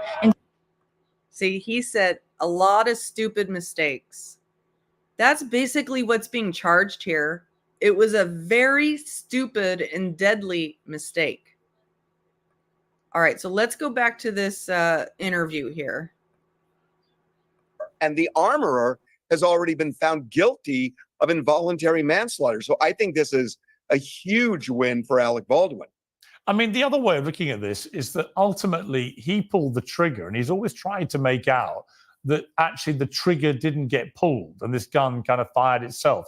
No one seems to be buying that. And I've also interviewed quite a few actors, Dennis Quaid recently and others, who've all said that they do think he has responsibility because he picked up the gun, he pointed it and he fired it and pulled that trigger. And that he shouldn't have done that without knowing and being sure and having tested himself that there was no live ammunition in there. What do you say to that? Yeah, I mean, look, I get the point, and I think it's negligent to point a gun and pull the trigger that way. But negligence isn't enough. That's not enough? Let's hear what he continues to say here. Really? It's not enough? To prove involuntary manslaughter. There has to be some kind of showing of recklessness at the very least. They've shown enough recklessness in this whole movie setup, sir. And I think Alec Baldwin's argument is simply, well, I mean, look, and he's not saying this. He keeps insisting he didn't pull the trigger. But even if he concedes that, I think he says, I made an assumption here, and I think it was a good one, that there was no live ammo because we have an armorer. And yeah, you shouldn't pull the trigger, but if it's a blank, nobody's going to get hurt. And I made that assumption that it was a blank, and I think it's a good assumption. And there are a lot of actors, and I know you mentioned Dennis Quaid. I think George Clooney has said the same thing, that he would check the barrel sometimes as well. But there are a lot of actors and people in the Screen Actors Guild who say, they rely on the armorer. And so I just don't think it rises to that level. And, Piers, I've been around long enough, and so have you, that you can never predict what a jury does. Yeah. But I feel like it's advantage Baldwin in this, especially because the armorer's already been convicted. I mean, where is his career here? He's played, I mean, I've written columns heavily criticizing him for kind of playing the victim, going on a victim tour of interviews, weeping up and all the rest of it while this has been unresolved. He's also announced a new reality show with his wife, Hilaria, and their kids, having protested about privacy and fought with paparazzi to protect his privacy and so on. There's a lot, always with Alec Baldwin, a lot of complexity and, if not rank hypocrisy, swimming around. But what do you think happens if he gets acquitted here? How damaging has this all been to his career? Does he get a reset if he's acquitted? Yeah, I mean, I think if he's acquitted, that there will be the sense that, look, he certainly didn't act criminally. And I think that's the big issue now. Even with this, I think, I see a difference between this, which was not an intentional act on anybody's part, and something where, there's, domestic violence, for example, where somebody aggressively and intentionally, commits a crime like that. And I do think that, that there's a fundamental difference there, so that I don't think Alec Baldwin, I hate even using this word because I despise it so much. I don't think Alec Baldwin gets canceled for this kind of an accident. But I think that if he is acquitted, whatever his career was before, and I'm not sure he was in his heyday, I think it resets. Yeah. A final question. That was a very long way of saying he'll be fine. Even if the verdict is guilty. Even if he is found guilty, Alec Baldwin's career won't be vastly different, and his life won't be vastly different than it had been before. And if he's found guilty, he needs to pay those consequences. I mean, that's just all there is to it. Russ went back into shooting the movie. They finished it. Should it be released? I mean, when someone is killed in these circumstances and there's a criminal trial, should that movie ever see the light of day? It's a good question. And there is precedent here. I mean, do you recall the Twilight Zone movie where the helicopter crashed, into the body of water and decapitated Vic Morrow and the two child actors? Yeah. And that movie got released, obviously not with the scene. So there is precedent for it. I don't know what kind of an audience it has. So I think that may be even more fun. My recollection is that it was definitely released, that movie, the one with that caused that horrible situation. But I don't think the movie itself did very well. It's not like I don't know. It's not like it's some act of heroism to put the movie out. In fact, it would be an act of sensitivity and respect to the victims to not put the movie out. Fundamental question at this point, but there have been, we've covered them over the years, accidents where stunt people die, where even actors get injured or die, and the movie still gets released. So it would not shock me. I think maybe the bigger issue is there an audience for this movie? Right. I think that's a really interesting question. Harvey, great to have you. Thank you very much indeed. My pleasure. But joining me now to discuss all this is celebrity lawyer Mark Garagos, the anti-lawyer lawyer Byron Brown, host of Popcorn Planet Andy Signor, and the uncensored contributor Esther Kraku. Mark Garagos, let me just start with you. I want to play a clip from an interview I did with Dennis Quaid, another Hollywood movie star, several weeks ago. Listen to this. He says he never pulled the trigger. Do you believe that? You have to pull the trigger. You have to, don't you? You have to pull the trigger. That can't be true. I mean, that's the only way a gun goes off is that you pull. Now, this is interesting. I hadn't seen this before, and Dennis Quaid has been in just as many Westerns and movies with guns as Alec Baldwin. So this is very interesting. The trigger. They don't just go off. But were they actually filming, or was he just playing around? I think that he was supposed to pull the trigger because it's in the scene that, that's what I think. Right. Unless he was just, otherwise, why are you going to you shouldn't even put a blank in that gun if you're not going to pull the trigger, because that's what it's for. There's paper and stuff that comes. Very good point. Why would you even put a blank in the gun if it's not going to be fired? The whole intention of that scene was for the gun to be fired at the end of it. So for him to claim that it wasn't fired is him just trying to skirt responsibility. And honestly, that makes this case bigger than it probably would have been if he would have just said, this was a horrible accident. Let's just get this off the table and move on with our lives. I think things would have been a lot easier for him, but obviously it's a matter of supreme pride. That's right, Terry Bass. You're right. Appear at a very similar age, same amount of experience, same amount of maturity. I don't think Dennis Quaid has had quite as many issues in terms of his personality and, outbursts with paparazzi and things like that. He might have had a few here and there, but what actor who's been severely hounded hasn't, right? But at any rate, you're right.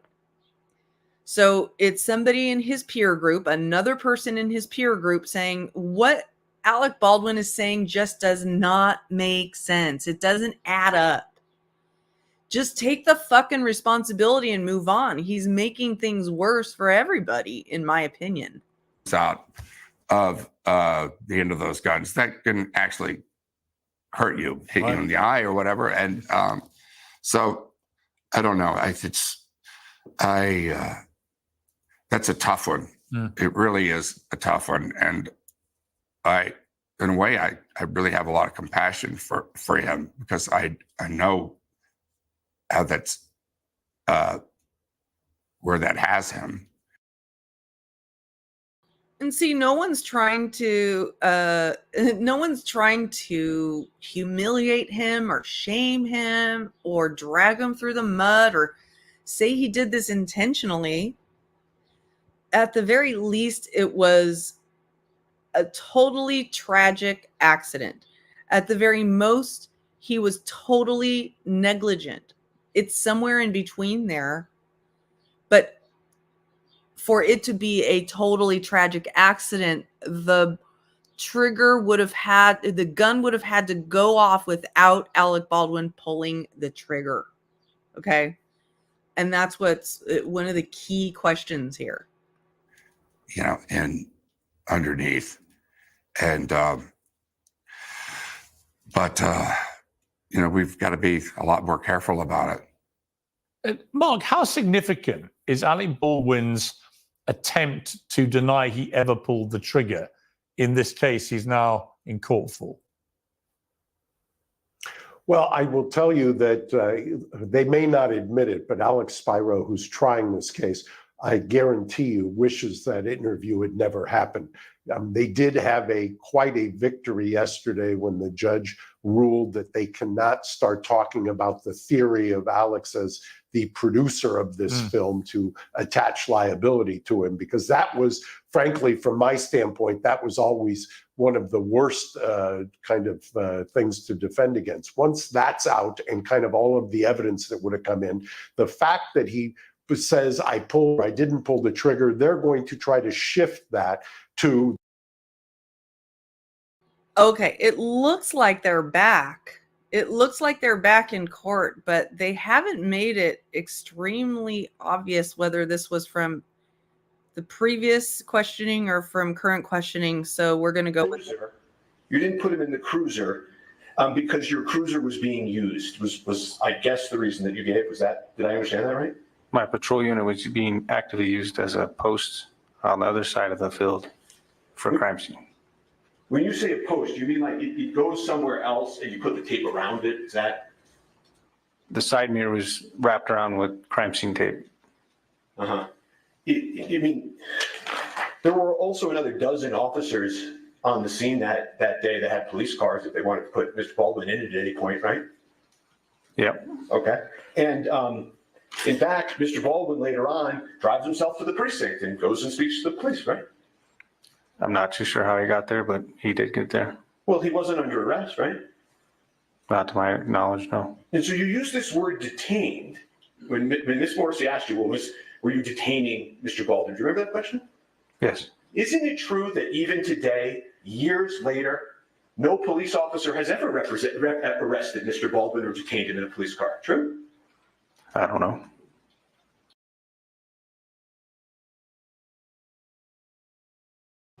Okay, so this is from earlier. This is from earlier. I know that's true, Johnny. What about the victim? This is from earlier. They have not come back yet, so I'm going to go back to this interview.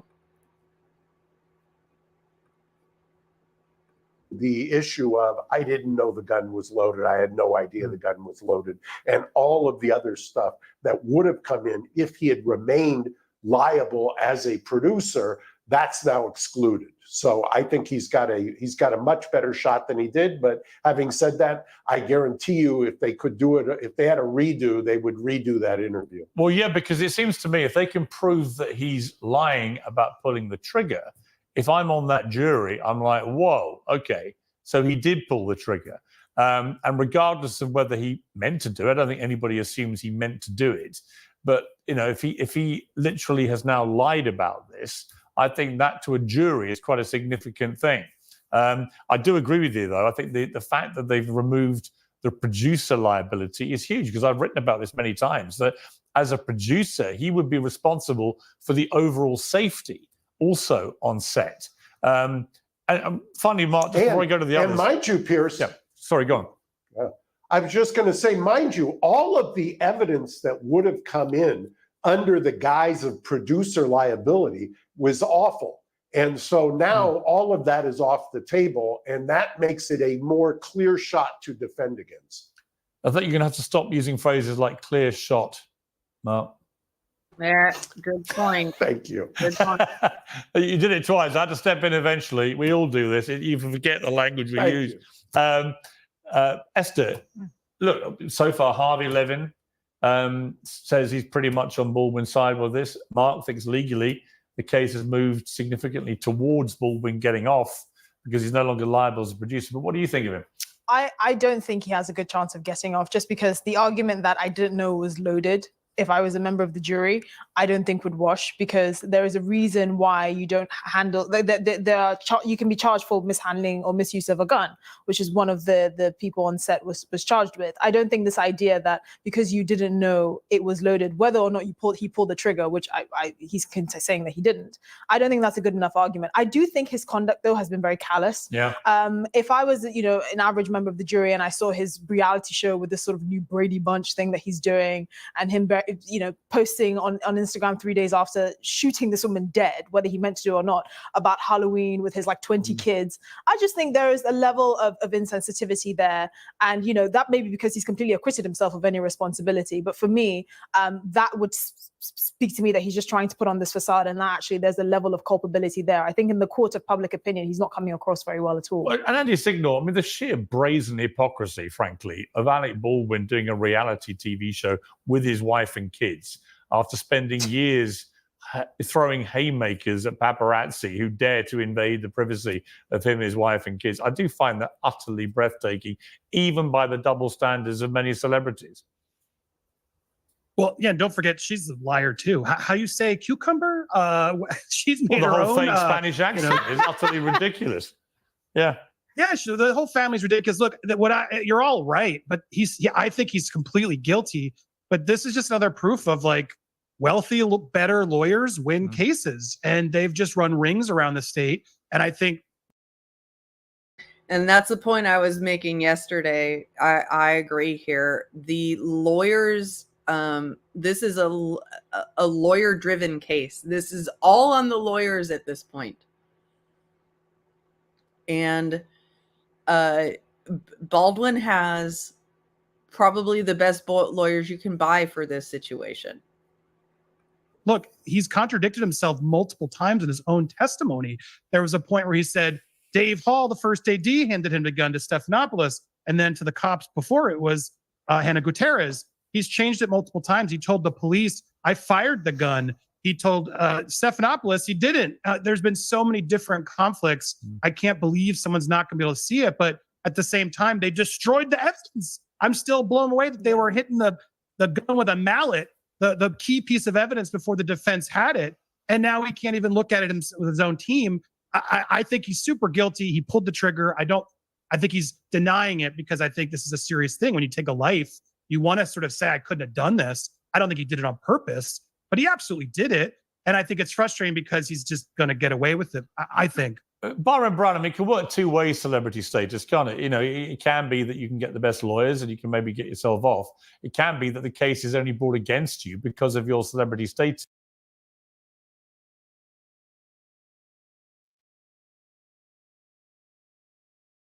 You're right, Patricia. They are back, and man, they look that was an audience shot there, and they look stressed as hell. Woo-wee.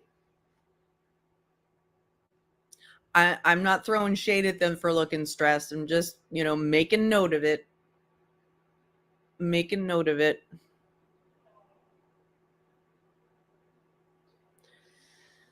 And what are they arguing about now?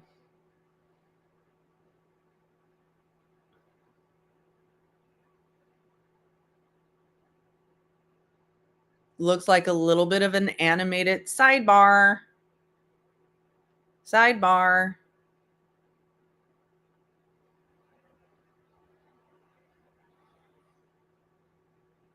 Hey, Teacup, welcome back. There's Lauren back there. It's so funny, to be sitting here being, hey, there's Lauren. I've never met Lauren in my entire life, never interacted with her. It's a completely parasocial relationship, but we're all, hey, my chat sees Lauren, the person we watched in the court. We like Lauren. It's so meta. It's so parasocial. It's so silly. Imagine the ridiculousness of me being in the same room with Lauren and being like, hey, Lauren. And she'd be like, who the fuck? Hey, girl. Hey. Like, she'd be like, huh? But, having been around a lot, look at Hilaria there. Ooh, the daggers. I know, I'm highlighting my peer. Hello, Grandma Cece. Oh yeah. That was a fun 14-hour stream, Grandma Cece, over the course of 2 days of that. I still have the videos on this channel here, but not the live streams. But welcome here. Oh, it's not like I'm fangirling or hoping to meet her. I'm just commenting on the funny thing about parasocial relationships. You know what I mean? I'm going to be honest with you guys. It's not, okay, Grandma Cece. It's not that hard to meet famous people. I'm going to tell you right now. It's not that difficult. It really, and I'm talking about super famous people like Alec Baldwin or, it really just depends on how many walls are built up around them and what their personal preference is with them. But I ended up meeting all the people I met because of the work I was in. Yes, Patricia, definitely share your limerick about Melissa Jade and Rocket Man. Looks like things are getting heated up there at the sidebar.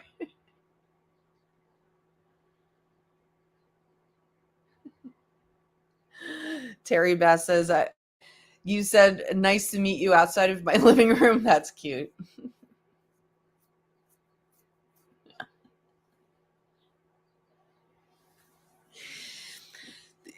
That's right, Johnny. Now, there were times I met certain celebrities and I was starstruck, but I pretended not to be because I know how some stars react to being starstruck. It's disconcerting to them, when somebody comes around them and acts all like, oh my God, oh my God, oh my God. It's kind of like, oh, all you are is super interested in my fame and celebrity, not me as a person. And it's a double-edged sword because they really want that fame and they want that power and they want that fortune, but they and they want to be noticed and they want that attention, but they don't want it to be too personal or too specific or too smothering. There's a fine balance.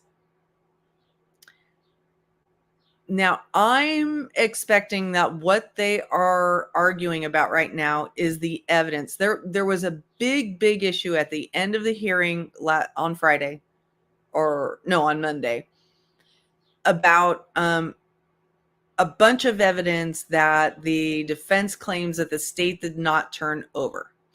And the woman who's standing to the left of Jack Spiro, she's another lawyer on the defense team. She's the one that presented this argument. And so that's why I think that's what this is about. And now the lead attorney is going up there, Luke Nikas. And this was a very big issue because it was identified that several emails had not been forwarded to the defense. But since it looks like they're coming back, we're going to read the limerick. There was once a woman called Lana who shouted 3 million words just to garner the attention and lust from a girl who was just trying to tell her she just didn't want her.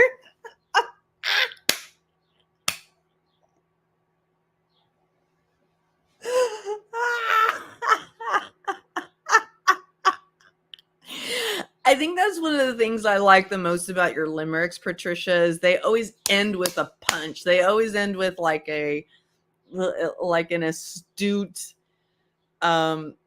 conclusion, like boom, trying to tell her she just didn't want her. All right, turn up the sound, Court TV. We're on. And we're continuing with the cross-examination of Officer LaFleur.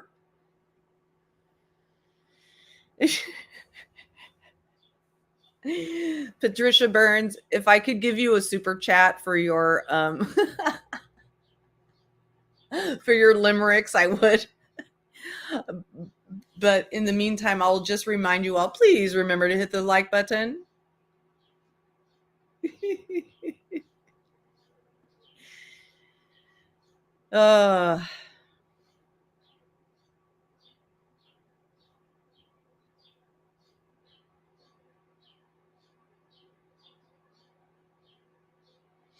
See, here's another thing I like about I do like Lauren's approach here.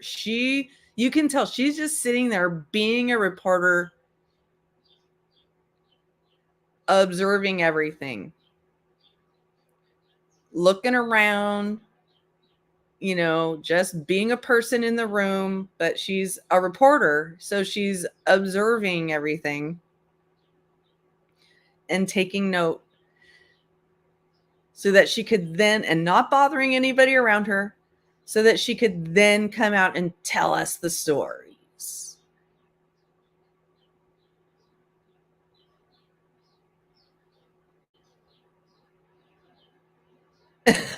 That would be funny, Teacup. That Patricia's limericks will make their way into prisons and end up quoted back at the subjects. Well, there's no question. I have no doubt in my mind that Rocket Man saw Patricia's limericks about her, because Rocket Man hover, at least at that time. I'm not sure how it is now.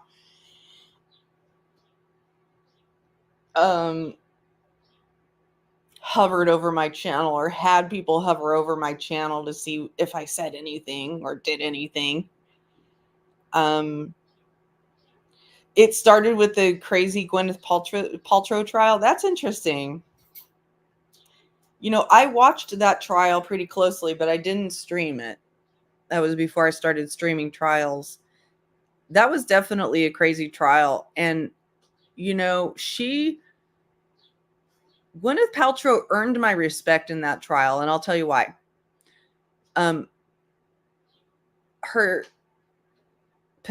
She on the stand, she was so credible. She wasn't overacting. Look at Alec and Hilaria. Oh, Alec and Hilaria making jokes. Hello, Music City Mom. But then after the verdict, they're still fighting. They're still fighting up there about the evidence.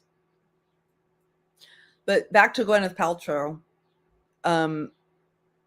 After the verdict,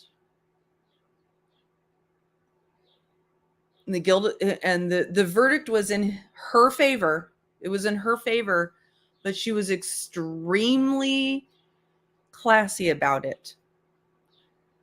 She didn't like throw it in his face. She wasn't a total jerk. She didn't make any offhand comments. In fact, she said something to him, and I forget exactly what it was that she said to him as she was leaving.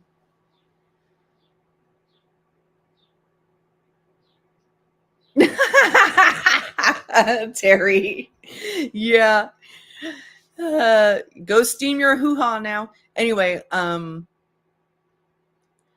she said something to the defendant, or I'm sorry, to the plaintiff, Into evidence, that actually made him cry. which is the 911 dispatch.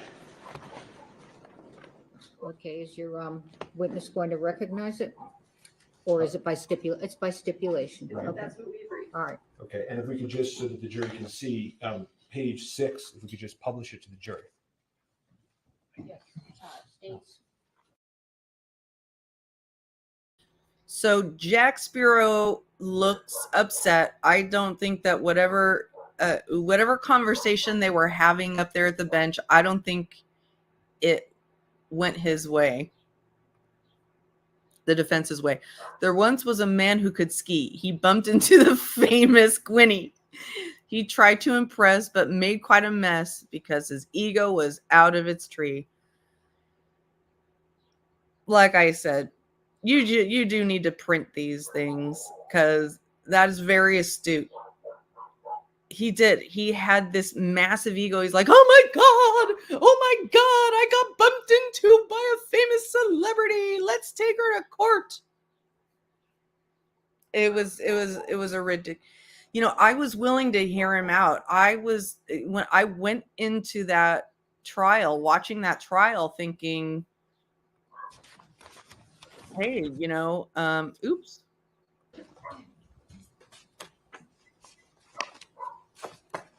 I went into that trial thinking, hey, it's possible she could have been reckless. She could have, you know, but Is this page? as we got through the trial, Page 6.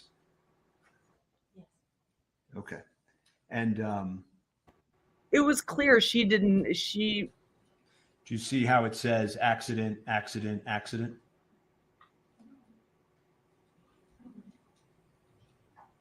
I can touch it. Oh, accident. Okay. And then I would ask, the 911 is exhibits 9 and 10, which is now I and J. Exhibits 9 and 10 that was entered into and played at opening by stipulation, and it asked to play and enter them and play exhibits I and J. And this is by stipulation, Yes, Your Honor. I and J, which are, again, the 911 calls. Yes. Why are they two It exhibits? just splits because of the EMS. It's the same Okay. three. All right, so upon stipulation, not being corrected otherwise, go ahead. Thank you. Very. Turn the volume up. You may publish. This is 911, what's the location of your emergency? We need an ambulance out at Bonanza Creek Ranch right now. We've had 2 people shot on a movie set accidentally. You said someone was shot? 2 people accidentally with gunshots as on movie set, Bonanza Creek Ranch. Send it. I'll connect you with medical dispatch. Don't hang up. San Jose Fire and EMS, what's the location of the emergency?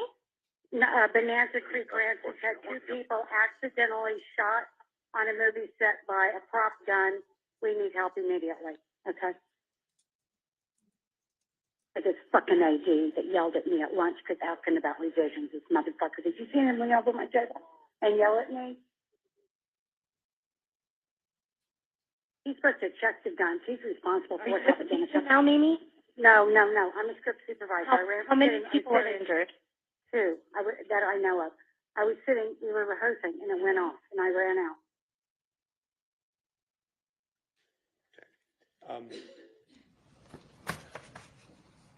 You heard some language, and then that the first assistant, was supposed to check the gun. Did you hear that?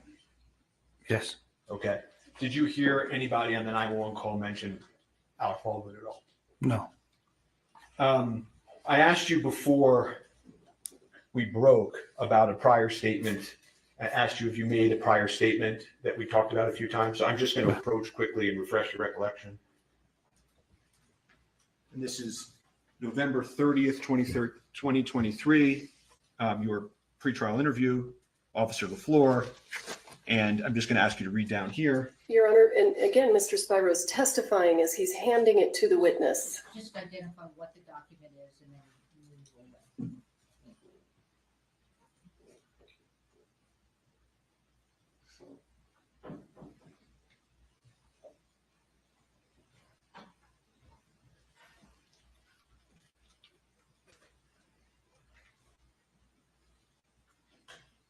Does that refresh your recollection, sir? Yes. So and I'm just going to take this back. It is fair that you said when asked that it came in as like it appeared to be, and what the dispatch said, it was an accidental shooting by a prop gun. So I didn't know if there was any. I took it as the way how everybody was acting, and that the individual who claimed to have been holding the firearm was still there. That there was Objection, Your Honor. the way he was. Objection, Your Honor.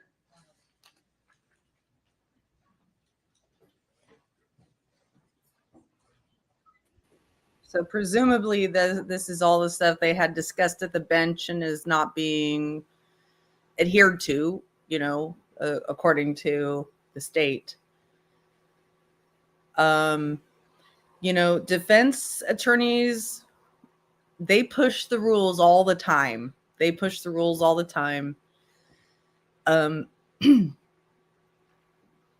That's right. That's what she said, I was walking Patricia. back. My question was, did that refresh your recollection? Yes.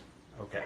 And so is it in fact true that in your earlier statement you said, and it came in like and appeared to be what the dispatch said it was, an accidental shooting by a prop gun. So I didn't know if there was any, I took it as the way how everybody was acting, and that the individual who claimed to have been holding the firearm was still there, that there was the way he was, his demeanor was that there wasn't any intention behind the act, as you could say, Yes. You made that statement, correct? Yes. And I asked you also whether you remembered receiving any information as to the ammunition, whether they be prop or otherwise, that was at the scene. If you recalled Duran Curtin, one of the individuals in the church, giving you information. Do you remember that? There's a lot of people in the church giving information. Can you identify which one it was? Sure. I asked you, do you remember whether or not somebody told you that Sarah was shaking and going through the book? Objection, Your Honor. This is hearsay. This is hearsay coming in. Can we approach? I don't know what to do.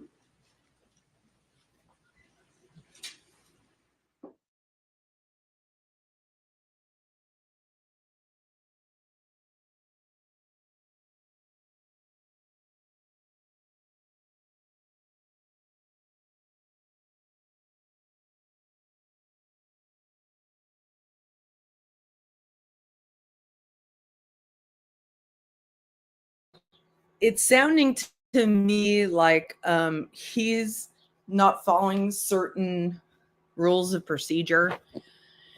And it just makes me wonder, you know, is that something that is specific to New Mexico?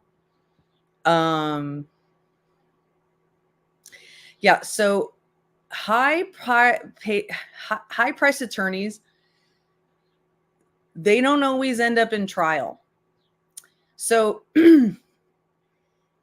these attorneys, there are entire categories of attorneys who either never or rarely end up in trial. So they don't know procedures, especially if they're not in their own state where they're usually practicing. And this guy is out of New York. Okay. So it's probably true that he's not super practiced in the As I was saying, procedure, officer, did you learn, especially not in that state, at the scene, whether or not Sarah was going through the bullets and saying, I don't know how it got there? Did you learn that information? Do you recall? I don't remember. If you could refresh my memory to which part, which Sure. person said what. Sure. And I'm just going to approach the witness and show him his lapel recording.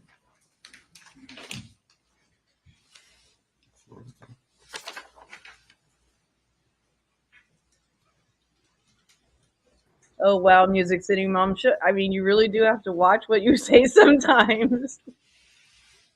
Okay. Does that refresh your recollection? It appears it's a recording type out of what my body worn camera recorded. Yes. Okay. And when you learned this information, did you do anything with that information? To be honest, it's the first time I've heard it in that detail. Body cameras pick up more audio than our ears do. Okay.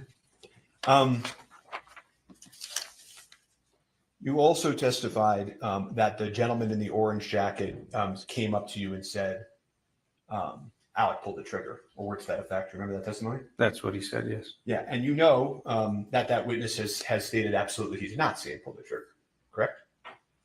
At that point, I didn't know if he said that or not. Okay. And then I just want to ask you about one other thing we talked about this morning. Was I asked you about your testimony on direct that Mr. Baldwin was effectively disobeying police orders. Do you remember that testimony on direct? Yes. And over the lunch break, have you had a chance to reflect on that testimony? Sure. Okay. Do you think it's a fair, honestly, sir, a fair characterization to this jury to say that Mr. Baldwin was disobeying police orders at the scene? He was given an order, but I didn't repeatedly tell him not to. I was on my bad. And so don't you think that given what actually happened at the scene, that really, in all fairness to Mr. Baldwin, he wasn't really disobeying police orders, was he, sir? To an extent, yes. That's right. You were the first officer on scene. Yes. He's better than the law. And you did your best, no question, right? Yes. And you're aware, right, because a lot of this testimony I'm not going to get into, you're aware as you sit here that the issue of Ms. Hutchins passing is not a contested issue by the defense. You know that? Yes. And you did sort of corral the witnesses, I think you said, right? Yes. And then after you did that, you turned them over, in essence, to the lead detective, Detective Cano. Yes. Okay. And he interviewed those witnesses, right? Yes. Okay. And do you know if he's testifying for the state in this case? Objection. I don't know. Relevance, Your Honor. Sure. Ignore the question and the non-answer or if we got one. Do you know how the live bullet got on set? I do not. Do you know why the armorer loaded the live bullet into the pop gun? I do not. Do you know why the first assistant director, head of safety, failed to detect it? I do not. I have no further questions for the service. So he seems frazzled. Cross-exam. This attorney seems a little frazzled right now. angry, not experienced at cross-examining witnesses, not sure.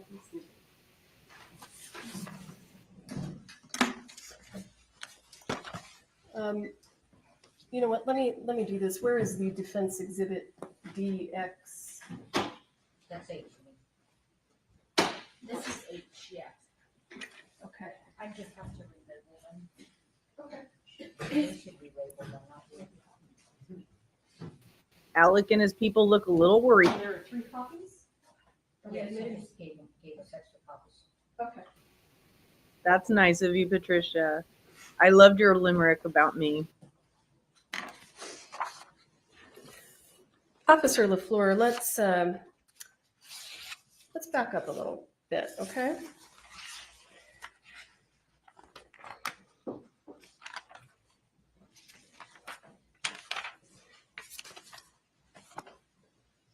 Did I speak with you this morning about the testimony you were going to give? No, ma'am. Did Ms. Johnson speak to you this morning about the testimony you were going to give? No, ma'am. When was the last time someone from the prosecution spoke to you about the testimony you were going to give today? I don't believe we've talked about the testimony I was going to give, but just about the pre-trial interview. So you mentioned a pretrial interview. So the lawyer speaking right now is the prosecutor. She is not one of the Harvard lawyers I was talking about. The Harvard lawyers I was talking about are the ones defending Alec Baldwin, and and I'm saying they probably don't have excuse me, as much trial experience as, say, the prosecutor. So they don't have as much fluidity in the rules of courtroom procedure, especially in a state where they don't practice. Hey, Rachel. And yeah, this prosecutor, Carrie Morrissey is her name, and she's very intense, and she gives very strong facial expressions. But she's really, I think she's really good at her job. And she obviously knows this case backward and forward. So let me ask you, do you recall when your pretrial interview was? Would it refresh your memory if I showed you a copy of the transcript? Yes. May I?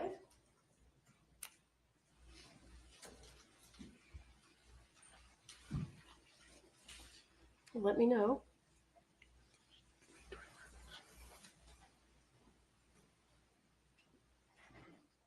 Officer, when was your pretrial interview? In May. And do you recall who was there? Somebody from the defense and somebody from the state. Someone from the defense. Yeah. It was a female. Okay, so just to be clear, at your pretrial interview, it wasn't the state just speaking to you. The defense attorneys were there also, right? Yes. And they got to ask you almost all the questions, isn't that right? Yes, if I can recall, the state didn't have anything to ask. So the prosecutors didn't ask you a single question. Not that I can remember, no. See, that's how, one of the many ways that defense attorneys try to get away with stuff like this. They try to imply that this witness was coached with a pretrial interview and then by talking to prosecutors in the morning. But now we learn on redirect that the defense was in the room at the pretrial interview.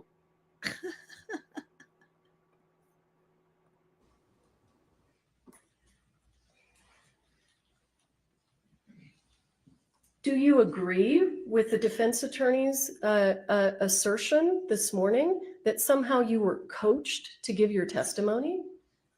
I'm rejecting that characterization, but he is. Can you rephrase that question? He's objecting to the word assertion, I believe. So why don't you rephrase it? Did Mr. Spyro indicate to you on cross-examination did he attempt to imply that the prosecution had told you how to testify? Essentially, it sounded like he asked if I was coached in my testimony. But the prosecutors haven't actually told you what to testify to, have they? No, ma'am.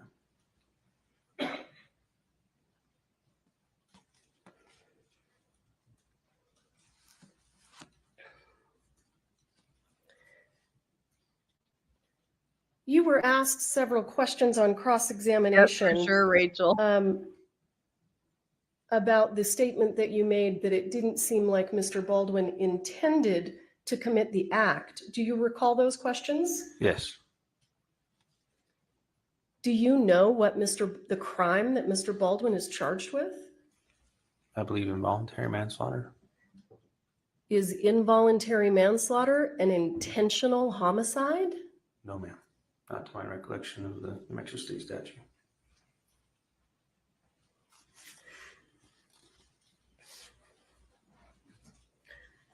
Are there criminal offenses that are intentional homicides?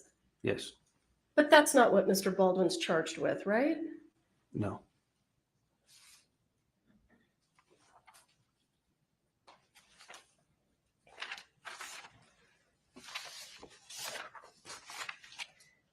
Officer LaFleur, when you are speaking to a witness, when you were in fact speaking to witnesses at the scene, you collected their driver's licenses, didn't you?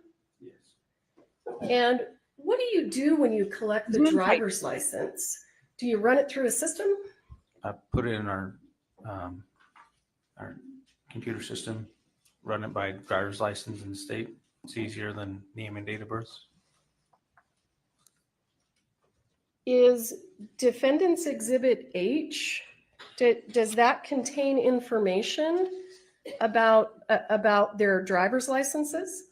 Yes. It appeared that it was a page that showed each person's license being inputted and the return that came back from RACC or NCIC. So I'm going to go ahead and show you what is page 3 of that. What do we call it? Is it a CAD report? Yes. So let me back up for a moment. What does CAD stand for? Do you remember? I don't know the exact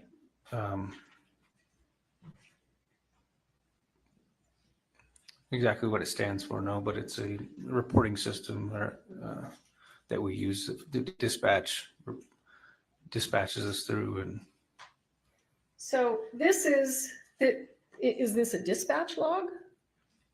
yes.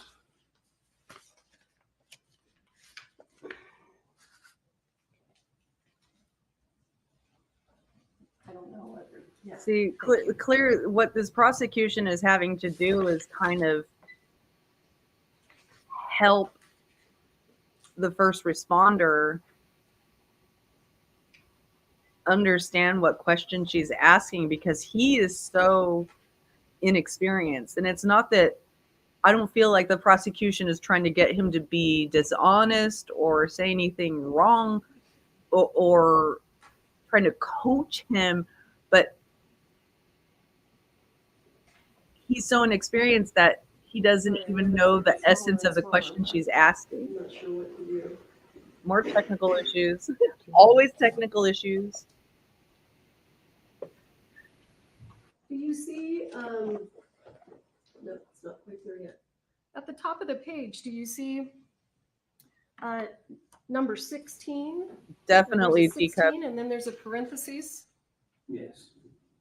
What does it say? Posted speed limit and actual. What does posted speed limit and actual have to do with this incident? I'm not too sure. It looks like the individual who ran it, their name, I don't know who that is. Well, that's okay. Does this have anything to do with the incident involving Ms. Hutchins? No.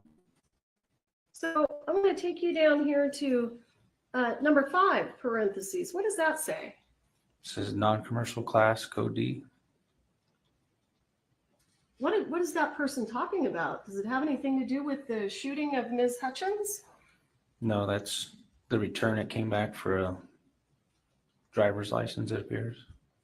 That's the return that came back for a driver's license? Is that what you said? That's what it appears like, yes. Let's go down to number 10. Do you see that? Yes. What does that say? Accident quantity. Keep reading. 3, withdrawal. It looks like it's going to try to say withdrawal. Does that have anything to do with this incident? No.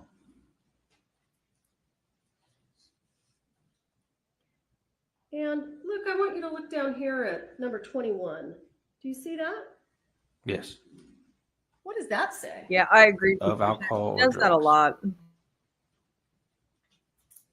That you're aware of? Does that have anything to do with this incident? No.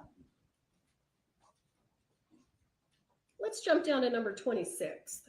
6, what does that say? Objection, relevance, cumulative.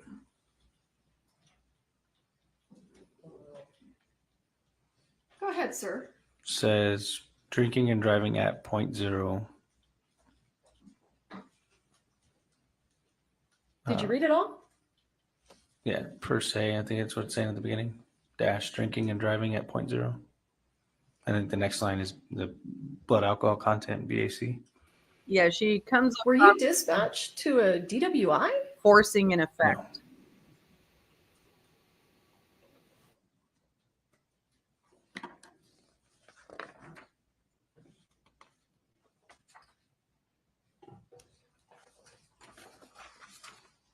Let's have a look at page 5.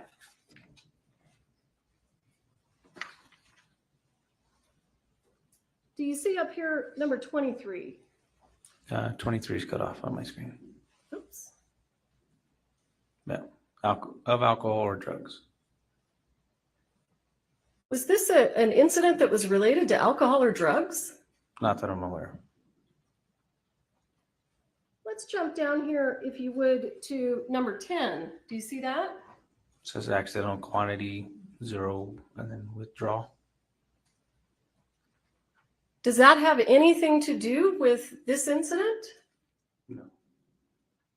Why are we seeing that language? It's what the NCIC return gives our CAD. As you can see, it's all within the same 1/10 of a second. So it's generated by the computer system itself. So I've now turned the page to page 6. Do you see 10 there where it says 10 parentheses? Accidental quantity 0 withdrawal. Is the word accident reflective of Ms. Hutchins being shot on accident? No.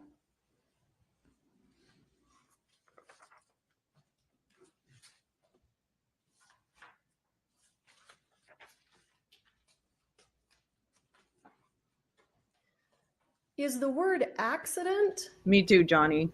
in that report? Does it appear anywhere where it's talking about what happened to Ms. Hutchins? No, right here, it's just a bunch of returns.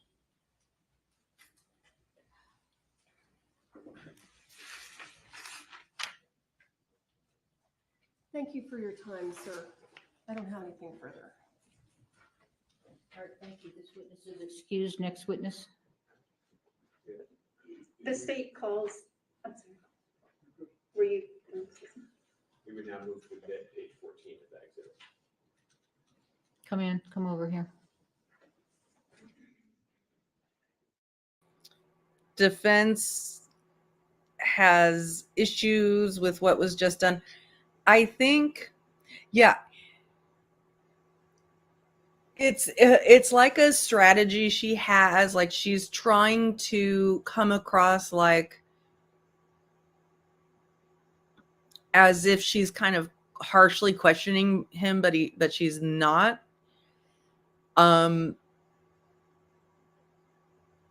And I think what she was trying to point out is that, you know, people say accident, but that doesn't mean that that is exactly what happened.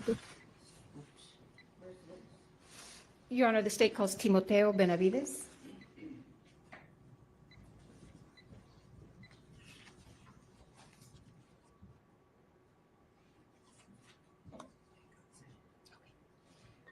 At the very least, he's probably very relieved to be off of the stand. Mr. Judge, raise your right hand, please.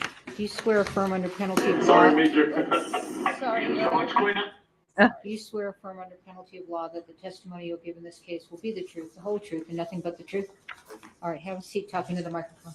So he's obviously going to be a witness to more body cam because they just stated accident. Good afternoon, Mr. Benavides. Would you please introduce yourself to the members of the jury? Yes. My name's Timoteo Benavides. And sir, on October 21st, 2021, how were you employed?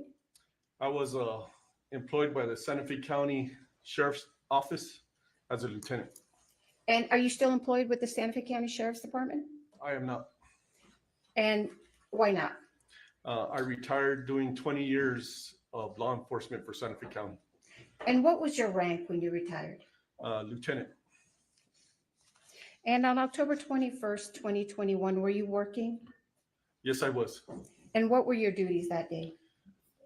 That day I was day shift commander, which entails taking care of Santa Fe County during the day and 7 deputies we had. How large is Santa Fe County? It's pretty big. It goes from the city limits of Espanola to all the way to I-40 down in Edgewood and to Pecos and then to the off-ramp to Cochiti. You said you were commander that day. What does that mean? What duties did that entail? I'm pretty much in charge of the county on what happens and responsible for the deputies that are working. On that date at approximately 1:48, did you receive a dispatch to a call? Yes, I did. And what was that call for service about? The call of service was on a movie set for an accidental shooting. Okay. And where was that located? It was located at the Bonanza Creek Movie Ranch. Okay. And is that in Santa Fe County? It is in Santa Fe County. Okay. In New Mexico? In the state of New Mexico, yes.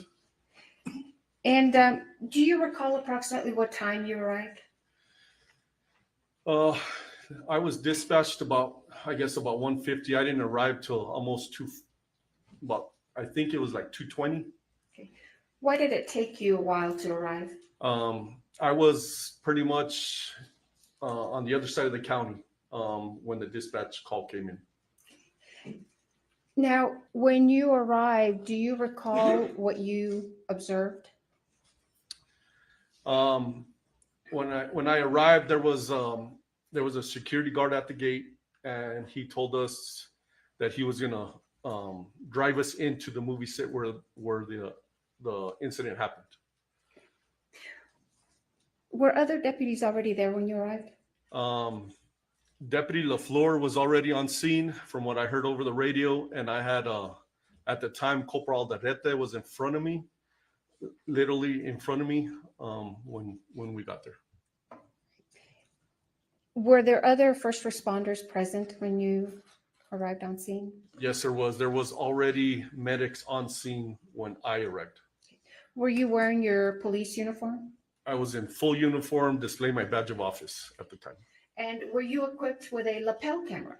Yes, I was. Are you familiar or were you familiar with how your lapel camera works? Yes. And how does it work?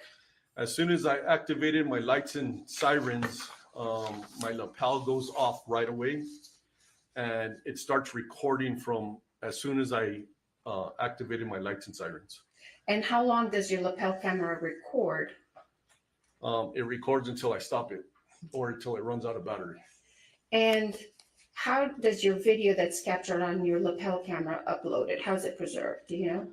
Yes. At the time it's uploaded, we as deputies, we don't have no control how we show up to the sheriff's office and it downloads automatically from our, I take off my lapel, I put it in a docking station in my unit, and everything downloads into the sheriff's office room servers.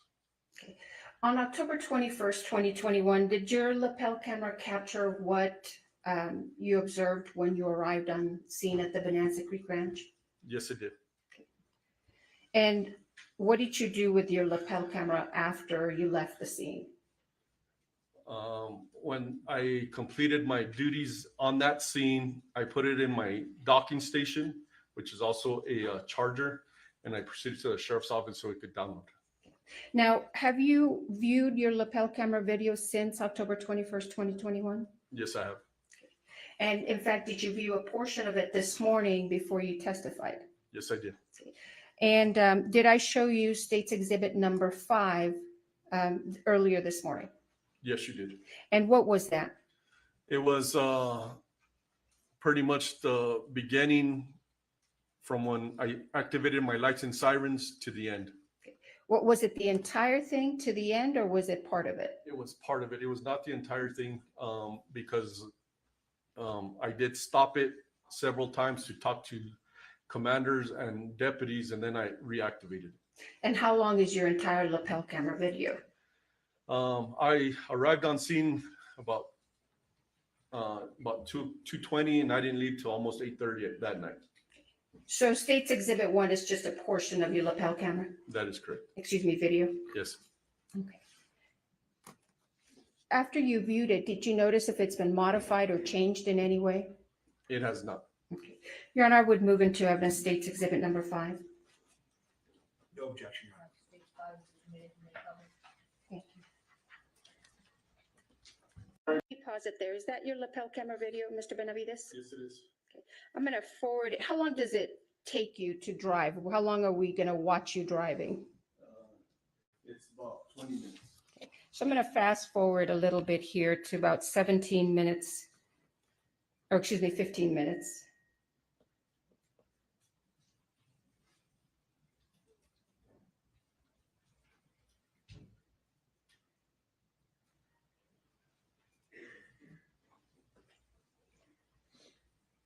Gonna be en route to Bonanza Creek. Hey, I got one shot in the chest.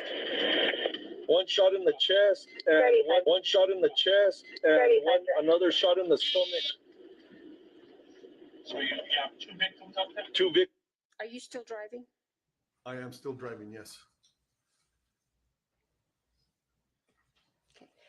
Now, I've fast forwarded to 15 minutes and 59 seconds. Have you arrived on scene yet? Yes, I could see the makeshift church right in front of me. We're gonna secure the film and all the crew members. Why did you say you're going to secure the film and all the crew members? Pretty much common sense. I'm not on scene yet, but I'm trying to picture everything that was going on, and maybe the film caught it. I don't know. Can you describe for the members of the jury, when you're pulling up to this church, what does it look like? How many people are you actually seeing? So this scene was probably the biggest scene I've been to. There was people everywhere. I had medics running in and out. From what I saw from the back of the church, there was medics going to their vehicles, grabbing items, and there was just people everywhere. As in people, I mean, I couldn't distinguish who it was. It was actors, it was film personnel, bystander. I didn't know, but there was a lot of people there. Do you know if those people were people who worked on the set? Yes, you could distinguish them. They had a lot of sunblock on, a lot of hats, big hats for the sun. So that's pretty much how I noticed that. Okay. Cool. Thanks. I have like 200 people out here, so. Alrighty. Let's see if. Yes, I already called for them. All right.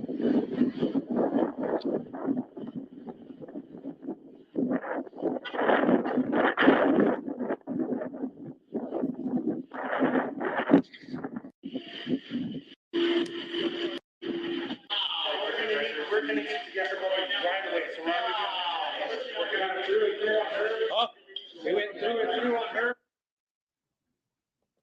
What's happening at this, excuse me, at this point?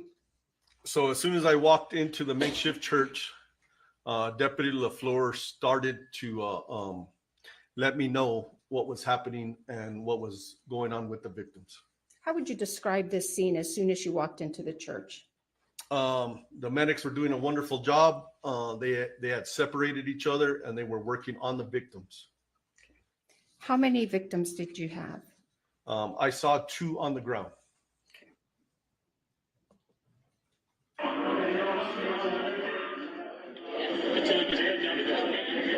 Corporal, I need you to know who's in charge. Everybody stops what they're doing right now. This is a crime scene. Yeah. Why did you say this was a crime scene?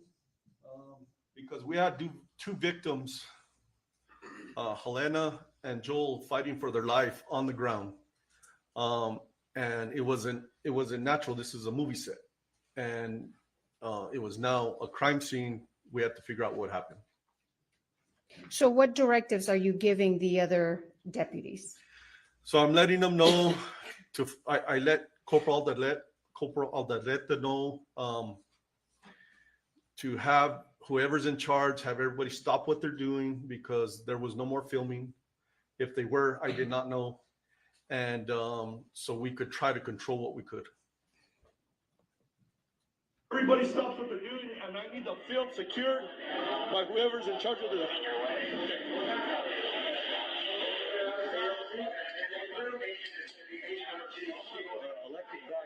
Can I pull these guys down, get them the hell with a helicopter? Yes, please.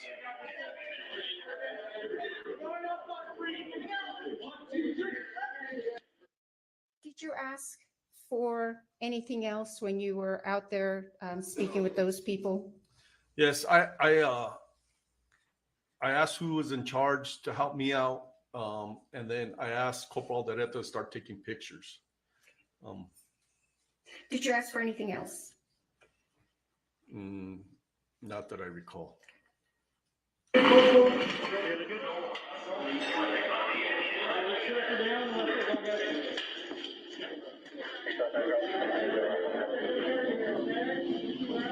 Hey, I need pictures right away.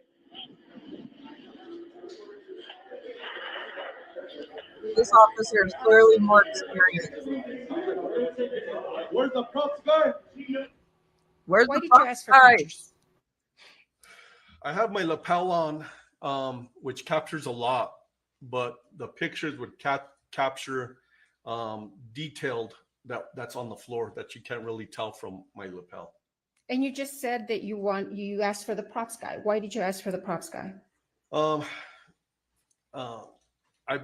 work security for in the sheriff's office at movie sets. The props guy is the guy that does the little stuff with sound effects or whatever. But I asked for the props guy because I needed to find out where the gun was. Why was it important to find out where the gun was? Because I didn't need the gun going off or getting used again on somebody else. And did you find the gun? I had somebody. Yes, I did find the gun. Where did you find the gun? Hannah Gutierrez had the gun walking out of the movie set. And who did you understand Hannah Gutierrez to be? She was the armorer. Props guy out. I'm sorry, you have a job? We need to make sure that they. Yes, they're taking care of business. Yes. What else do you need there, Chief? Where's my radio? It's just here. Thank you. Cleared the gun. Where is it? You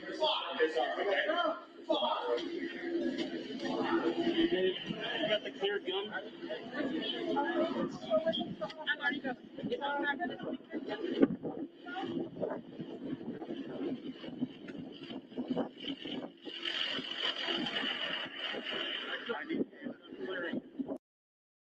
I just want to say, on a completely different note right now, how beautiful Santa Fe is. And look at the sky in Santa Fe and look how it's horrible for this scene to have unraveled in such a beautiful, beautiful place. And if you have never been to Santa Fe, it is a truly spectacularly beautiful place.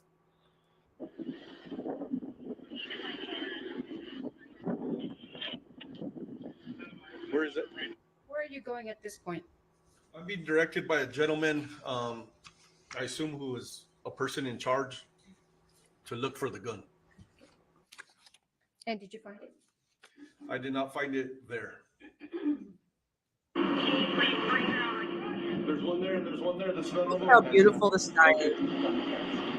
I need to know where it is.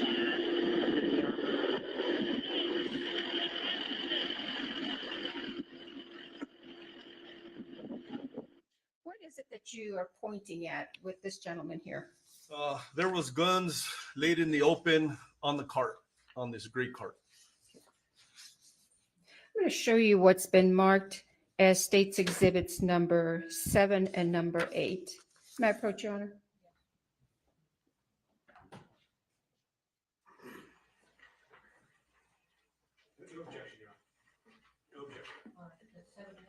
Yes, Your Honor. I would move into evidence 7 and 8, but I'll publish it in a second. I'm going to finish the video. Yeah, we've been noticing that, Rachel. Thank you, Your Honor.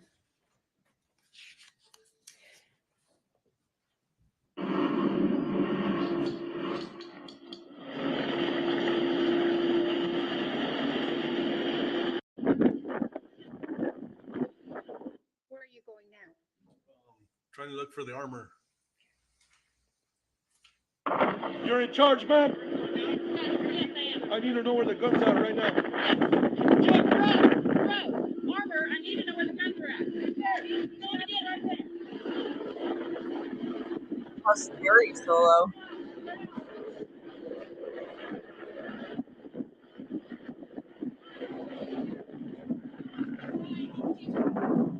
How do I know this is a gun? That's the gun. Okay. That's the gun. Who is that? That is Hannah Gutierrez. And who is she? She's the armor on set. And did you obtain anything from her?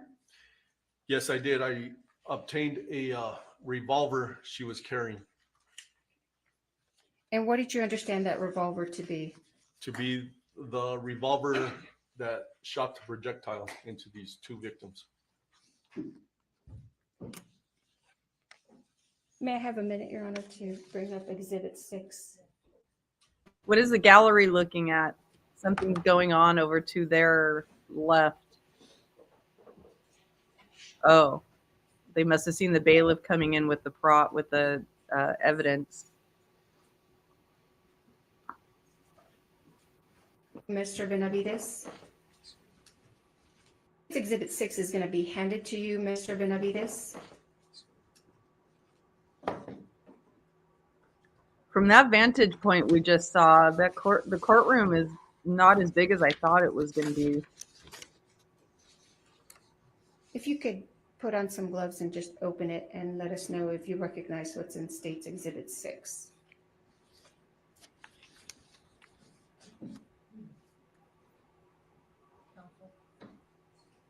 Yes, sir.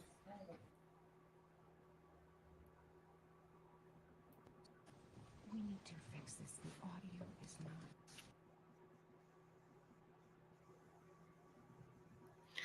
More technical issues, always with the technical issues.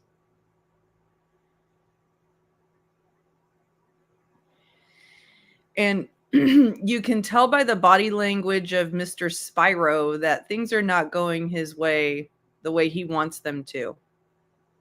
So there are decisions being made at the bench and points being made by the prosecution that he's thinking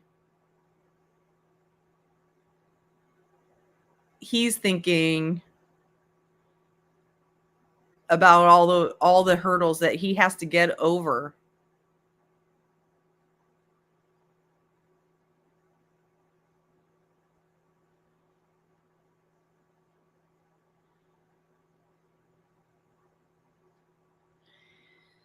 And then, it's really frustrating to be sitting there hanging in the balance while you're waiting for technical issues to be taken care of.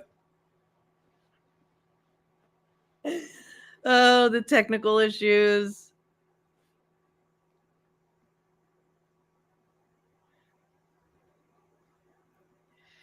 But I don't know if any of you have been to Santa Fe. I was there once I went there with a bunch of friends of mine on a girls' weekend. So we were there very much as tourists. And it's a beautiful, beautiful place. It definitely exceeded my expectations. I can see why it was chosen as a movie location. And you can tell by just, seeing from the body cam footage that the colors are just rich and very Southwestern,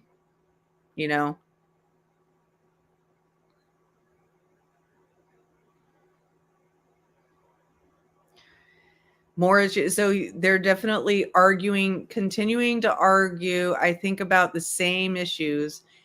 I think a lot of this has to do Correct me with, if I'm misstating, the video does not have the time of day on it, so they're going to elicit that from the witness. oh okay? gosh.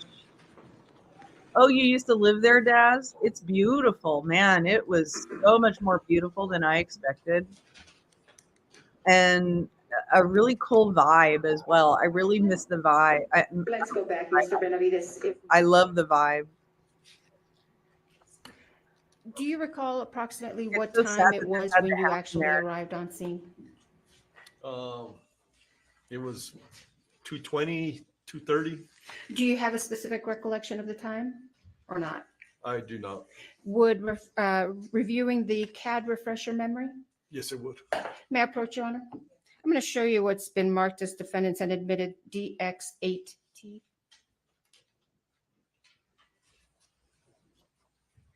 For the record, I think it's now H.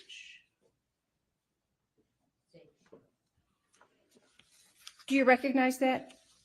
Yes, it's a dispatch log. Well, if you could review it and let us know if your memory is refreshed after you review it, and I'll take that document back from you.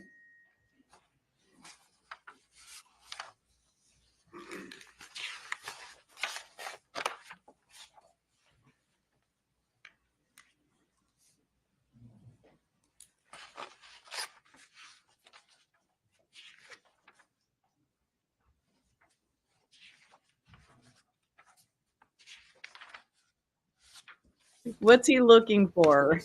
Your memory's refreshed? Yes. All right, if I can take that back.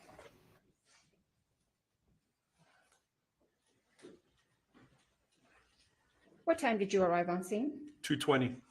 All right, and would your lapel camera video be at 2:20, start like at 2:20 when you arrive on scene? It started when I first activated my lights and sirens. So when I was dispatched at 1:49. Right, but when you arrive on scene, would it be 2:20 in the afternoon? Yes, it would be. Okay, so even though we can't see the actual time on your lapel cam, is this your lapel cam? Yes, it is. And would this accurately reflect what you are seeing around 2:20 or so in the afternoon? Yes, it is.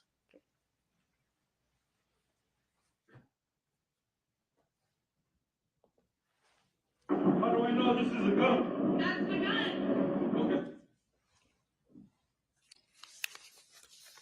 And so you had testified earlier that this woman with the multicolored hair was the armor and she gave you the gun. Yes. If you could look at State's Exhibit 6 and I'll ask you if you recognize what's in the box. Okay.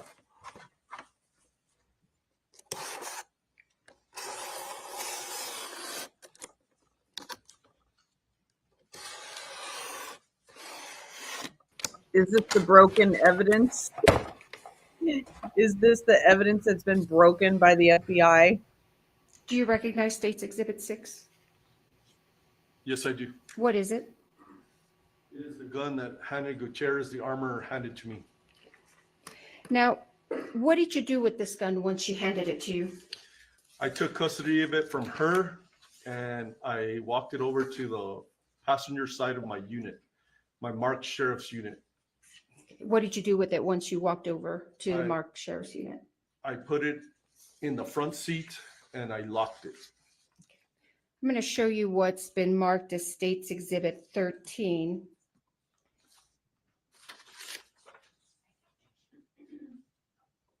Stacey, I don't think he would dare doze off during his own trial the way Trump did during his entire trial because I have it under 6 because we have other witnesses. I'm not making a Okay, so political 7, statement. He and just I is thought you had 7 and 8 that you were 7 gonna. and 8, yes, sir. Haven't published yet. He Okay, is but okay, those so were admitted, now you're doing 13. radically anti-Trump that he probably took uppers to make sure he doesn't doze off like Trump did in court.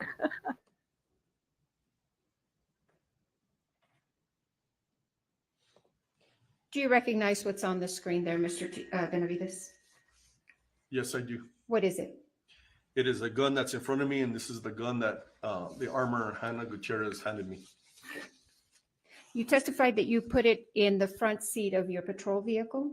Yes, I did. Why did you put it there? It was the most secure spot that I had control over at the time.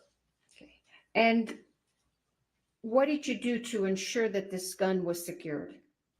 I locked the front, I locked my unit, and nobody entered it except for me because I'm the only one with the key. Where was State's Exhibit number 13 taken?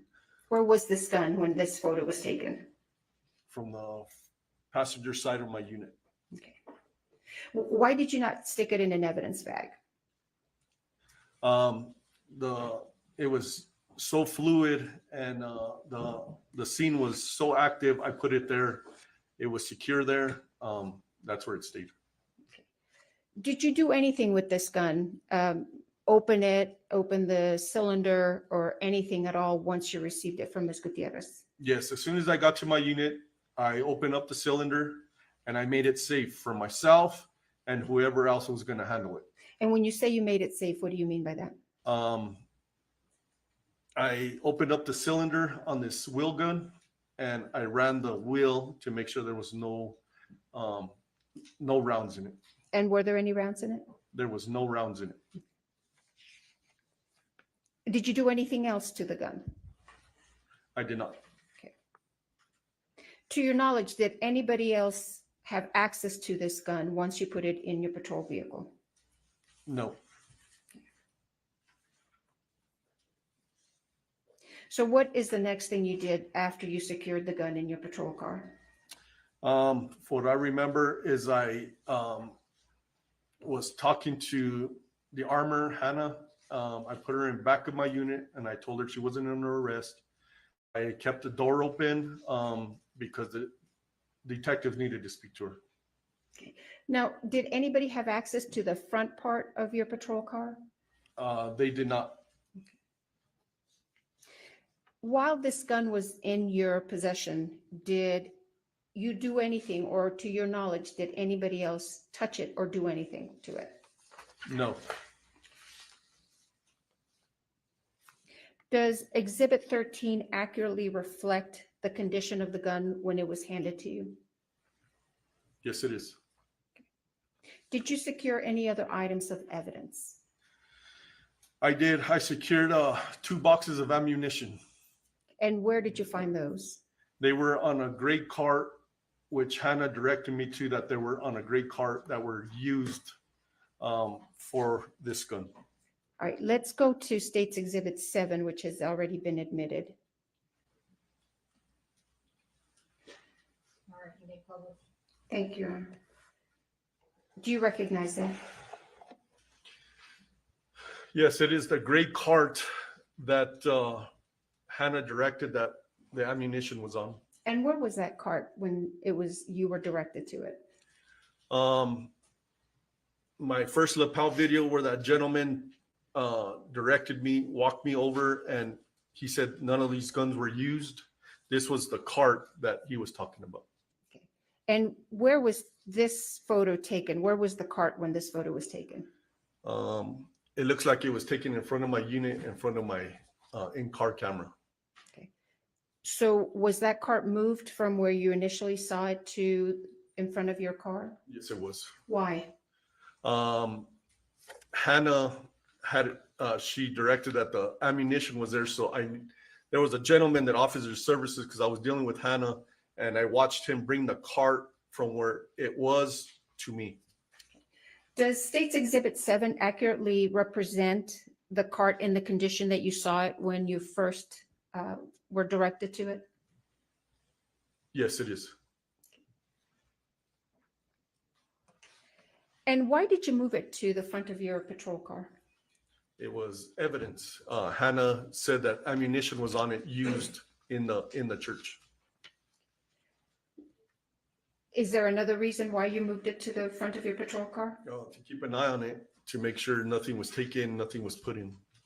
Was anything capturing what would happen if anybody got close to this cart? To where it is right now, they would have captured from my in-car camera. So do you have a dash camera? Yes, a dash camera, yes. So was the dash camera running and filming this cart as it's sitting there in front of your patrol car? Yes, it was. To your knowledge, did anybody come over to this cart and remove any items? No, not when it was sitting there, no. Why not collect the items instead of moving, or why not collect the items before you moved it? I'm in a patrol car. I'm not in a van or anything that would fit the whole cart in a hole to secure it. I'm going to show you State's Exhibit 8, which has already been admitted. May I publish, Your Honor?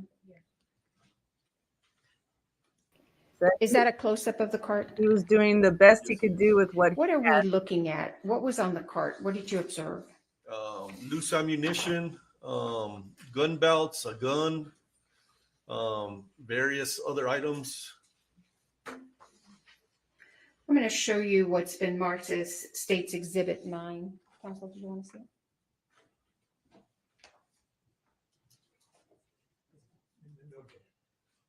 No objection. May I, Your Honor, I move into evidence State's Exhibit 9. Yes. May I publish? Yes. Do you recognize that? It's State's Exhibit 9. Yes, I do. What is it? It is a wheel gun. Is there anything else that you see there? There's car keys. There's loose ammunition. And is this on the cart that we just saw? Yes, it is. And again, what did you do to preserve this evidence? Like I said, I kept it in front of my unit for my dash cam to capture if it got tampered with. Now, was there a perimeter established on this scene? Yes, we did. We did a perimeter of yellow crime scene tape, and we tried to preserve everything that was in the church and everything that was out as in film. Is that what we saw, the yellow tape around the cart? Yes, it is. And to your knowledge, were people allowed into the area that was enclosed or encased by that yellow tape? People were not, unless you were a deputy. And who came and collected this? I don't think evidence? that Do was you know? very strongly I communicated. believe our crime scene tech, Marissa Popple.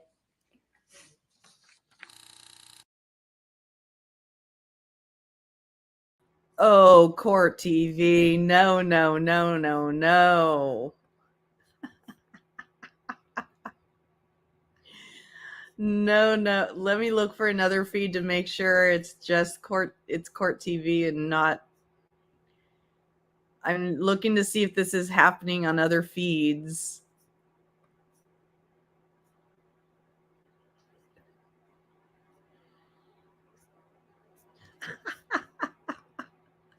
This is crazy. Come on.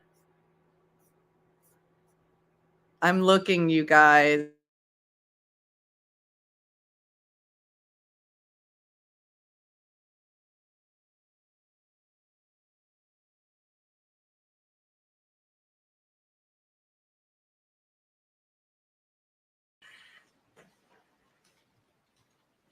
No objection. Your Honor, the state would move into evidence states exhibits 11 and 12.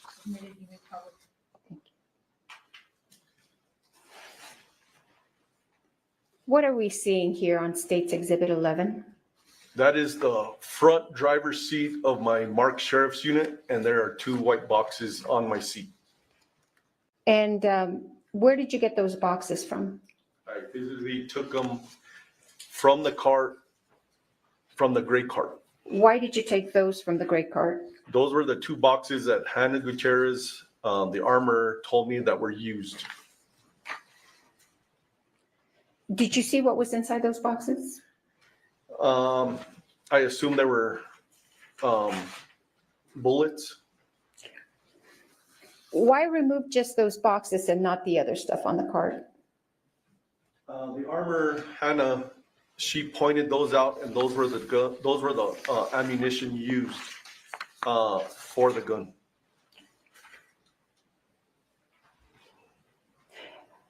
Let me show you State's Exhibit number 12. Your Honor, I move into evidence State's Exhibit 12 and ask to publish. Yes. What is State's Exhibit 12, Mr. Benavides? They are a close-up of the 2 white boxes. And what kind of rounds are those? Those rounds say 45 long Colt dummies.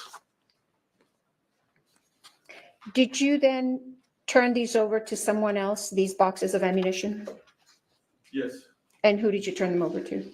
The crime scene tech, Marissa Popple. Let's go back to your lapel cam. You had testified earlier that you had placed Ms. Gutierrez in your vehicle. What happened to Ms. Gutierrez after we're seeing her here at 20 minutes and 8 seconds? From this point, I took custody of the gun and we walked over to my marked sheriff unit.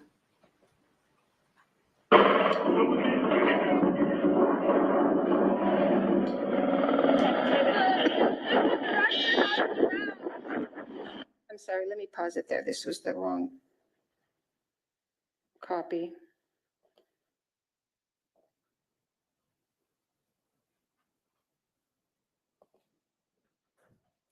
Sorry, Major. What's going on? They said 2. Now, anyone else secure?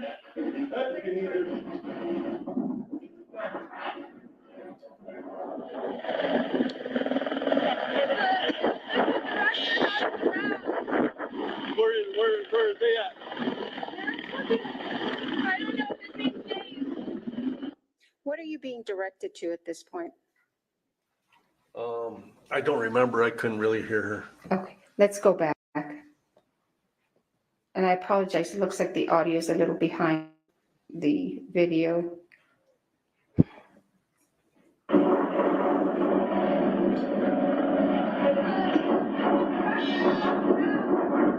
Where are they at? What were you referring to when you said, where are they at? She was telling me about the rounds. And where are you headed at this point at 20 minutes and 16 seconds? That is my unit that I'm looking at right in front of me.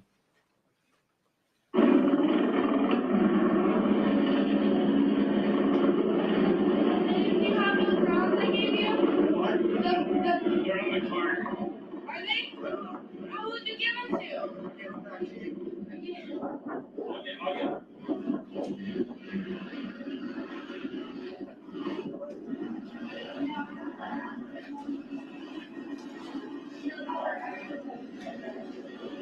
Yeah, that's not it.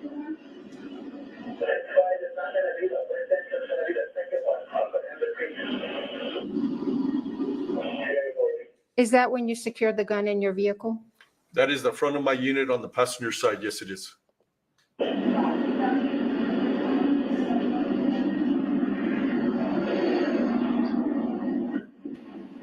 Very busy officer patrol car. Oh my God, fuck.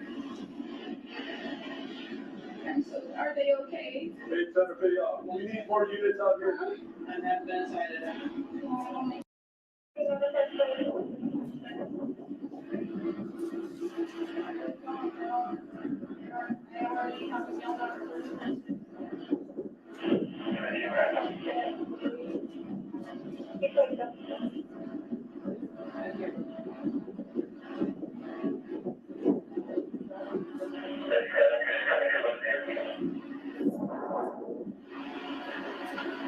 What is happening right now? There was a helicopter just landed. Hannah's there on my right-hand side, and I'm watching the guy on the cart.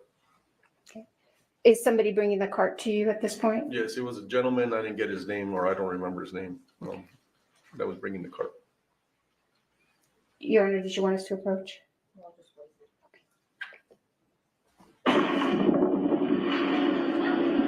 Are these the rounds here?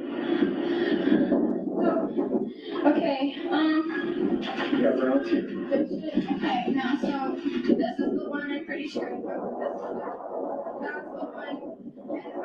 Okay. Sorry. Sorry. Relax, just relax. So scared. Zero, just relax. But it's the box that I got out of. Okay, you right there. You right there, okay? Relax. I just need you to relax. What's happening right here? Hannah, as you could see, she's upset, visibly upset, and she's showing me where the rounds are that were used. And was it the same rounds that you put in your vehicle? Yes, it is.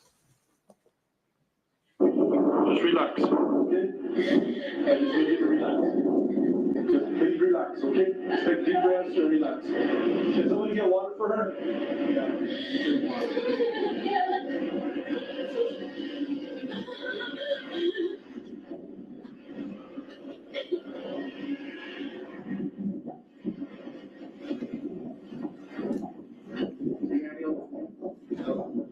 No, the helicopter's here for her. Is Alex smiling at Yeah, her? the helicopter's here for her. Where the fuck are these interviews? Is she okay? What other involvement did you have in this investigation, Mr. Benavides? That's all the involvement was, just trying to control the scene and taking care of Hannah and taking care of the evidence. How long were you out there at the Bonanza Creek Ranch? I didn't leave until about 8:30 that night, so about 6 hours. May I have a moment, Your Honor?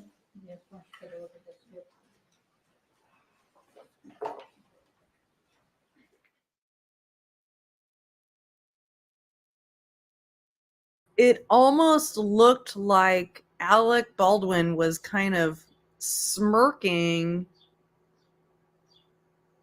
as he watched Hannah Gutierrez freaking out and crying.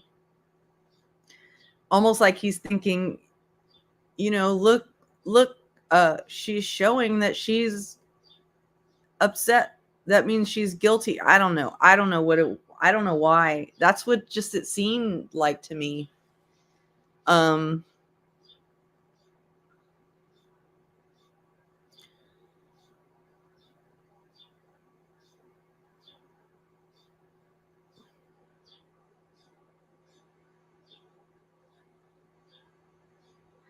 And I'll say this as well. I don't remember ever seeing that footage of Hannah Gutierrez. She asked 2 or 3 different times, Mr. Benavides, are they okay? do you know where the gun was from the time of the shooting of Ms. Hutchins and Mr. Souza to the time that it was given to you by Ms. Gutierrez?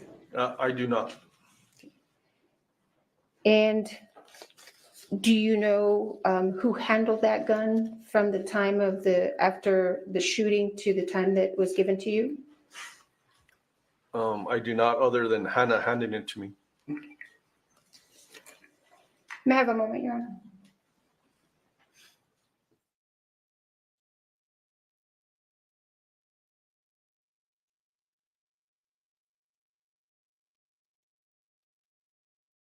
Thank you, Mr. Benavides, and you can take those gloves off if you want to keep them on.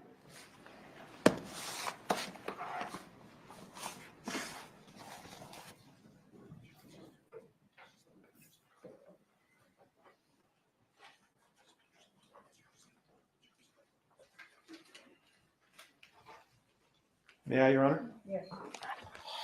Good afternoon, sir. Good afternoon.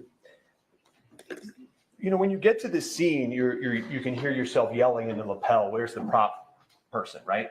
Correct. And when you get to the cart that we looked at, I think it's State's Exhibit 7, and if we could publish that when we can in a moment. But fair to say that the cart was sort of disorderly, right? Oh, it was a mess. Okay. And you don't know whether anybody moved anything before you got there, right? I do not. Okay. And you didn't see Sarah Zachary, the prop master, there, correct? No, I don't know who that is. And so when you first get to the prop cart, you eventually sort of leave it and go back to going to deal with other things, right? Well, the gentleman that was there, he told me that the gun wasn't there. There was a lot of guns on that. There was a couple of guns on that cart, but he told me I have to take him for his word because I wasn't there. He told me that the gun used in the church was not there. Right, but there was, and you anticipated, there were other guns on that. That is correct. Okay. And you left those firearms and you left them there and you went to do what you did next, right? Correct. Okay. And, you know, in a typical homicide scene, right, you probably wouldn't be walking away from all sorts of, you know, firearms, but this was a movie set, right? That is correct.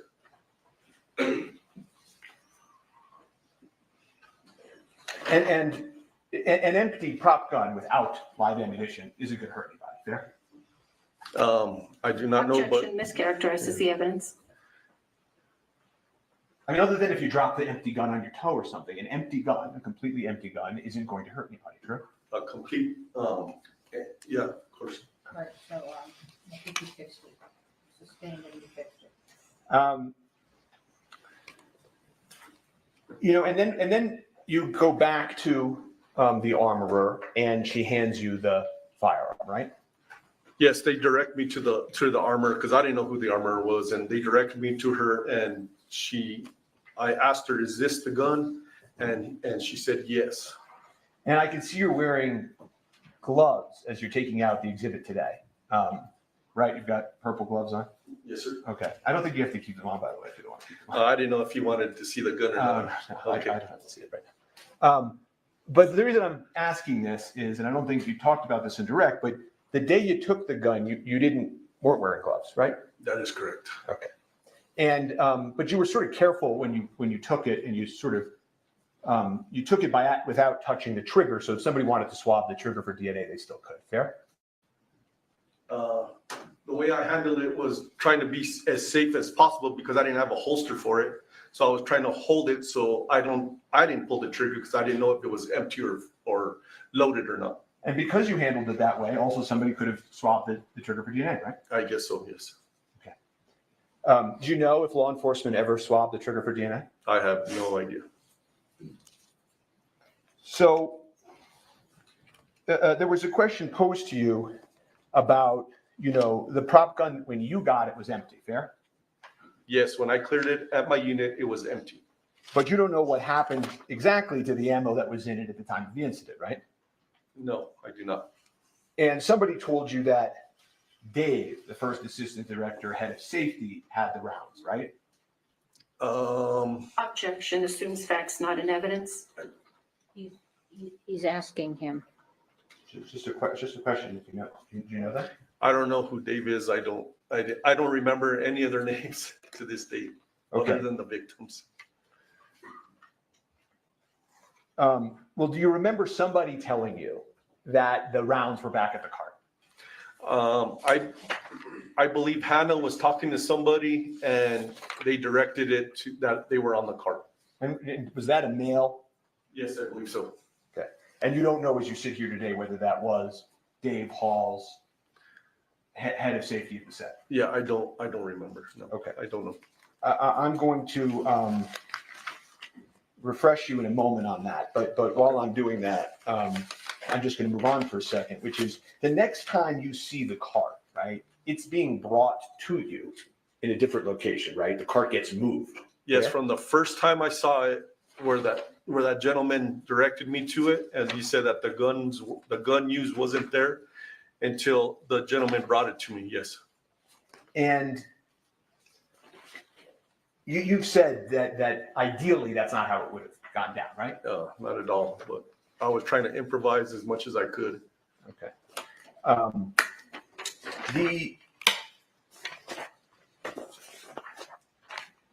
There were eventually, when you get the prop cart back, the sort of third viewing of the prop cart, there was ammunition on top of the cart. Fair? Yes, and that's what I saw when I first saw it. And you saw it again when the cart came back, right? Correct. And at one point, you actually sort of reached down and touched some of the ammunition. True? I believe I picked them up and put them down. I didn't know if they were live. I didn't know anything. So. And another civilian came over and picked one up and showed you one was this and one was that, right? Yeah, he explained real quick, which it didn't register too much to me, but he was trying to instruct me what to look for, I guess. And if I could just show the witness, I assume no objection to States 26. Okay. If I could offer, I don't know how to do this. If I could offer States 26, or should I make it a defense exhibit? Your Honor, we have no objection to admitting our own exhibit, so thank you. Great. So I'll admit States 26. States 22. 26, Your Honor. I'm not sure, Stacy. I don't think he's on retainer. I think he was used for a specific matter, but it was pretty recent.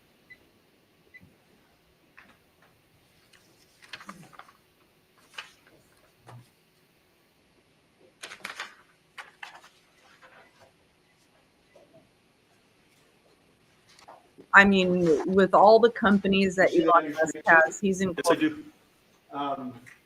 There's a lot of. And if you look sort of in the middle section, the 2 and 2, the 2 and the 2. Oh, yes. Okay. Can you tell which ones are dummies and lives by looking at them? I do not. We can take that down. Where was the backup? You're talking about a lot in direct about how, this happens and that happens. And I'm just sort of curious, where was backup? Backup is in. That's in more, reinforcements, sir, so that you didn't have to try to manage all of this. So that day I had 7 deputies, including myself, on duty here in Santa Fe County. I had Deputy LaFleur was a swing shift deputy, so he was coming into work. I believe he lives somewhere in Albuquerque. And he was coming into work when the call came in. And it was myself and the corporal who were available at the time. So there was only 3 of us, and the rest were northern part of the county and the eastern part of the county and the southern part of the county. And you called backups for the state police, right? I did. And they, that request for backup was denied by supervisors, correct? As if I remember correctly, yes. Or they didn't have, I don't remember if they said they didn't have enough, or they didn't have availability, or the supervisor just said no. Didn't the supervisor say that they believed this would likely be unfounded and it was probably an accident? Objection, Your Honor. Hearsay and assumes facts not in evidence. It's a proper question, obviously, because I'm asking why the backup didn't come, and if he knows that.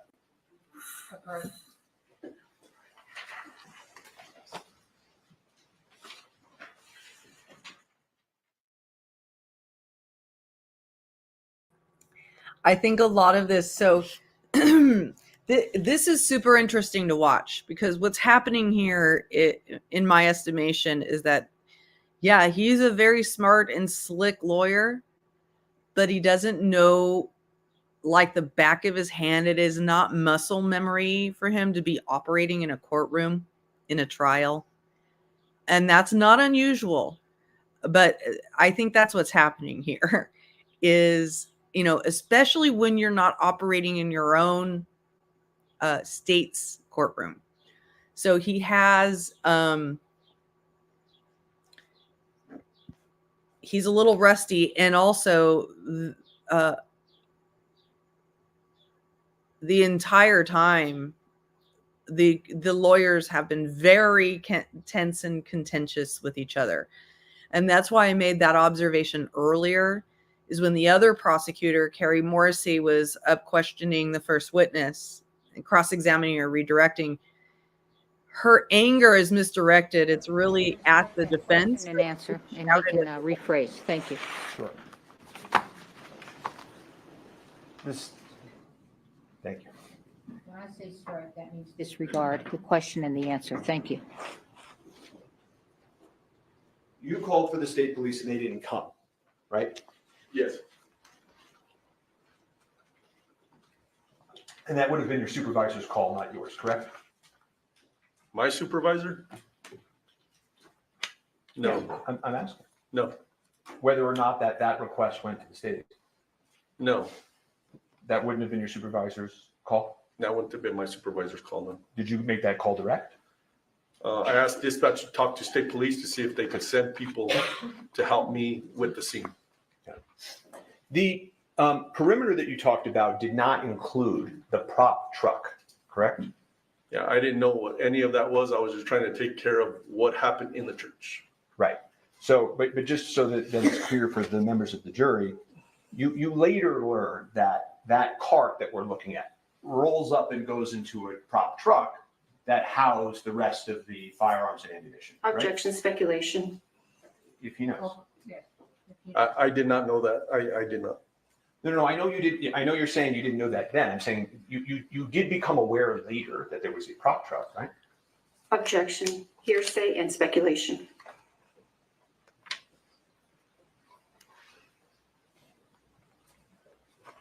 I'm sure he is, Stacy. I can just move on to another if he doesn't know. And he may not even understand. It's fair to say law enforcement wanted to find the origin of the bullet that struck Ms. Hutchins, right? My personal involvement was just taking care of the evidence, and I don't know what happened after that.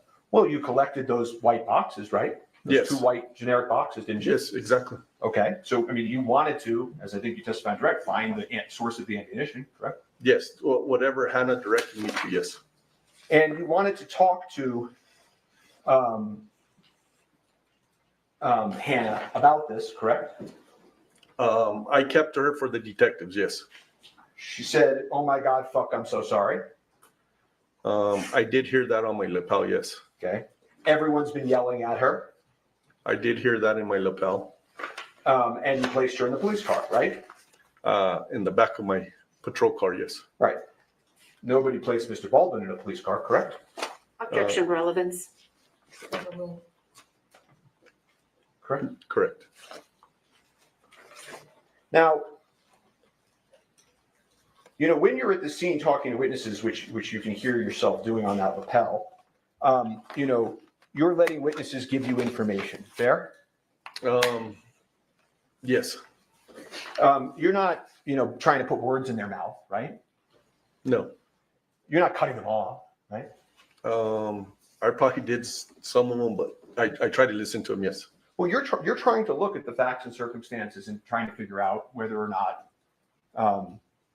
a crime occurred or whether this was an accident. Fair? All I was trying to do was preserve the evidence for the detectives. That's all I was trying to do. And you understood that the detectives were trying to rule out that it was a crime, correct? Objection, speculation. Overruled. He can ask if he understood that or not. You understood from meeting with the detectives that they were trying to figure out and rule out if this was a crime. Well, that's our main function, is to see if there was a crime committed or not. So you agree with me, right? That's our main function as law enforcement, yes. Okay. You don't know how the live bullet got on the movie set? I do not. You don't know why the armor loaded into the prop gun. She didn't tell you that. No, I do not. And you don't know why the first AD failed to detect it? The what? The first assistant director, that guy Dave. Oh, I do not. I don't. Okay. And you still work for the Santa Fe Sheriff's Office? Do I still work? No, I'm retired. You've retired. Okay. I have nothing further for this witness at this time. All right, thank you. Redirect. Yes, Your Honor, briefly, thank you.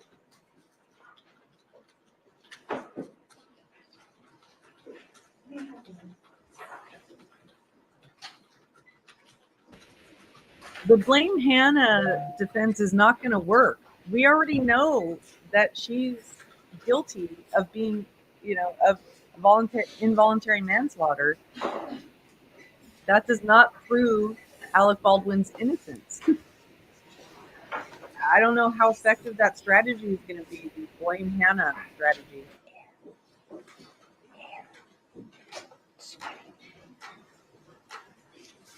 Mr. Benavides, you were shown State's Exhibit 26 on cross-examination. Do you know where those rounds that we see on 26 came from?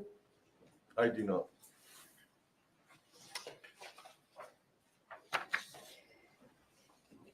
You testified on cross-examination that this cart was disorderly, I believe is what you said. It was a mess. Yeah, it was a mess. Was that cart in a place where it was visible to everybody who worked on that set? Objection, calls for speculation. What was, if I'll rephrase, Your Honor, was it in a visible place? Objection, vague, unclear. Well, why don't you describe where you saw it? I believe it was next to a tent, and there was people all around it. Now, you were asked a question about leaving the cart. I just want to stop right there and point out that this is a detective, or this is a law enforcement officer who's much more experienced at testifying, because she knew what the prosecutor was getting at with her question. And he answered it that way. Without being deceitful or lying, he knew what she was trying to ask, and then he gave that answer, even through the objections. So he gave the answer of, I saw the cart out in the open and there were a bunch of people around it. That's what she was trying to elicit. So I'm just saying that's how you can tell the difference between an experienced witness and an inexperienced witness. Right. Just as effective as the blame Lori defense. This prop cart unattended. Did you leave it unattended where anybody would come and be able to remove and take things off it?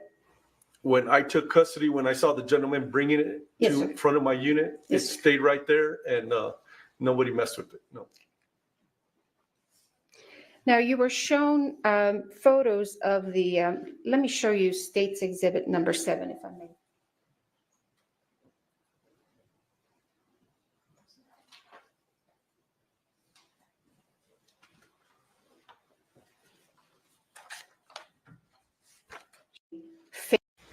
It was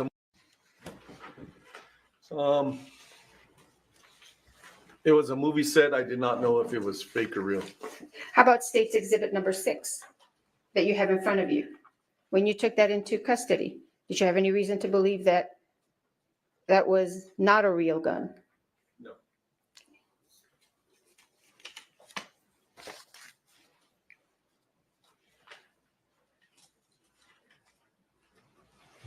Did you have any involvement in this prop truck that you were asked about? No. It was a movie set. I did not know if it was fake or real. How about State's Exhibit number 6 that you have in front of you? When you took that into custody, did you have any reason to believe that? I wound that back a little bit to show you how nimble this prosecutor is. Because when she first asked the question, he said, I had no way to know what kind, whether it was a real or a fake gun. So she just ever so slightly changed her question to elicit the response of, so she ever so slightly changed it to say, do you have any reason to believe it was not a real gun? And he could just quickly answer, no. That's really precise, nimble, nuanced prosecution. Hello, Peaches. I just wanted to point that out. That was not a real gun. No.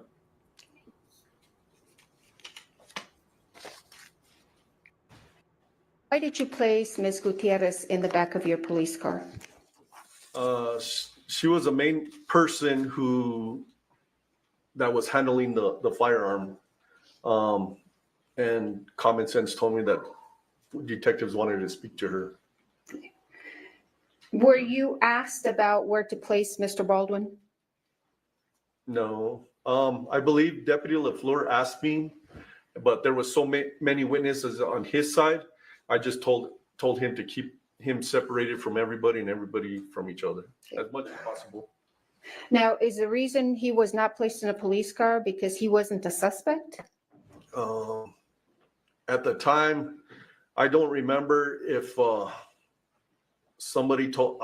At the time, I don't remember if somebody told me he was handling the gun. I don't remember. So no. So he wasn't placed in a police car just because Objection. there were other reasons? She's not asked the question yet. So I'll rephrase, Your Honor. Now, Mr. Spiro asked you, you didn't place Mr. Baldwin in a police car, but you placed Hannah. Is it because Mr. Baldwin was different from Hannah, or was it other reasons? It was other reasons. Like I said, Deputy LaFleur had a lot of people on his side of the movie set. So keeping one person in a police car, you got to watch them, and then you got to watch everybody else. So he was able to watch everybody all at once. May I have a moment here?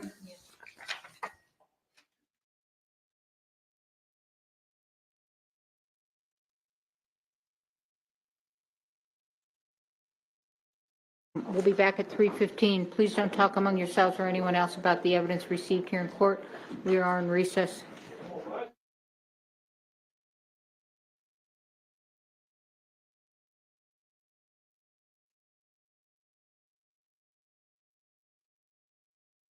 I'm just waiting to see if anything happens after the jury leaves.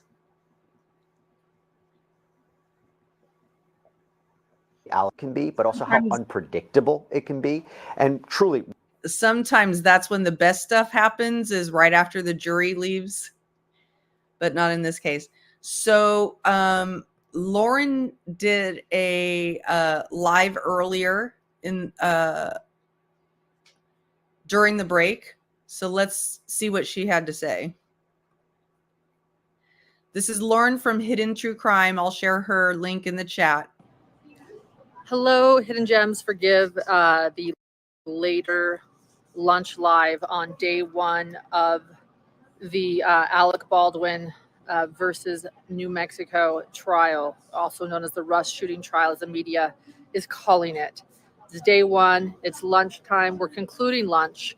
I typically will go live right when lunch begins, but I was so hungry and I just had to grab something. But I have been talking to people and to locals and media about their thoughts. So the first, just so you know where I was, the first part of this morning, I was in the press room. That's why I was in the live chat. And then a media spot opened up for me, and I was told to go ahead and go on in up to a particular seat. And that's where I am. And I'm actually sitting right behind Valeria and behind ALEC Baldwin. And I can actually see what ALEC Baldwin is seeing on his screen. I mean, he's seeing what we're all seeing. It's just showing on his own personal screen, and he's paying close attention.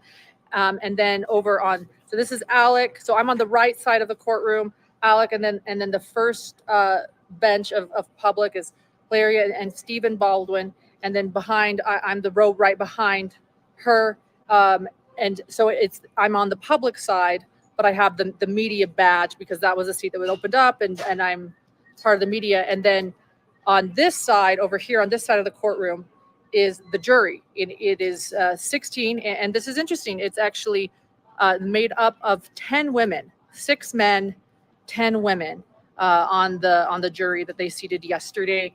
And it is quite diverse, I will say. I think the thing I was most wanting to see in the courtroom once I arrived inside the courtroom is the jury. And the jury was diverse. I watched the jury a lot during. They look like they are really paying attention. It looks like they care. This is a fast-paced day today. We had opening statements before the first bathroom break, and then we've had the first witness already concluded. It is going very fast, but it also makes sense. This is going to be a very fast trial. They said that they expect this trial to be finished by next weekend, and not the deliberations, but closing arguments conclusion by the 19th. So, gosh, a lot of thoughts. I thought what was really interesting about the defense's opening arguments, I will say, is how they just kept drilling home that Alec Baldwin is an actor. Alec Baldwin is an actor. Well, why does that matter? Because just 2 days ago, the day before jury selection, they won. I mean, Alec Baldwin's defense is getting a lot of successes. Like him or hate him, they're doing a great job so far, because in this pretrial motion, they were able to argue that the prosecution cannot discuss Alec Baldwin being a producer on this film. And that is a huge win for the defense and for Alec Baldwin's team, because Alec Baldwin being a producer is part of the indictment. It's a major part of the charges. So by them stating over and over again, Alec Baldwin is an actor. Alec Baldwin was an actor on the set. It's true. He was. But they're also, I think, diminishing the fact that he was also a producer, which put him in a power of authority a bit over the film crew and this chaotic set, or it's been said, alleged chaotic set where many people left and were upset, whether about housing or payment or gun safety. So I thought that was a really interesting thing to drill home.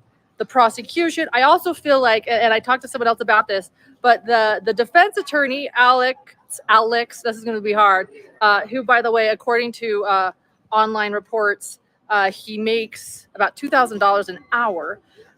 He does a great job. He's a bit of a showman. I think most defense attorneys are. He's also, a defense attorney that's really high profile and is a defense attorney doing opening statements for a Hollywood celebrity. So it makes sense.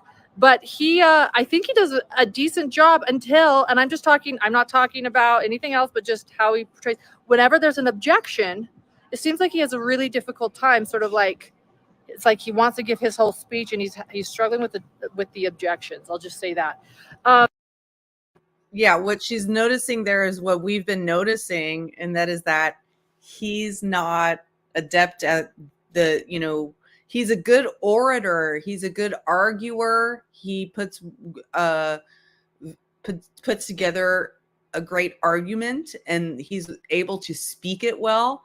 But then when you get down to the nitty-gritty of courtroom procedure and the objections and what's hearsay and what isn't and all that type of stuff, he's not quite as smooth, and that's showing very early in the trial. Then the prosecution came up, and I thought they did an excellent opening argument. I actually felt like both of the opening arguments were quite well done. I'm listening to both sides. You could consider me someone that they need to sway. I'm looking at this like the jurors would look at this. I see a lot of, gosh, what do I say? I'm trying to decide. Actually, I know what I want to say, but I'm trying to decide how to say it.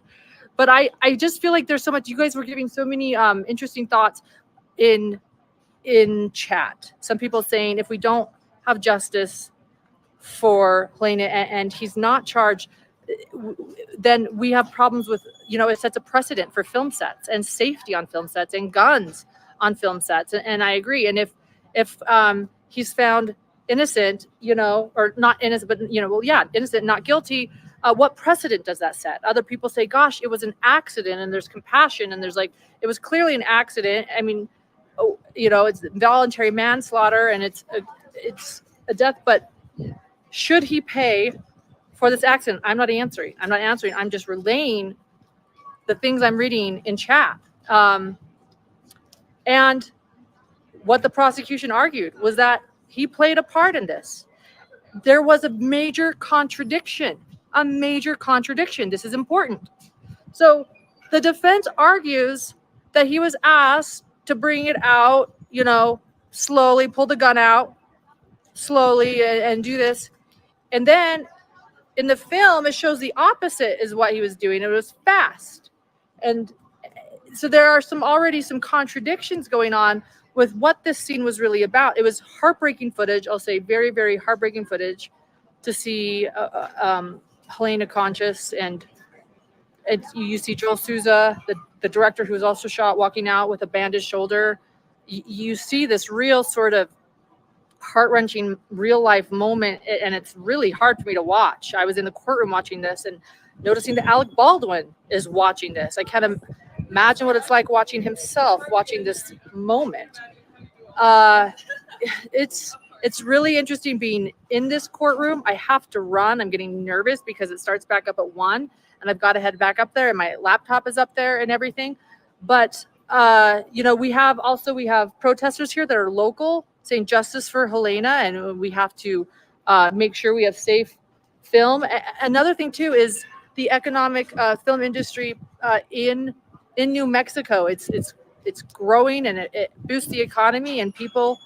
I think locals are also concerned about keeping that going and keeping it safe and keeping it healthy, especially because a lot of Westerns are filmed in New Mexico.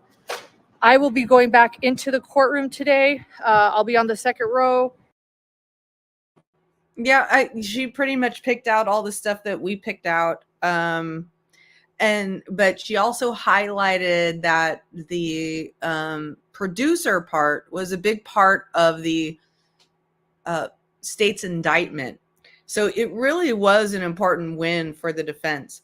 Terry Bass, I hope you're okay. Did you mean the virtual door or a real door?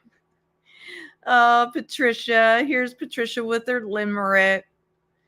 There once was a woman called Lynn who was clever and thoughtful within. Her support of the good can make them feel like they could triumph and feel good in their skin. I certainly hope so. When Patricia first unveiled this limerick a few weeks ago during another trial or something, I forget exactly when it was, I was like, wow, this really captured what she really captured what I'm trying to project, is that you everybody has good in them. Everybody does. And feel good about yourselves, and you can feel good about yourselves if you do good, and you aren't an asshole. But anyway, I really thank you so much, Patricia. I found another thing that was interesting on Twitter as we were watching testimony. This says that Alec Baldwin's home, Hampton's home, is still unsold after $10 million price cut.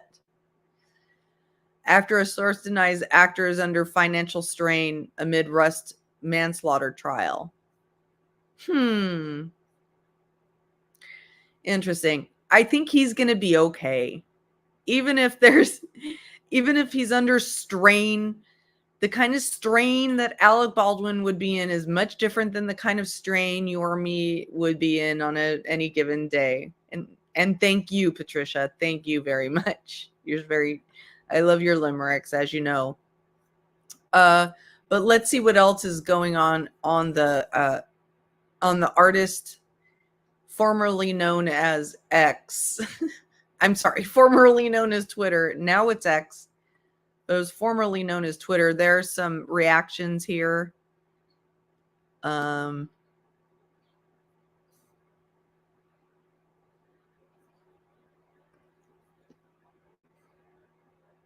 Look, that's not a very flattering shot of the two Baldwin boys right there. If I were the Baldwin boys, I'd be like, hell, man, thanks for that very unflattering still shot.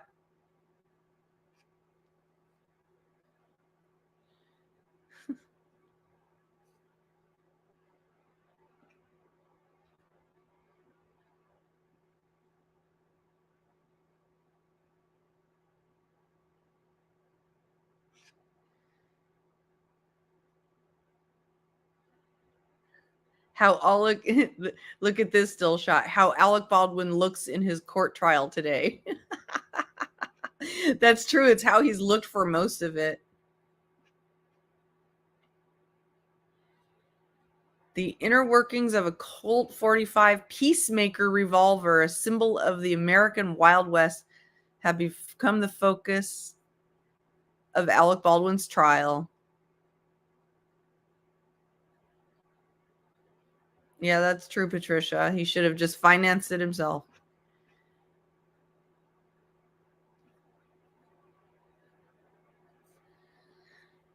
Let's see if there's any media coming from outside of the courtroom.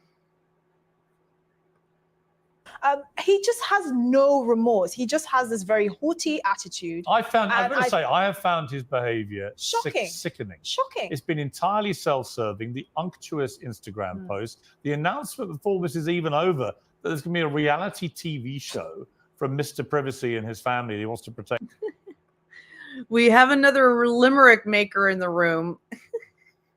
This is a naughty limerick. Let's see. There once was a man named Alec who considered his member quite phallic, with more fame than shame. Baby making's his game, but he wasn't quite right in the cephalic. Oh my God. My chat is so funny. You all are so clever and funny. I can't take you guys. From the public media glade. I mean, all of it is ridiculous. Yeah. But very Alec Baldwin.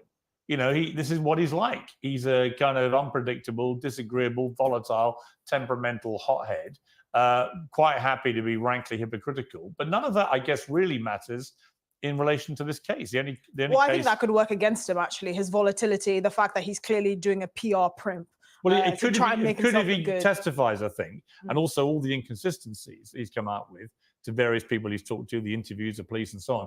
That could certainly backfire against him. But of course, there's another side that a lot of, as we saw with O.J. Simpson, a lot of juries, you know, can gravitate towards a celebrity if they like them. Well, you know, we don't know the makeup. He doesn't have that much. As Mark cachet. said, the makeup of a jury is vitally important. If you get a bunch of Alec Baldwin fans on there, then he walks. All 10 of them, yes. Unfortunately, I don't think he has that much cachet with the public. Look, for me, what I find the most horrifying of this whole thing has just been his attitude. I think he has more money than God to just go under the radar and to let this whole thing blow over and to let the justice system do its work. The fact that he's decided to trot out his infinitely fertile wife and his Brady Bunch and do all these shenanigans and act like someone hasn't died at his hands, for me, his infinitely fertile wife. It's disgusting. Oh man. Let's see what else they got.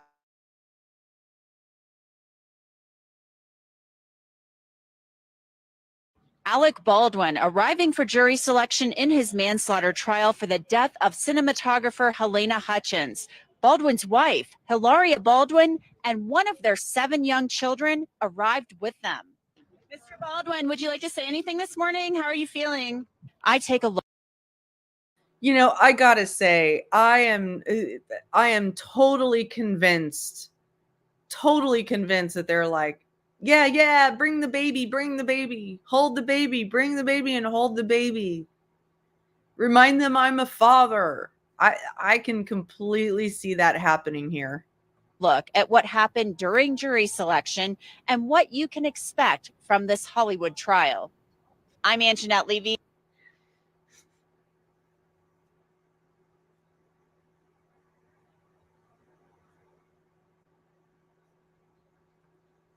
Yikes. So, do you all know how Alec Baldwin and Danny Masterson are related? Tell me in the chat. Do you know how many degrees of separation there are between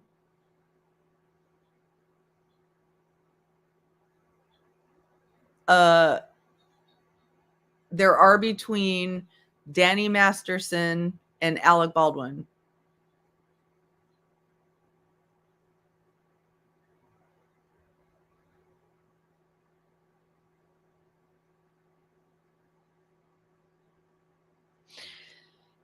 They are related somewhat distantly by marriage, okay?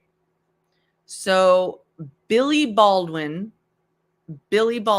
Alec Baldwin's brother, is married to China Phillips, the sister of Bijou Phillips, who just divorced from Danny Masterson, because Danny Masterson is serving a 30-year prison sentence. So they're not blood related, they are married related. Yeah, he did get moved. Masterson got moved for safety issues. So Bijou Phillips was married to Danny Masterson, and she supported him throughout his trial. But he got found guilty. He got found guilty and is serving his prison sentence. And pretty much as soon as he went into prison, you know, he got remanded to jail right there, if I understand. Yeah, I guess little Phillips. So Bijou Phillips, and these are the Phillips of the mamas and the papa, you know, the daughters of the mamas and the papas Phillips, right? So, so Bijou Phillips is the sister of China Phillips.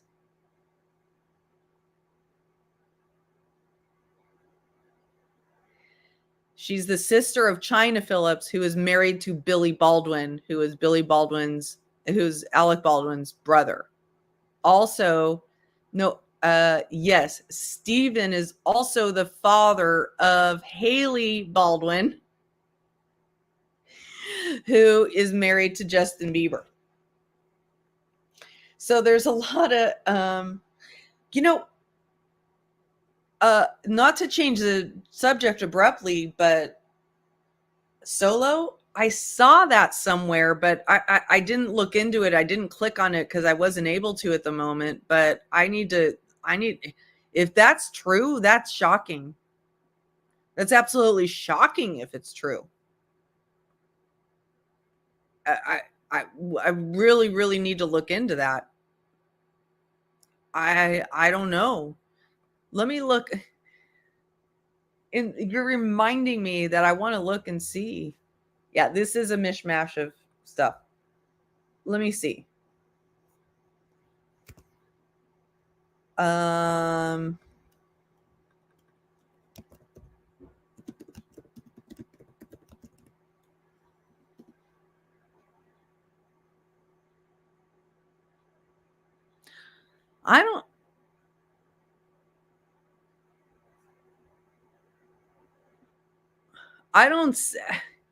That must be rumor. I'm not seeing anything on, it would have been announced if it was true. It would have been announced and put, out by it would have been put on a legitimate news site, and nowhere legitimate is reporting on that. So I highly doubt that that's true. That would be absolutely shocking to me. It would have had to have meant some major prosecutorial misconduct or something. I don't know. But we were watching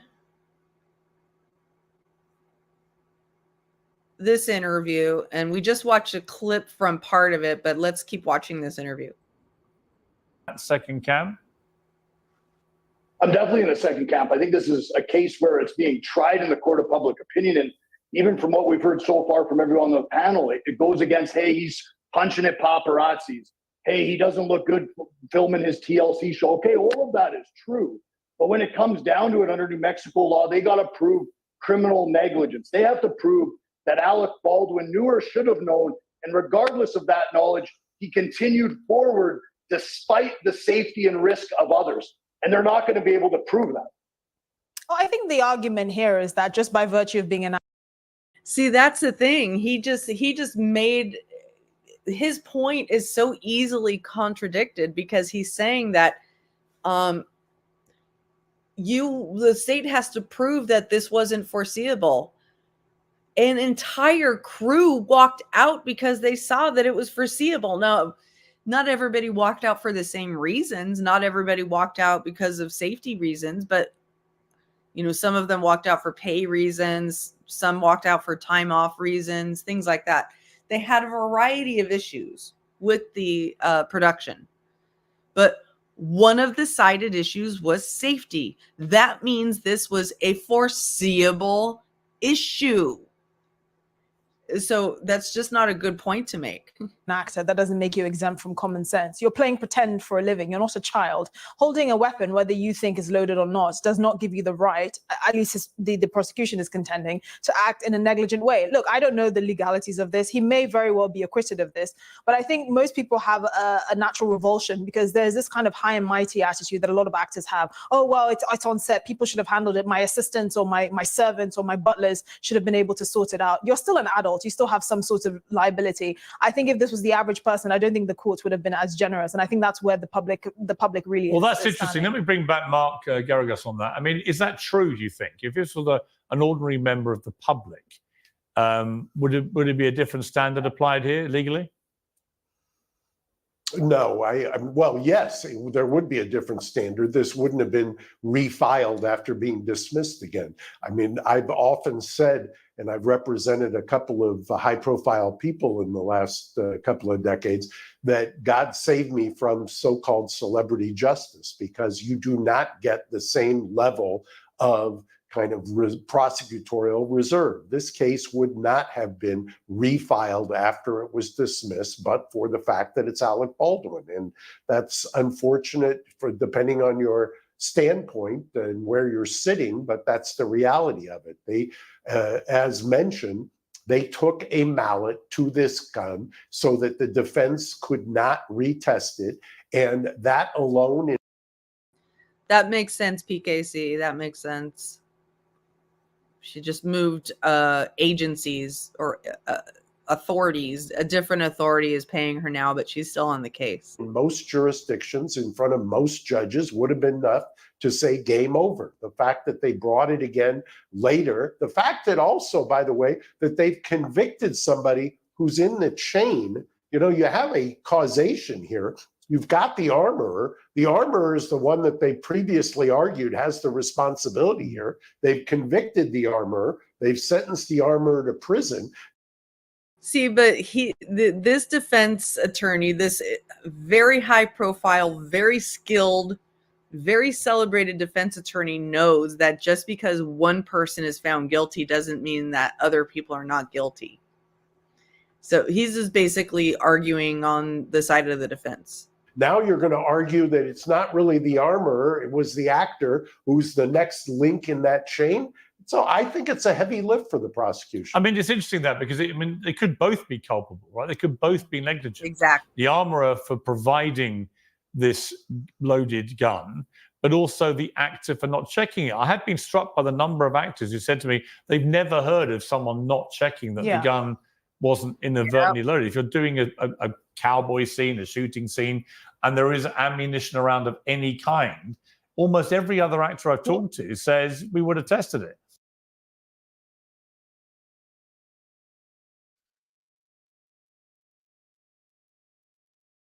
And they're back. So we are back to our programming. They're waiting for a jury. They're sitting down for the jury.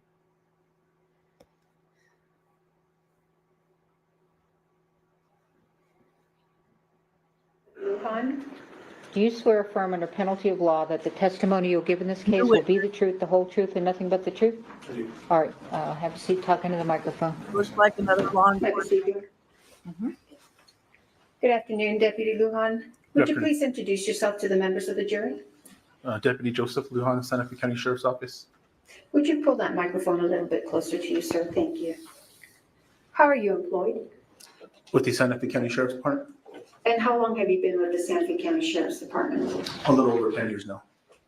And what are your duties? Currently, I'm assigned to the Court Services Division. And how long have you been assigned to the Court Services Division? About 10 months now, I believe.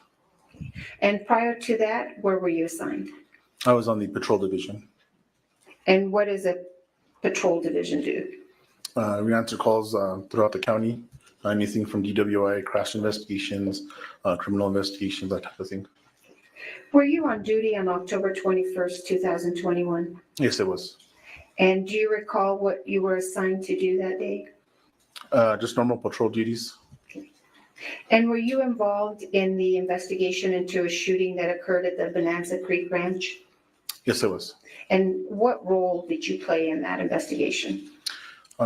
Deputy or sheriff's office personnel had already been dispatched to the scene at the movie set. Lieutenant Benavides advised that one of the persons shot was being transported to the hospital and requested a deputy respond to the hospital as well. Which hospital? The St. Vincent's Hospital here in Santa Fe. Okay.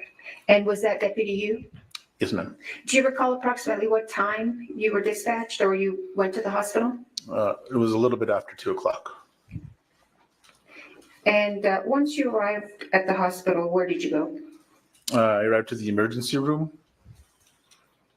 And why did you go to the emergency room? We had been notified, or I had been notified through dispatch that the ambulance was transporting that subject to the emergency room. And so once you were in the ER, did you go into a room or did you wait in the lobby? What did you do? I arrived at one of the trauma rooms that's there at the hospital. What did you observe when you walked into the trauma room? A gentleman sitting on or laying on like a gurney hospital bed type thing in the upright position. He had an approximate half-inch hole to, I believe it was the right side of his shoulder. Do you remember his name? Yes, it was Mr. Joel Souza. Okay. And what did you do next? I briefly made contact with Mr. Souza in an attempt to collect preliminary facts surrounding what had occurred. Okay. And we're not going to talk about what Mr. Souza told you, but after you spoke with Mr. Souza, what did you do? I observed medical doctors administer some sort of medication to him, and then they retrieved a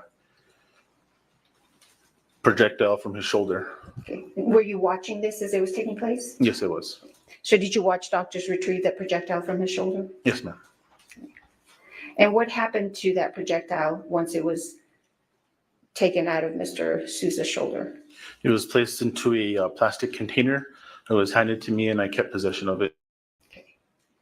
And where did you take it? It was in my possession until Santa Fe County Sheriff's Office investigators arrived, at which point I transferred it, I gave it to them. Do you recall who you gave it to? Yes, Miss Marissa Paul. I can't pronounce her last name. Yes, ma'am. And who is she? She is an evidence tech, crime scene tech with the Sheriff's Office. Okay. I'm going to show you what's been marked as State's Exhibit 14. May I approach you? Yeah. Objection.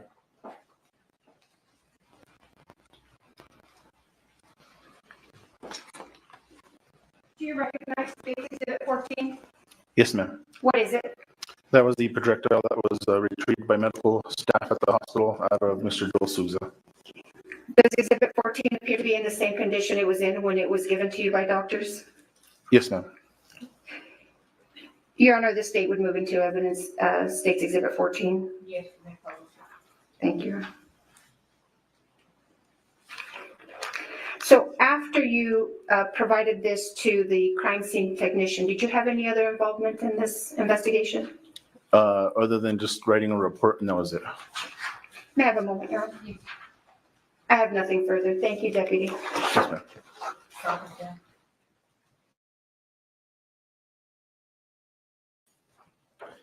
Good afternoon, sir. You were the first member of law enforcement to meet with Mr. Souza, the director of the film, afterwards, right? I believe so, at the hospital, yes, sir. Right. And I think you told the prosecutor you briefly made contact with him to get some preliminary facts? Yes, sir. And he was willing to speak to you, right? Yes, sir. And he never once mentioned ALEC Baldwin, did he? Objection. Calls for hearsay. Not hearsay.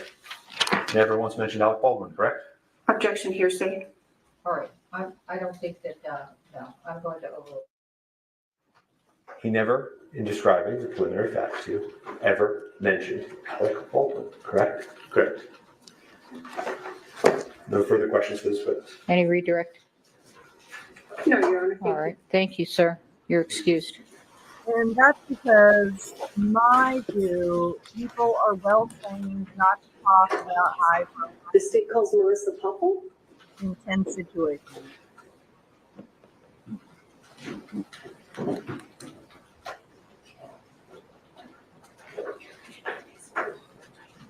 Just don't talk about people out of turn in these situations, especially when they're high profile.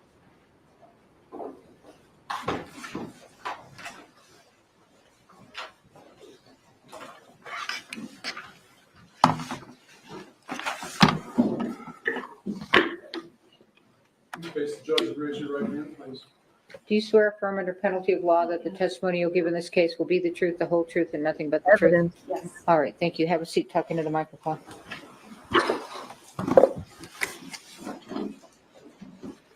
Good afternoon. Good afternoon.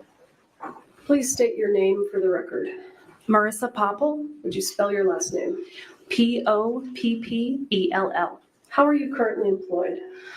I'm a crime scene technician with Santa Fe County Sheriff's Office. How long have you held that position? 3 years.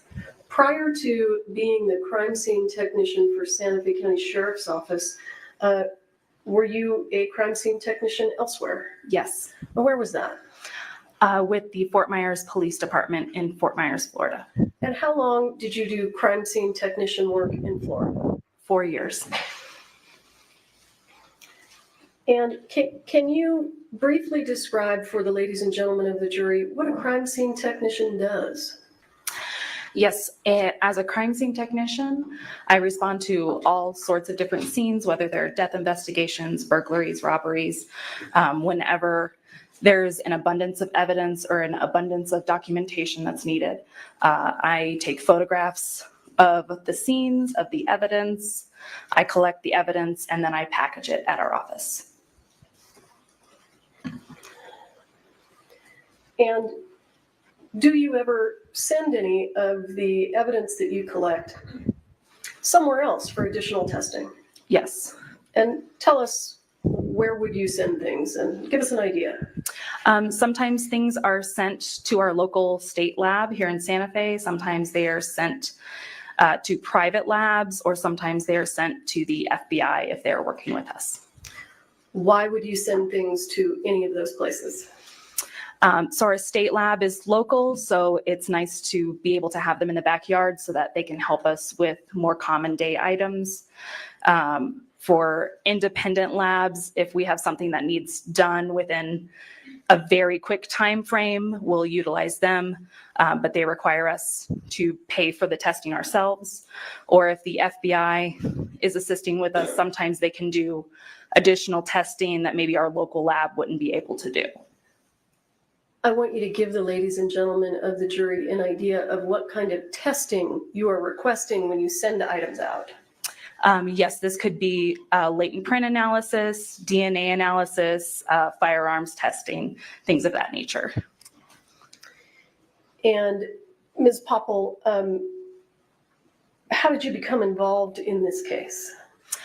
I was asked to respond to a scene of a shooting along with my criminal investigations division. That would be the detectives and myself responding to a scene on October 21st of 2021.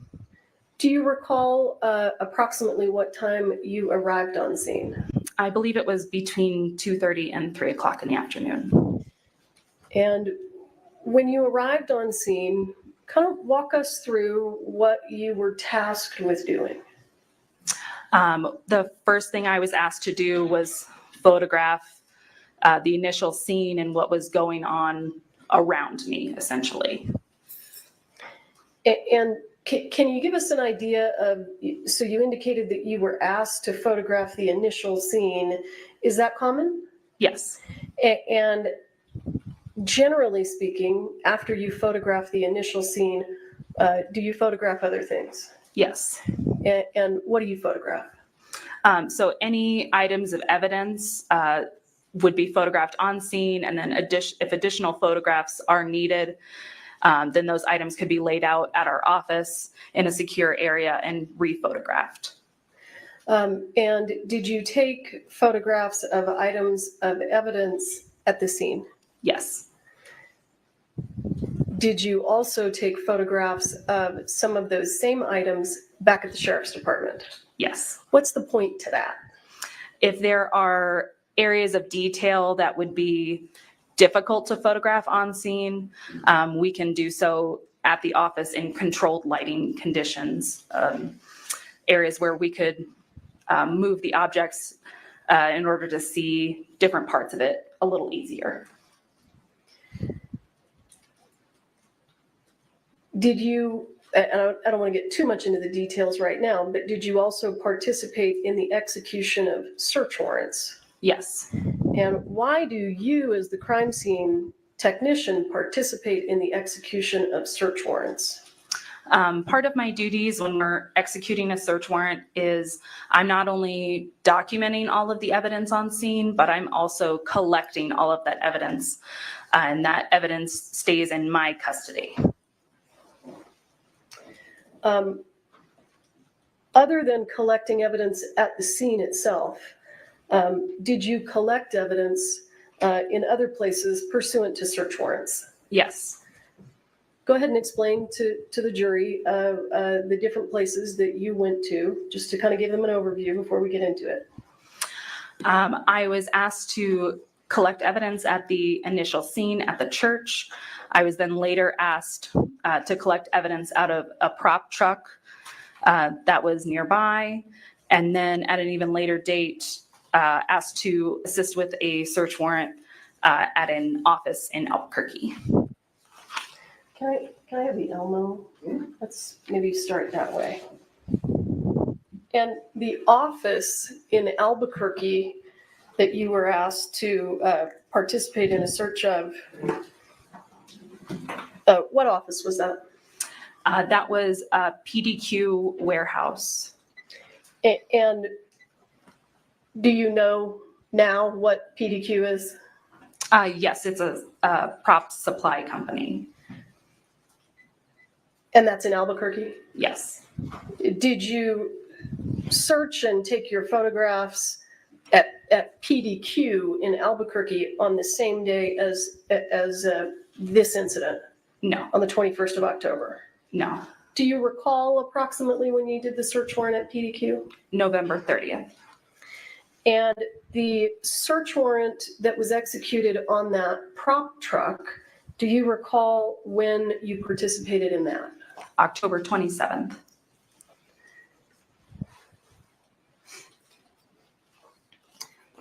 I'm going to show you what's already been admitted as State's Exhibit 7. Let's see if I need to adjust.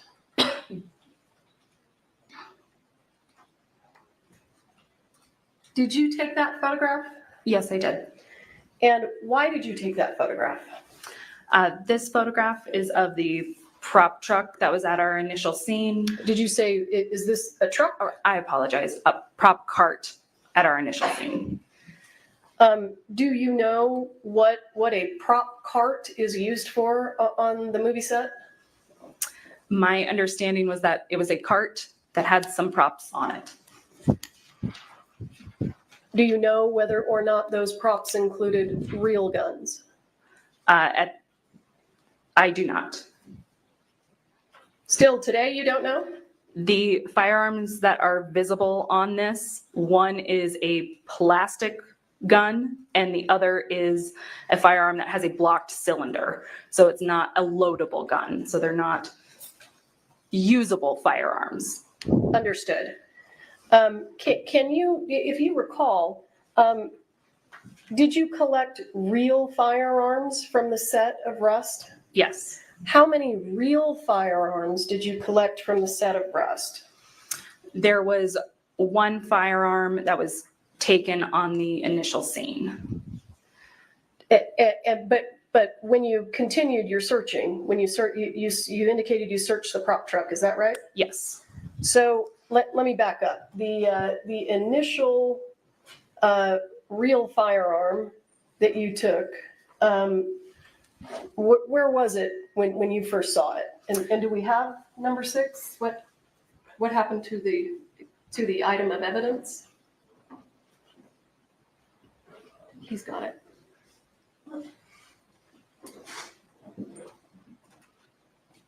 Okay, I'm sorry.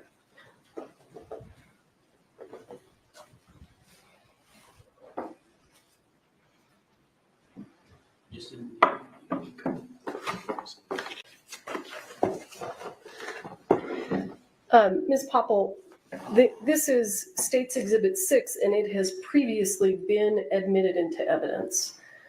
So if you would open it.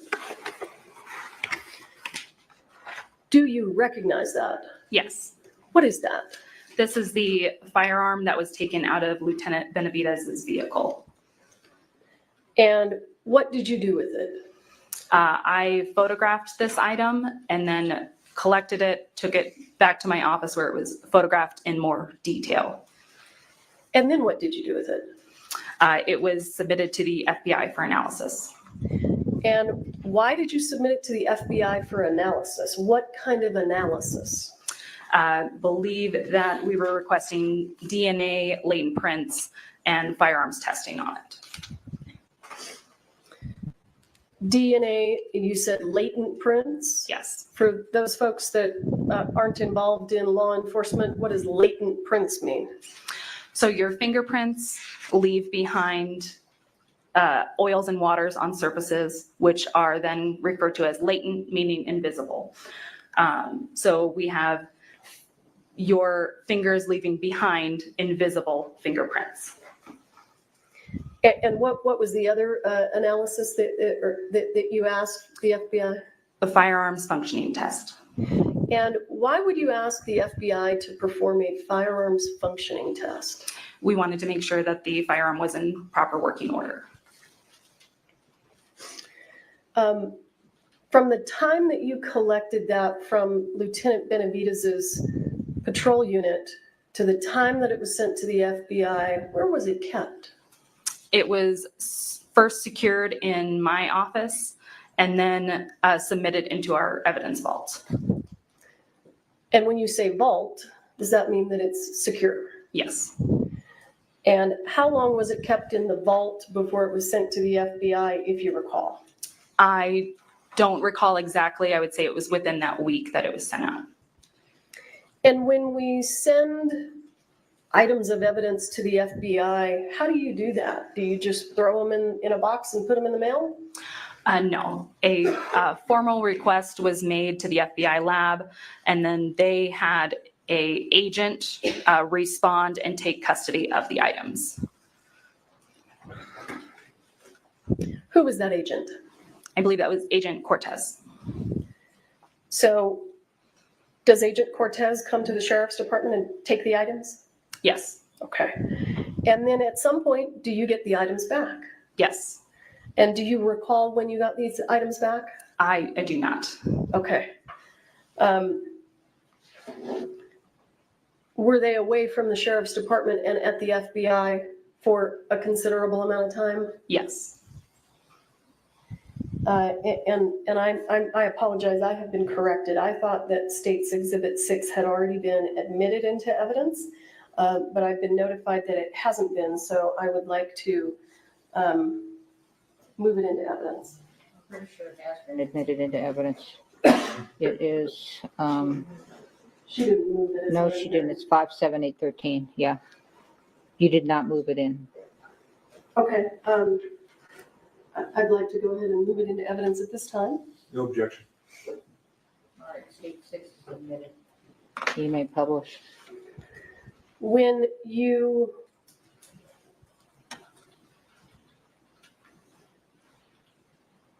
sent this firearm to the FBI, did it appear intact? Yes. At some point, did you receive it back from the FBI? Yes. Had its condition changed? Yes. Describe it just generally when you open the box. What had changed about its condition?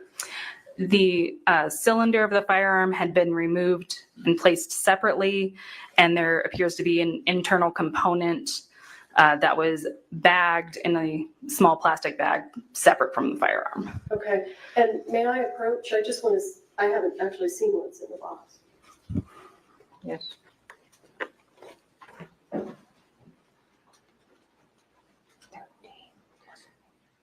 I think that maybe what I'd like to do is have it moved to the elbow. Can I move it, or does someone else have to do that?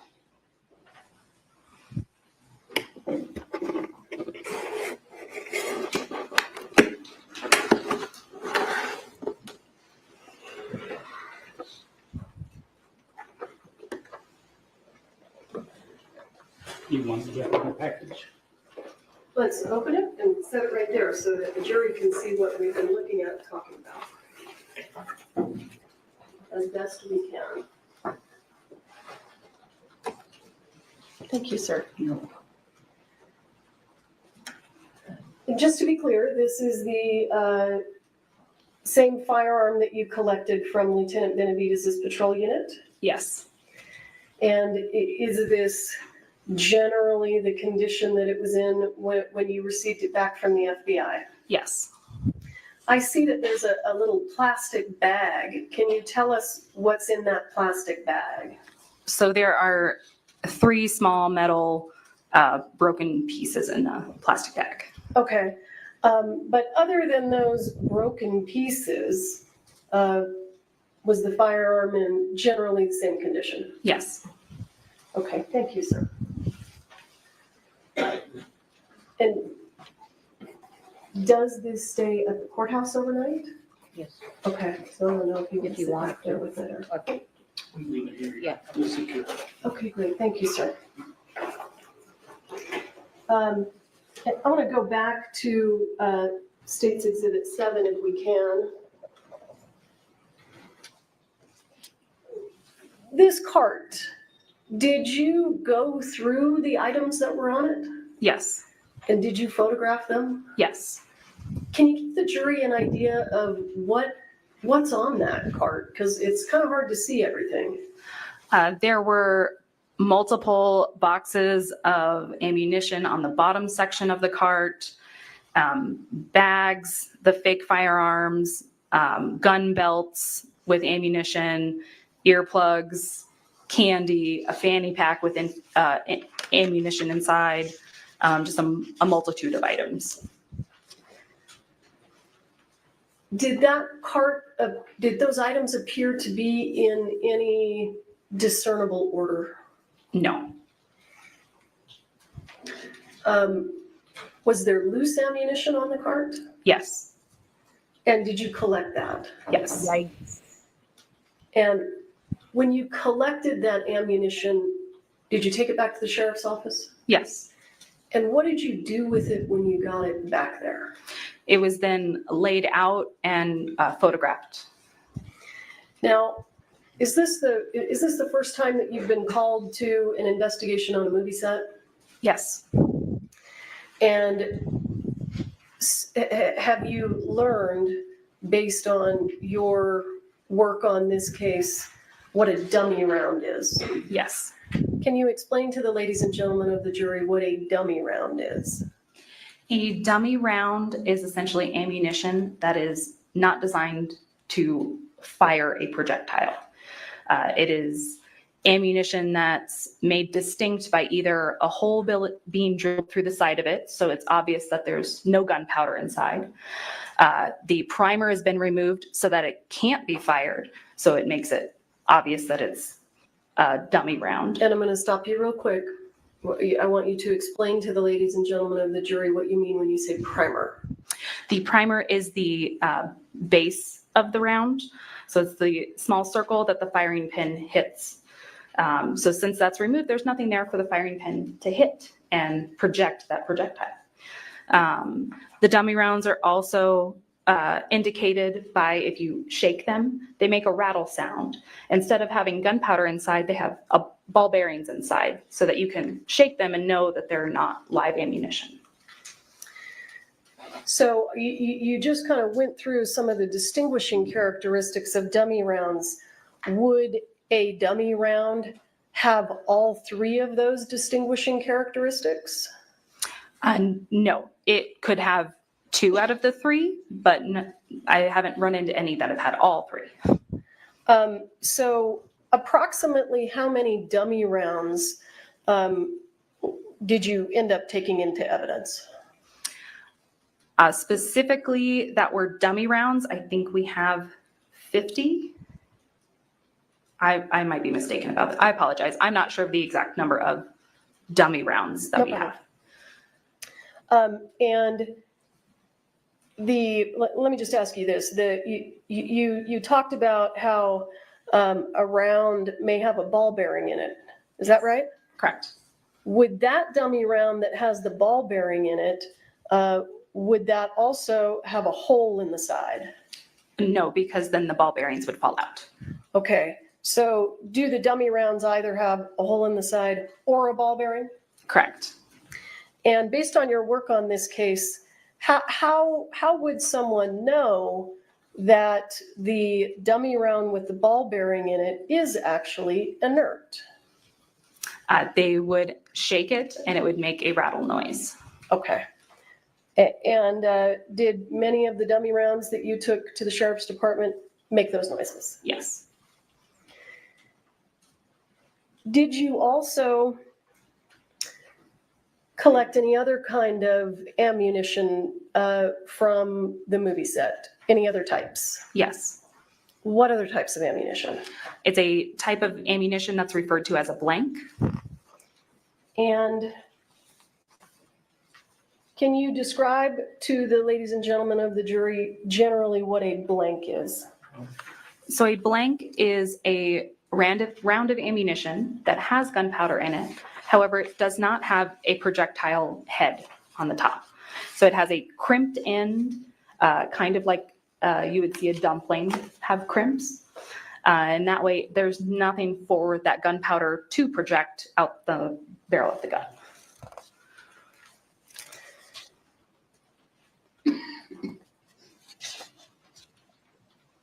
And when you collected all of this ammunition, you took it back to the sheriff's department? Yes. And at some point, did you examine closely all of the ammunition? Yes. And did you develop any suspicions? Yes. What suspicions did you develop? There were several rounds that when shaken did not make the rattle noise, and they all had a silver in color primer at the end instead of a brass colored primer. And did the primer appear to be intact? Yes. And did those have a hole in the side? No. You indicated that you had some suspicions about them. What was your suspicion? My suspicion was that they were live rounds.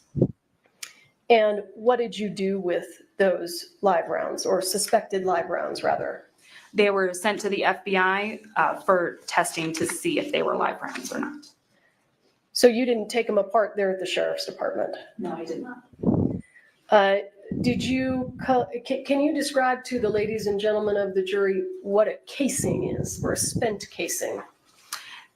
Once a live round is used in a firearm, the casing is what was encasing that round.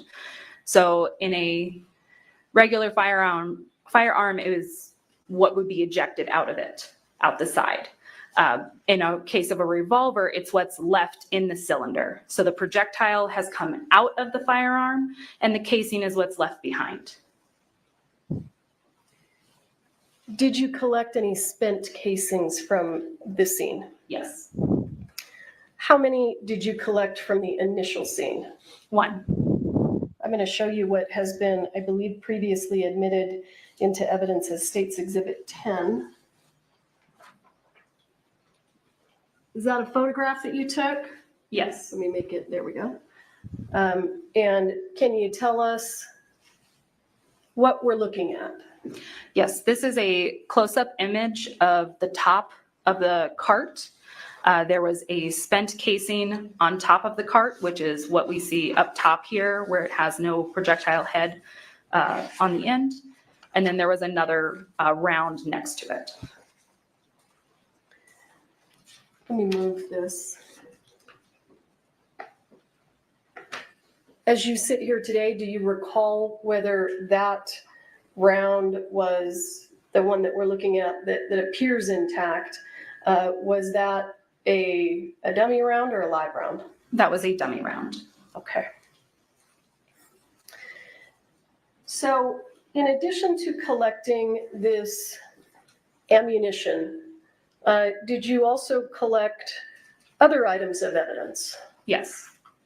Did you collect any gun belts? Yes. And let me also ask you, and let me show you, if I have it here, I'm going to show you what's been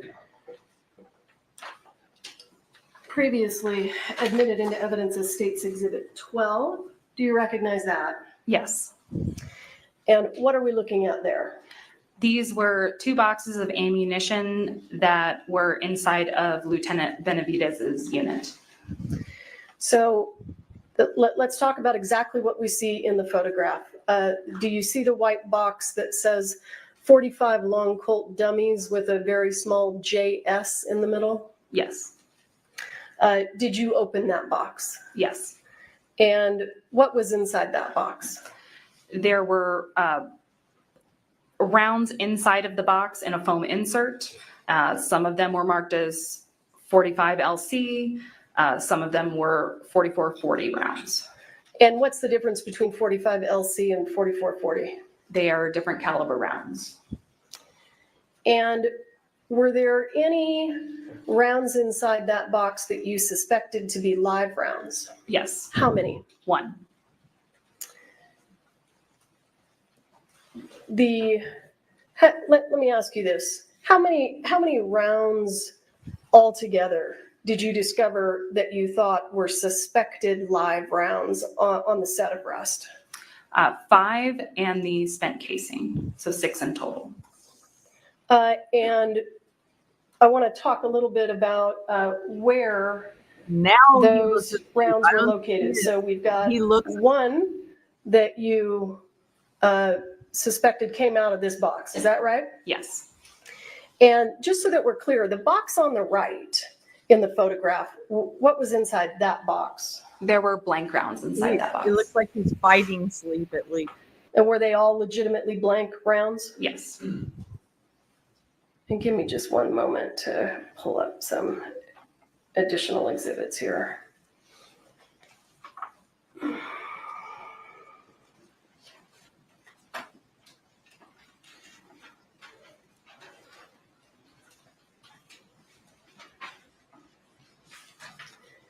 I think you testified that you collected some items of evidence from inside the church. Is that correct? Yes, correct. Did you collect any gun belts from inside the church? Yes. How many, if you recall? There was a gun holster, just one inside the church. And did you take that back? Well, the holster, was there anything unique about it? Was it just a piece of leather, or did it have additional parts to it? It appeared to be a shoulder holster. So the one that would not go around your waist, but one that would go over your shoulder. And it had a fake knife attachment to it. And were there the piece of leather? Did the holster hold anything? Yes, it was able to hold ammunition. And when you collected that holster, did it have ammunition sitting inside of it? Yes. And the ammunition that was inside of that holster, did you closely examine it? Yes. And did any of that was in the holster cause you to suspect that there were any live rounds in the holster? Yes. How many rounds that were in that holster did you suspect were live? 1. And you sent that to the FBI? Yes. And based on your work on this case, do you know who was the actor who was assigned to that holster? ALEC Baldwin. Can we go ahead and, I don't know exactly. Yeah, let's publish it. Oh, I'm sorry. Do you have any objection to the exhibits that I showed you previously? I certainly don't have to this picture. Okay, so I'm going to move for the admission of State's Exhibit 22 and ask for permission to publish. All right. Hearing no objection, page 22 will be admitted to make published.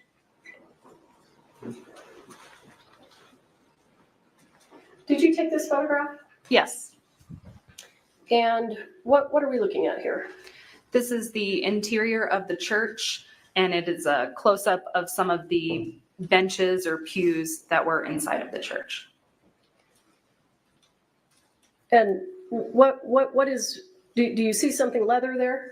Yes, on the second row of benches, there's a jacket and a holster. Is that the holster that we've been talking about? Yes. Is that where it was when you collected it? Yes. And I would like to show you what has been previously marked as,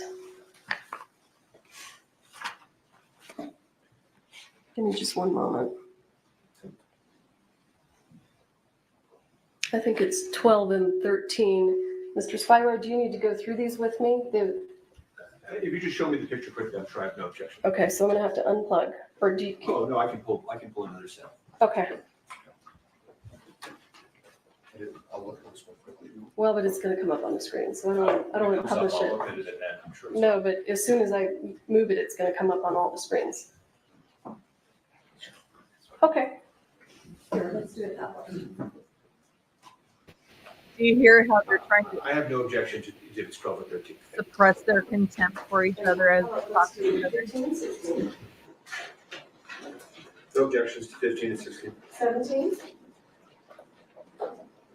No objection. 18, No objection. I'm happy to stipulate that whatever this investigator Popple recovered at the scene. Well, Okay, we thank need you, a Susie. little more identity, Later. but it's 12, 13, 15, 16, 17, 18. there's hang on, there's a little bit more than that. It's 19, 20, 21, 26, 27, 28, 29. So I don't know if the prosecutor's doing this on Yeah, purpose, 31, 32. but if she's able to stretch the Okay, so what's missing is from, you don't, so you're not doing 22, 23, 24, 25, right? 22's on the screen. While they're going through this, I'm going to just pause and then we're going to fast forward, when I finish making this point. So strategically for trial, okay, if the prosecution can end the day with their direct examination of this witness, it's a tiny little notch in their belt strategically, because they leave the jury with the ideas that the prosecutor was asking this witness on the stand. So this could be a strategic move by the prosecutor to stall a little bit, to stretch things out for another 25 minutes until the judge calls a break for the day. But also, I know the judge wants to get through this trial very quickly, and they are moving at a quick pace. So it may not matter. She may say, well, let's go ahead and get through the cross-examination as well. So we'll see. It's interesting. All right, what about 23?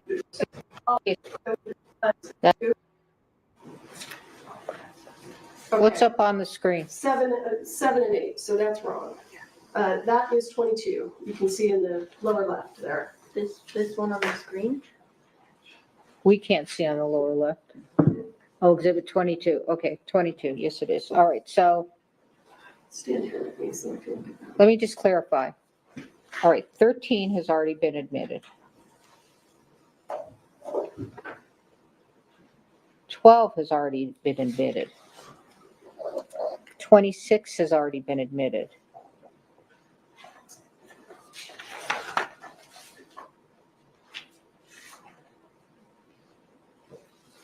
You're tracking me as well, right? Me? Mhm. Okay, so what we don't have, 14 has been admitted, so 15 through 21, 22 was just admitted. We don't have 23.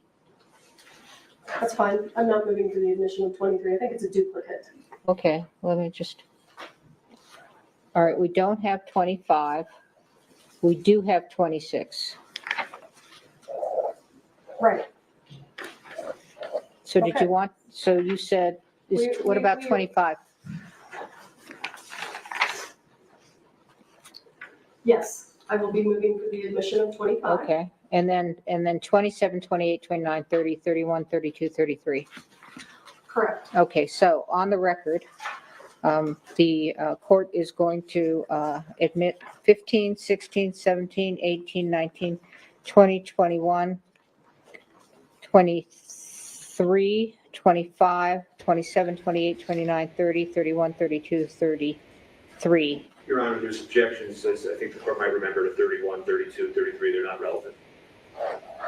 All right, well, let's not confuse me at the late day, so I'm just going to write down what's been admitted, and then we will go from there. Thank you. Okay. This gets to be a real mess later, so 15. Spyro was looking like a deer in the headlights today, trying to figure out the right time to break in and talk about his objection. So we've got 15. Sorry to slow us Really down. out of his element in terms of 18, like 19, day-to-day trial 20, procedure. 21, 23, 25, 27, 28, 29, 30. And you're objecting to 31, 32, 33. Yes, Your Honor, we've discussed that issue.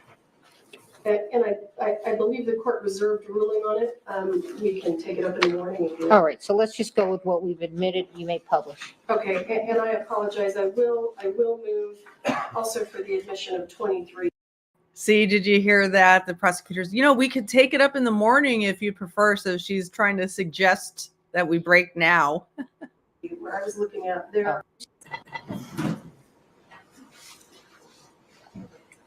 He wants to leave this on her witness. He wants to leave the jury with the idea Okay.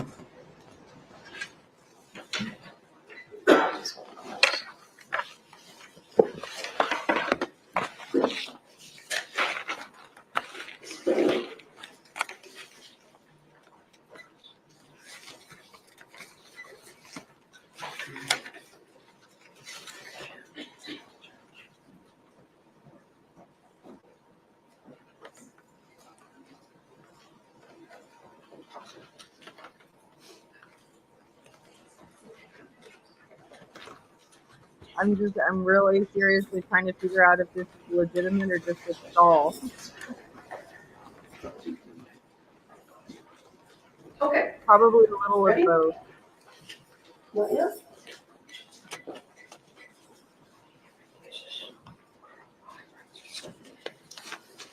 Okay. Do you want to approach? What's this? Court's 4? This is court's 4. Court's 4.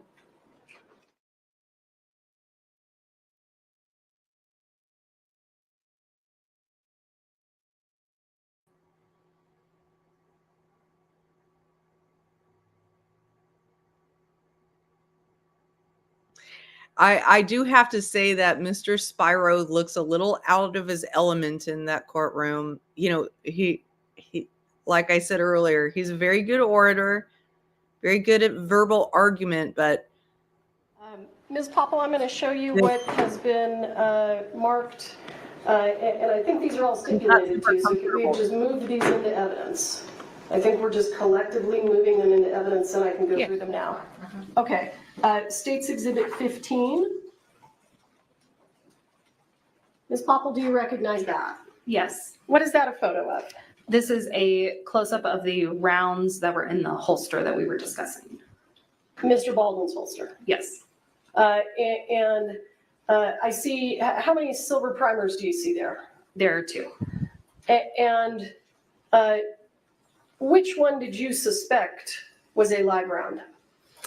The one that's closer to the center that has a cleaner look to it. This one here? Yes. And the one that was on the left that has the silver primer, when you examined that, what happened? When that one was examined, it was determined to be a dummy round. Do you know who provided that dummy round to the set of Rust? I do not. Okay. Other than Mr. Baldwin's holster, were there other gun holsters that you collected? Yes. And were there other holsters that contained what you suspected to be live ammunition? Yes. How many others? There was one other a gun belt that was located on top of the cart that had a suspected live round. I'm going to show you State's Exhibit 16. Can you tell us what we're looking at there? Yes, this is a close-up of the gun belt that was taken from the top of the cart, and it is a close-up specifically of the rounds that were inside of it. And was the suspected live round the one with the silver primer? Yes. We talked a little bit about that box of ammunition that you, the box of dummies that you took out of Lieutenant Benavidez's unit. I'm going to show you what's been marked as State's Exhibit 17. Do you recognize that? Yes.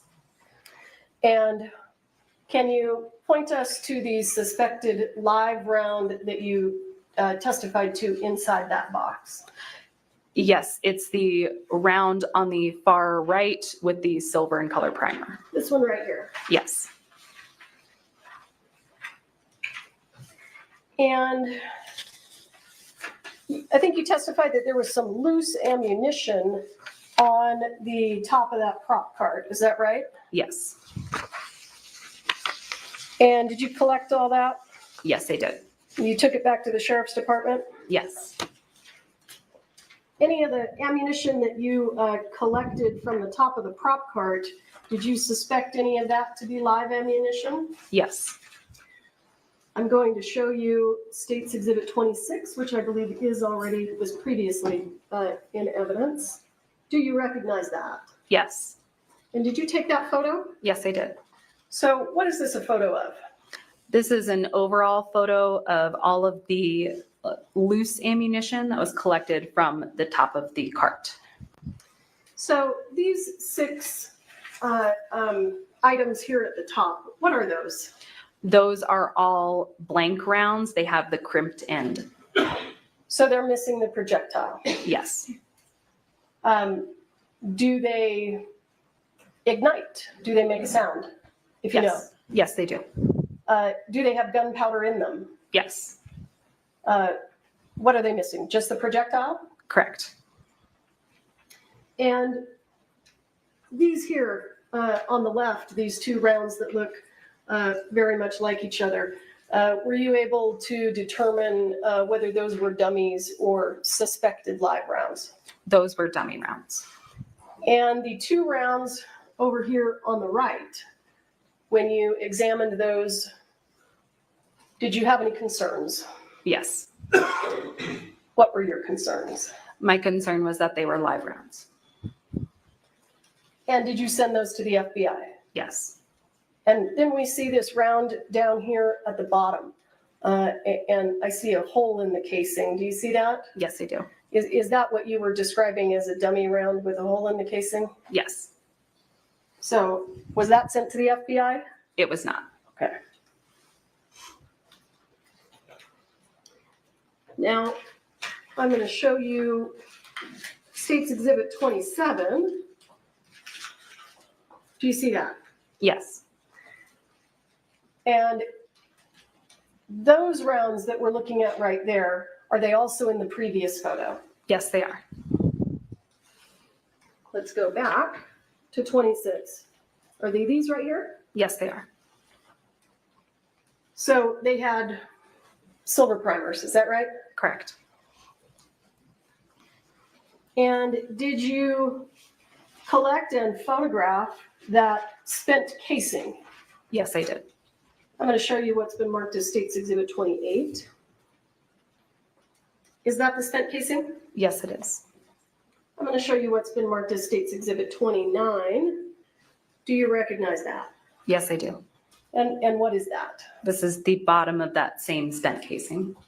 So when you talked about the primer being the area that the firing pin of the gun strikes, are you referring to this silver right here? Yes, I am.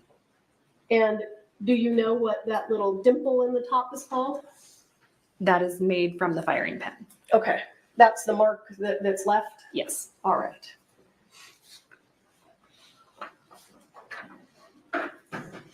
Now, when you ultimately conducted a search of the prop truck, did you collect additional ammunition? Yes.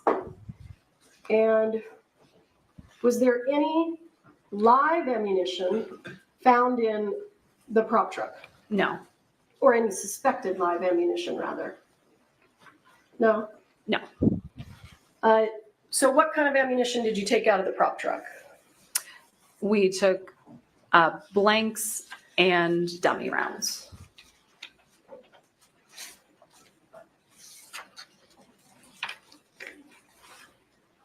Do you remember approximately how many? I would approximate 1,000 to 1,500. Did you closely examine each and every one of those? Yes. That's a lot. Hang on. I'm going to show you what's been marked as State's Exhibit 19. Do you recognize that? Yes, I do. And where was that located? This was located in a bag on the prop truck. And when you say on the prop truck, because we weren't there, can you describe this truck? I apologize. It is a storage truck. So almost like you would see a moving vehicle. It has that amount of storage in the back area of it. And does it have a door that comes down? Yes. So you found this inside that prop truck in a bag, is that right? Yes. And did you go through the contents of this box? Yes, I did. And there were no dummy rounds? I'm sorry, there were no suspected live rounds. There was one round that did not make a sound, so it was sent to the FBI as well. But okay. I'm going to show you what has been marked as State's Exhibit 30. Do you recognize that? Yes. And what is that, and how does it relate to the previous photo that we saw? These are the rounds that were inside of that box, but they were taken out of the box and laid out to be photographed. Is there anything unusual or noteworthy about these dummy rounds compared to the other dummy rounds that you found on set? Yes. What is that? The dummy rounds found on set had this almost new shine to them. These rounds that were located have this antique look to them. And do you mean that kind of brown color, that sort of antique color on the brass? Yes. And was one of these dummy rounds located in Mr. Baldwin's bandolier? Yes. Let's just jump back for a moment. I'm going to show you what's been marked as State's Exhibit 23. Just for completeness, can you tell us what that is? Yes, this is a close-up of the jacket and holster that were found on the bench inside of the church. And I'm going to show you what's been marked as State's Exhibit 25. Can you tell us what that is? This is a projectile that was recovered from Joel Souza's shoulder. And how did you get that? I responded to the hospital and received it from Deputy Lujan. And when you took it from Deputy Lujan, what was it in? It was in a plastic cylinder container. And what did you do with it? I took it to the office and photographed it with scale. And after you photographed it, this is your picture here, right? Yes. After you photographed it, did it get sent anywhere? Yes, it got sent to the FBI lab. State's Exhibit 20, can you just tell us what that is? This is the exterior of the church. State's Exhibit 21, can you tell us what that is? This is the interior of the church. State's Exhibit 24, did you take that photo? Yes, I did. When did you take that photo? This was after the firearm was recovered from Lieutenant Benavidez's vehicle. Is this the condition the firearm was in when you recovered it from Lieutenant Benavidez's vehicle? Yes. Is this the condition it was in when it was sent to the FBI? Yes.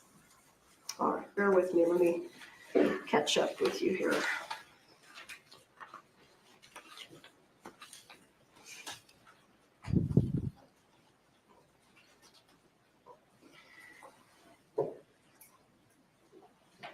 Did you participate in making the decision about which items of evidence were going to be analyzed at the FBI? Yes. And let's go through the items of evidence that were sent to the FBI for analysis. State's Exhibit 24, we understand it was sent, correct? Yes. And I think you testified previously that you sent it for DNA testing, is that right? Yes. And without talking about specifically that testing, did you get results back? Yes. Did you,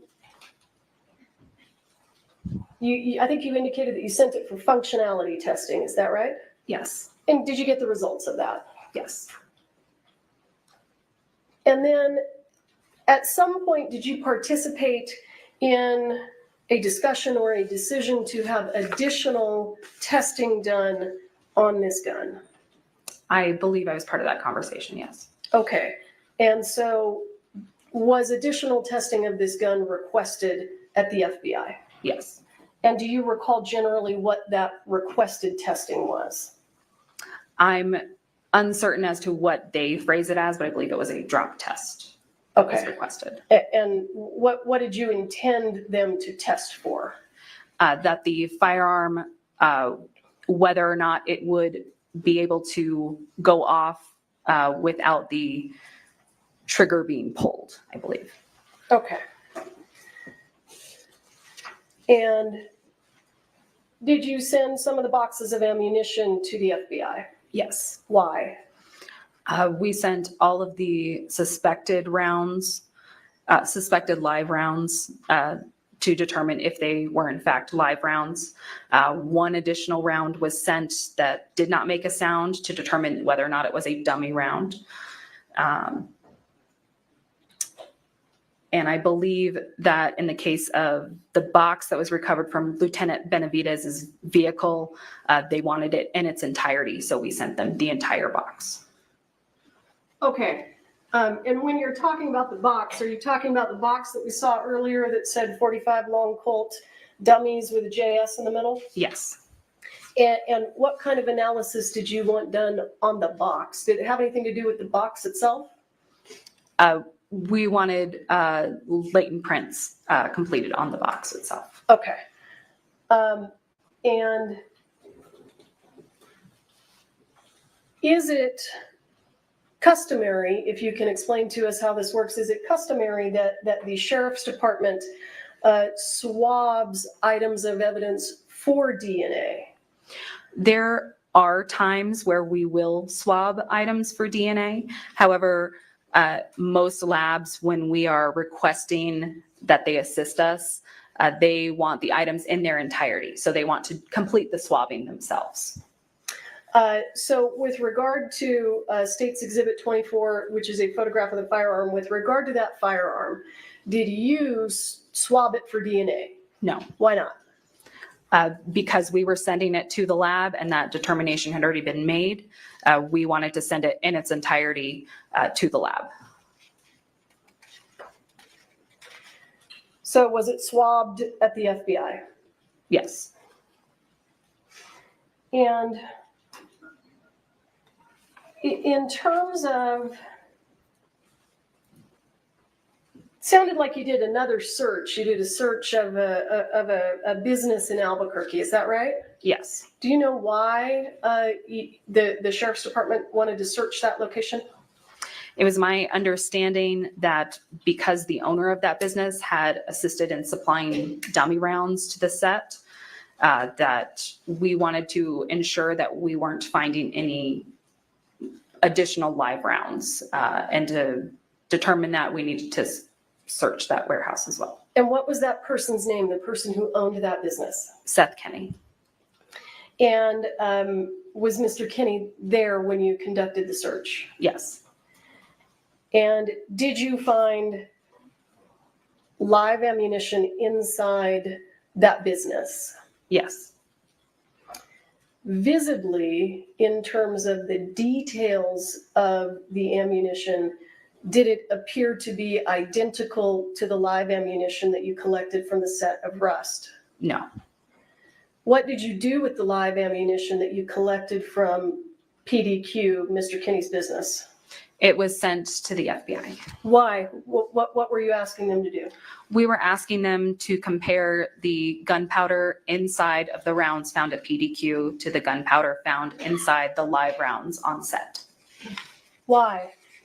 We wanted to determine if they originated from the same place.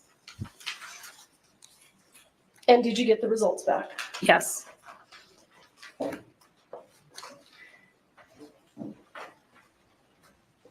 And if you would, I see that you've got a box with you. Yes, I do. Can you pull that box out for us?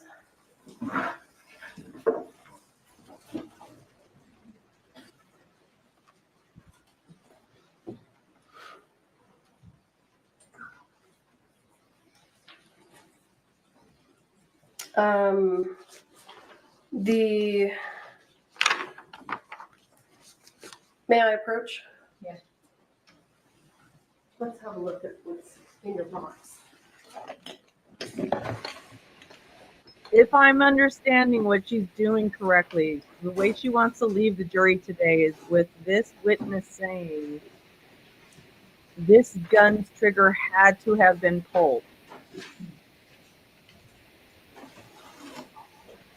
And that's what the FBI found.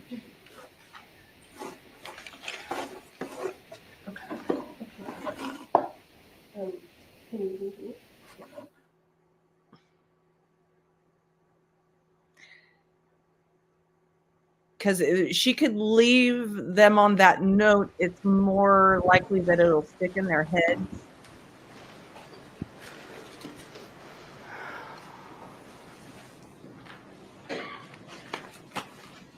I'm going to show you what I am going to mark as State's Exhibit Spyro is on his 34. phone, sending messages on his phone. Mr. Spyro, do you want to have a look? He's not even paying attention. She had to get him to pay attention. That's not very professional. Not very good courtroom conduct. Do you want to come up here and have a look?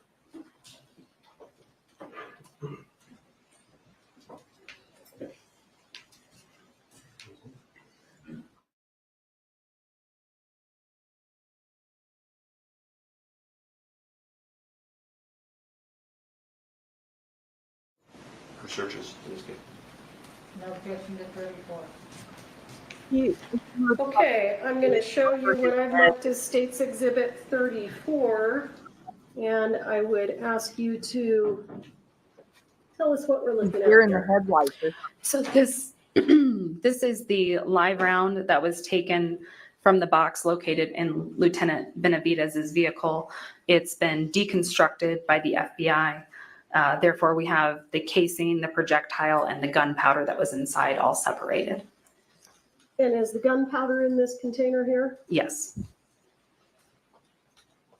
For all of the 5 live rounds, suspected live rounds that were sent to the FBI,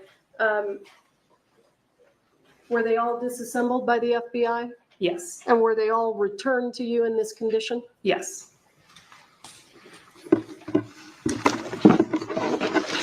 Do they all look exactly the same? Yes. I'm going to move into evidence, States Exhibit 35, 36, 37, and 38. Your Honor, if I could just ask one clarifying, just to find out the date of that, just so I know, because I've examined this. The date of what? When she received them back, or the date around I think she- approximately is fine. Do you know approximately when you received them back? I do not. I have that back at the office, but I don't have it on me at the moment. Can you give us an estimate? Was it a month? Was it a year? I would estimate 6 months to a year. That's fine, Your Honor, thank you. Did you also say 39 or just ended 38? I ended at 38, but there will be a 39.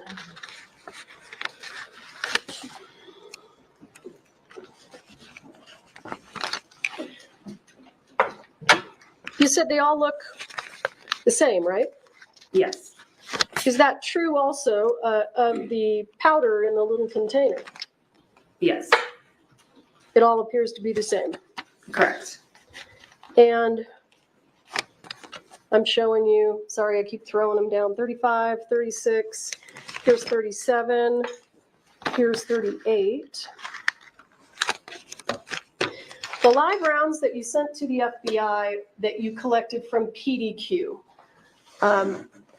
did those live rounds come back in kind of this same condition, disassembled? Yes. And Are you able to zoom out? oh, here. Is the glare, would it be easier if I just handed it to you? It's okay. Well, can I approach and I'll hand you what's been marked as States Exhibit 38. Yes. For the record, these have all been admitted and published. Yes, they all returned in such a condition. So the live rounds that you took from PDQ, did I ask you to bring those here today? You did not. Do you have them back at the Sheriff's Department? Yes. And when they were returned to you from the FBI, they were deconstructed like this, right? Yes. So you had a casing, a projectile, and a container of powder. Yes. Did the container that holds the gunpowder just visibly, did it appear the same or different than the live rounds that came from the set of Rust? It was different. And you could just see that with your eye. Correct. And I'm going to show you what has been, or what I will mark right now as States Exhibit 39, just for completeness. And what is that? This is the spent casing that was located on top of the cart. Okay.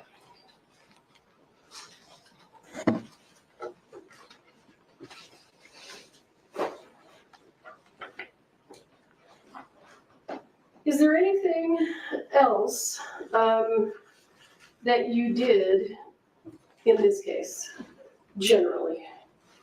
In general terms, I was also asked to collect DNA standards, fingerprint standards from various parties so that those could also be sent for comparison at the FBI. And what parties did you collect DNA standards from? I collected them from David Halls, Hannah Gutierrez, and I believe Lieutenant Benavidez as well. Did you, I'm sorry, do you know whether or not a DNA standard from Mr. Baldwin was collected? It was collected by another agency. Okay.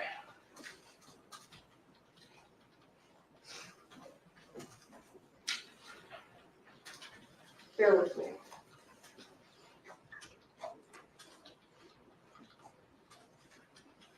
When you took the firearm out of Mr. Benavidez's patrol unit, did it appear to be damaged or modified in any way? Not that I was able to see. And let me go back to State's Exhibit 21. What are we looking at there? This is the interior of the church after I've laid down evidence markers. So just explain to the ladies and gentlemen of the jury so that they know what are evidence markers and where do we see them in this picture so they can make sense of what they're looking at. Evidence markers are utilized so that when we go back and reference photos, we can easily determine where things were placed in a scene, or where things were when we went there. So in this photo specifically, any numbered areas or physical items of evidence or possible evidence that was collected by myself, any areas that are marked with a letter were areas of suspected blood that were also swabbed and collected. And just to be clear, the evidence that we've looked at that was photographed, all of these, is that all the evidence in the case? No. And the items of evidence that you brought in the box, that's not all the evidence in this case, right? Right. Do you still have all of the evidence? Yes.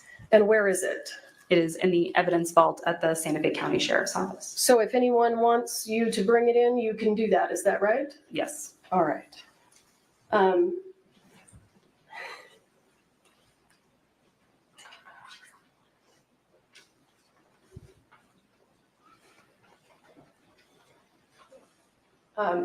Thank you. I will pass the witness. I think we're going to end for the day so that you all can get your exhibits together. There we go. Faith. Okay, Aiden. Sorry, I looked and said the other name. Being on the prosecution with Okay, thank you. Carrie gets her little Jury, lead. please don't talk among yourselves or anyone else about the evidence received here in court. Don't be looking at anything about the trial, anything about the subject matter, either on TV, Googling, research, whatever, news accounts, what the caution I've told you, okay? At 8:30, according to Steve Bing, have a good evening. Thank you. All rise to the jury.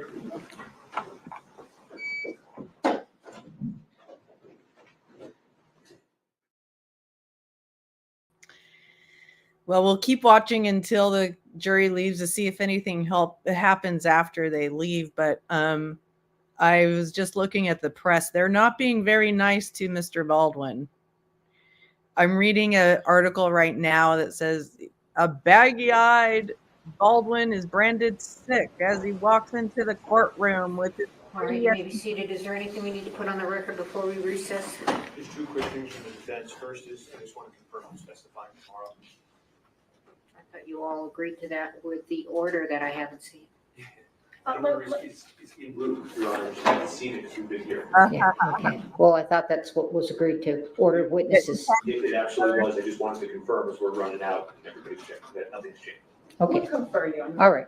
Anything else? If I could just beg the court's indulgence to quickly look at Exhibit 6, which I wasn't able to see when they opened it, the firearm. Exhibit 6? Firearm. Oh, 6. That's just not all I was saying.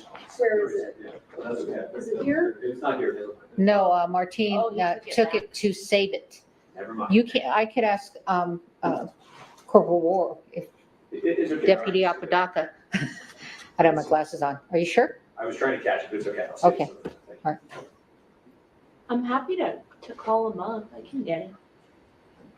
The ALEC is on top of them about. Okay, anything else? ALEC Ms. is like, Morrissey? "This is important. Get Okay. that All right, have a gun. good You need to evening. see Thank that you. gun. Make sure it's the right gun." I can tell ALEC is on top of him about that gun and making sure he sees. See, he's still talking. Oh, he's shaking his head.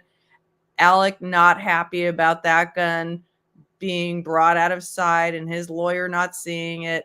They're continuing to claim prosecutorial misconduct. That's part of their whole narrative. So, you know, I would imagine that Alec believes that his lawyer was not aggressive enough in making sure that he saw the gun before it was put back out of view from the courtroom, right? These are the little subtle things, but the prosecutor got a win here by ending the day as her witness. So we're going to watch the outside. Good. Thank you, Courtney. So I have no doubt whatsoever he's a tough client. You know who's probably a much tougher client, Stacey? That would be Elon Musk. So he's a big boy. He can handle it, but you can tell that he doesn't feel like. I don't think they felt like they had a good day. Let's watch as they come out and see what they look like as they come out. I don't think he's going to represent himself. I don't think they can chalk that day up as a win.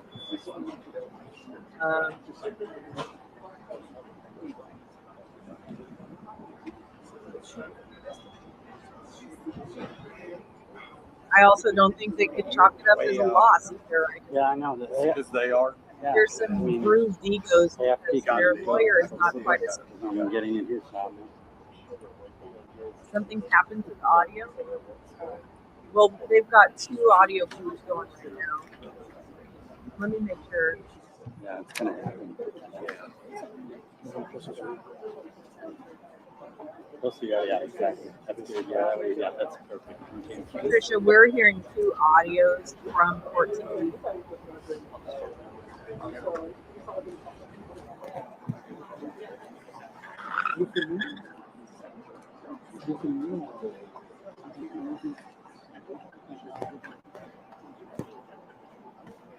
Are you at ALEC? Are you saying you can't hear me, Patricia? She was census. I think she left there. SLB should go home. All of y'all. Go back to Albuquerque. You're not wanted here. Get out of town. Oh, man. God bless you, fella.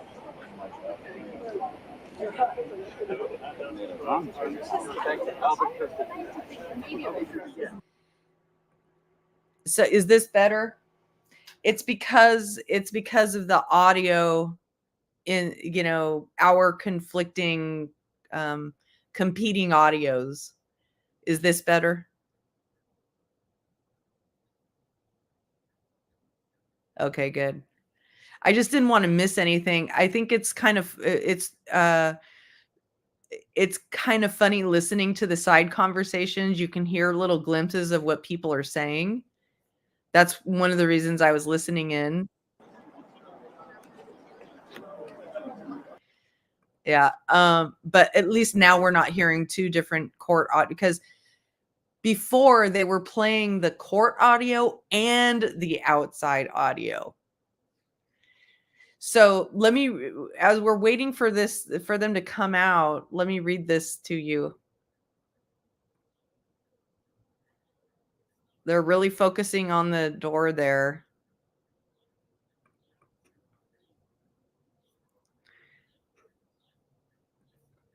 Hold on a moment.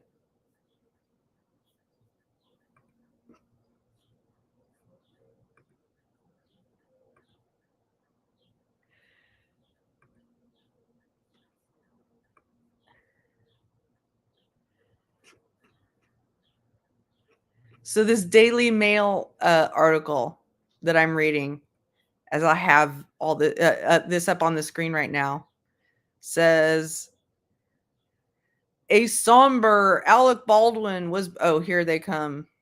Nope. Okay, maybe that's not them. A somber Alec Baldwin was branded, quote unquote, sick as he entered court for the second day of his manslaughter trial over the fatal shooting on the set of his ill-fated Western film Rust. The baggy-eyed actor, 66, arrived on Wednesday in a convoy of 3 SUVs, wearing a dark suit and avoiding questions from reporters camped outside of the Santa Fe courthouse.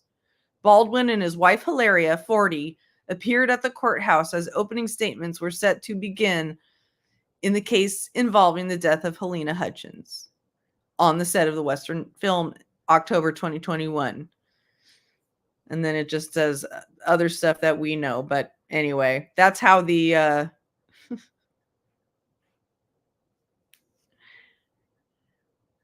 that's how the Daily Mail was talking about it today.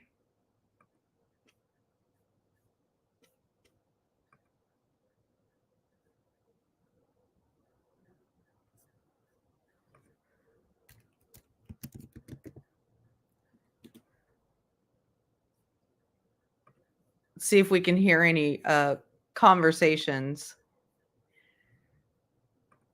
Anything they're saying.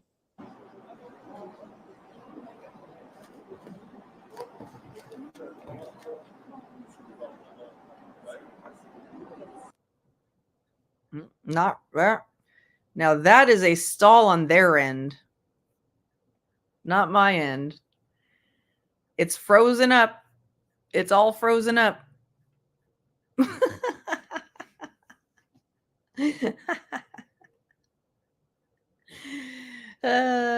Problems. I'm going to look and see if this is happening on other feeds. The other feeds have ended. This is the only one that is sticking to this.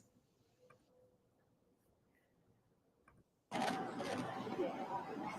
they're back.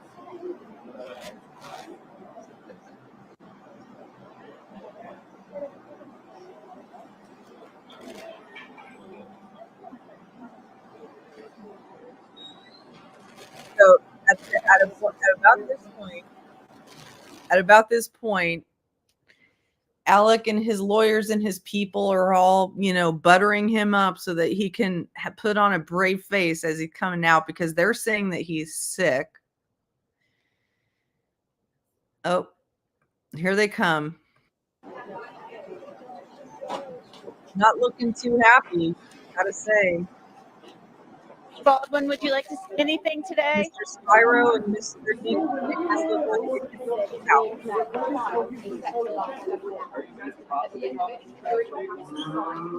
the TLC crew? His case against Alec Baldwin was largely unprecedented, and Hollywood is watching closely. The outcome of this trial could change the way guns are used on set.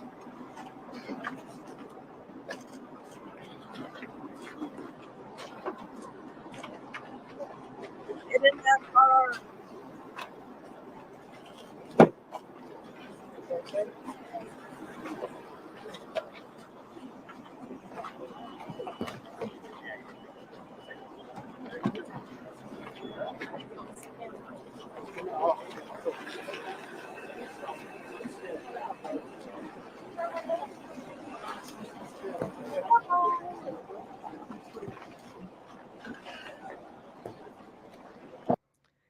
All right. Well, there they go. There they go. I don't think, I want to wind that back a little bit and look at the lawyers again, because they did not, man, they look like they were walking out of a, okay, let me just say, convince me that before walking out of this building, the lawyers had not been chewed out. That's what this looks like. That's the body language I'm getting. If they were all happy and, chummy and thinking, that's funny, Patricia. They would have been walking together. Instead, you got the two lawyers coming out first, and then, Baldwin holding hands with his wife. Let's watch this again.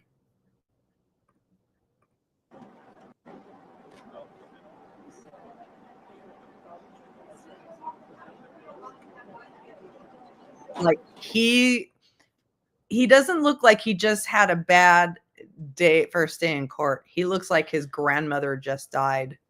He looks like his ego has taken a big bruising. That's what this man looks like to me.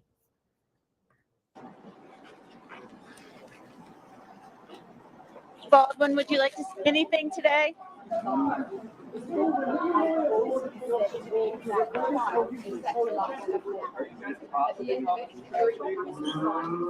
the TLC crew?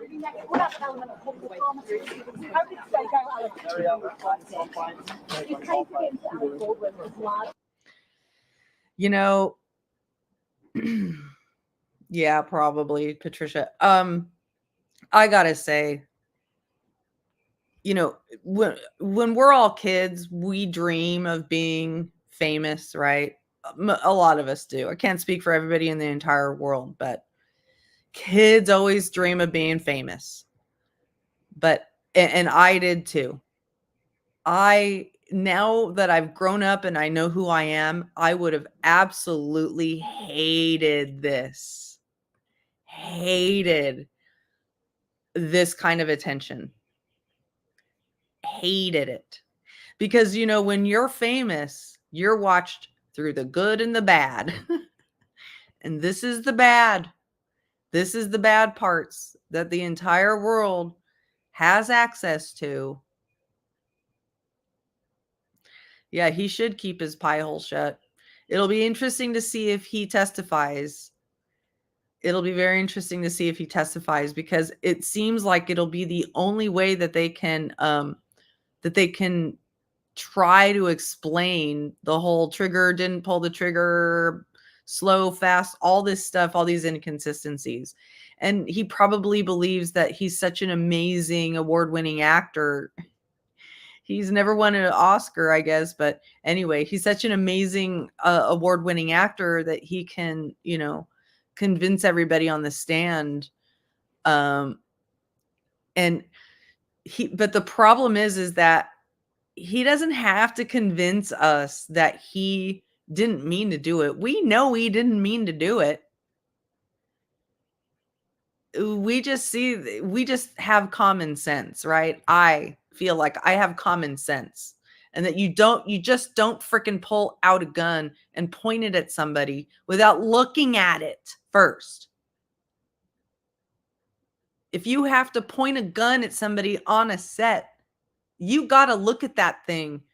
If you're the last one in possession of this deadly weapon, it's on you, baby.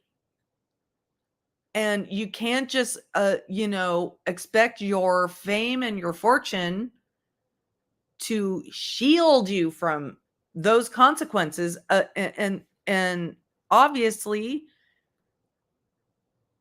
it can result in the taking of somebody's life. So anyway, all right, I'm going to end this stream for today. It's been a long, long day. Yeah, Suitcase Sarah, man, she's going crazy too, and I plan to cover that trial. She's going to be representing herself. She's now forced to represent herself because she just couldn't, for the life of her, participate or cooperate with any of her potential lawyers. Anyway, so thank you all for being here. It's been a long day. Love you all. Please remember to hit the like button, and I will see you tomorrow. Bye.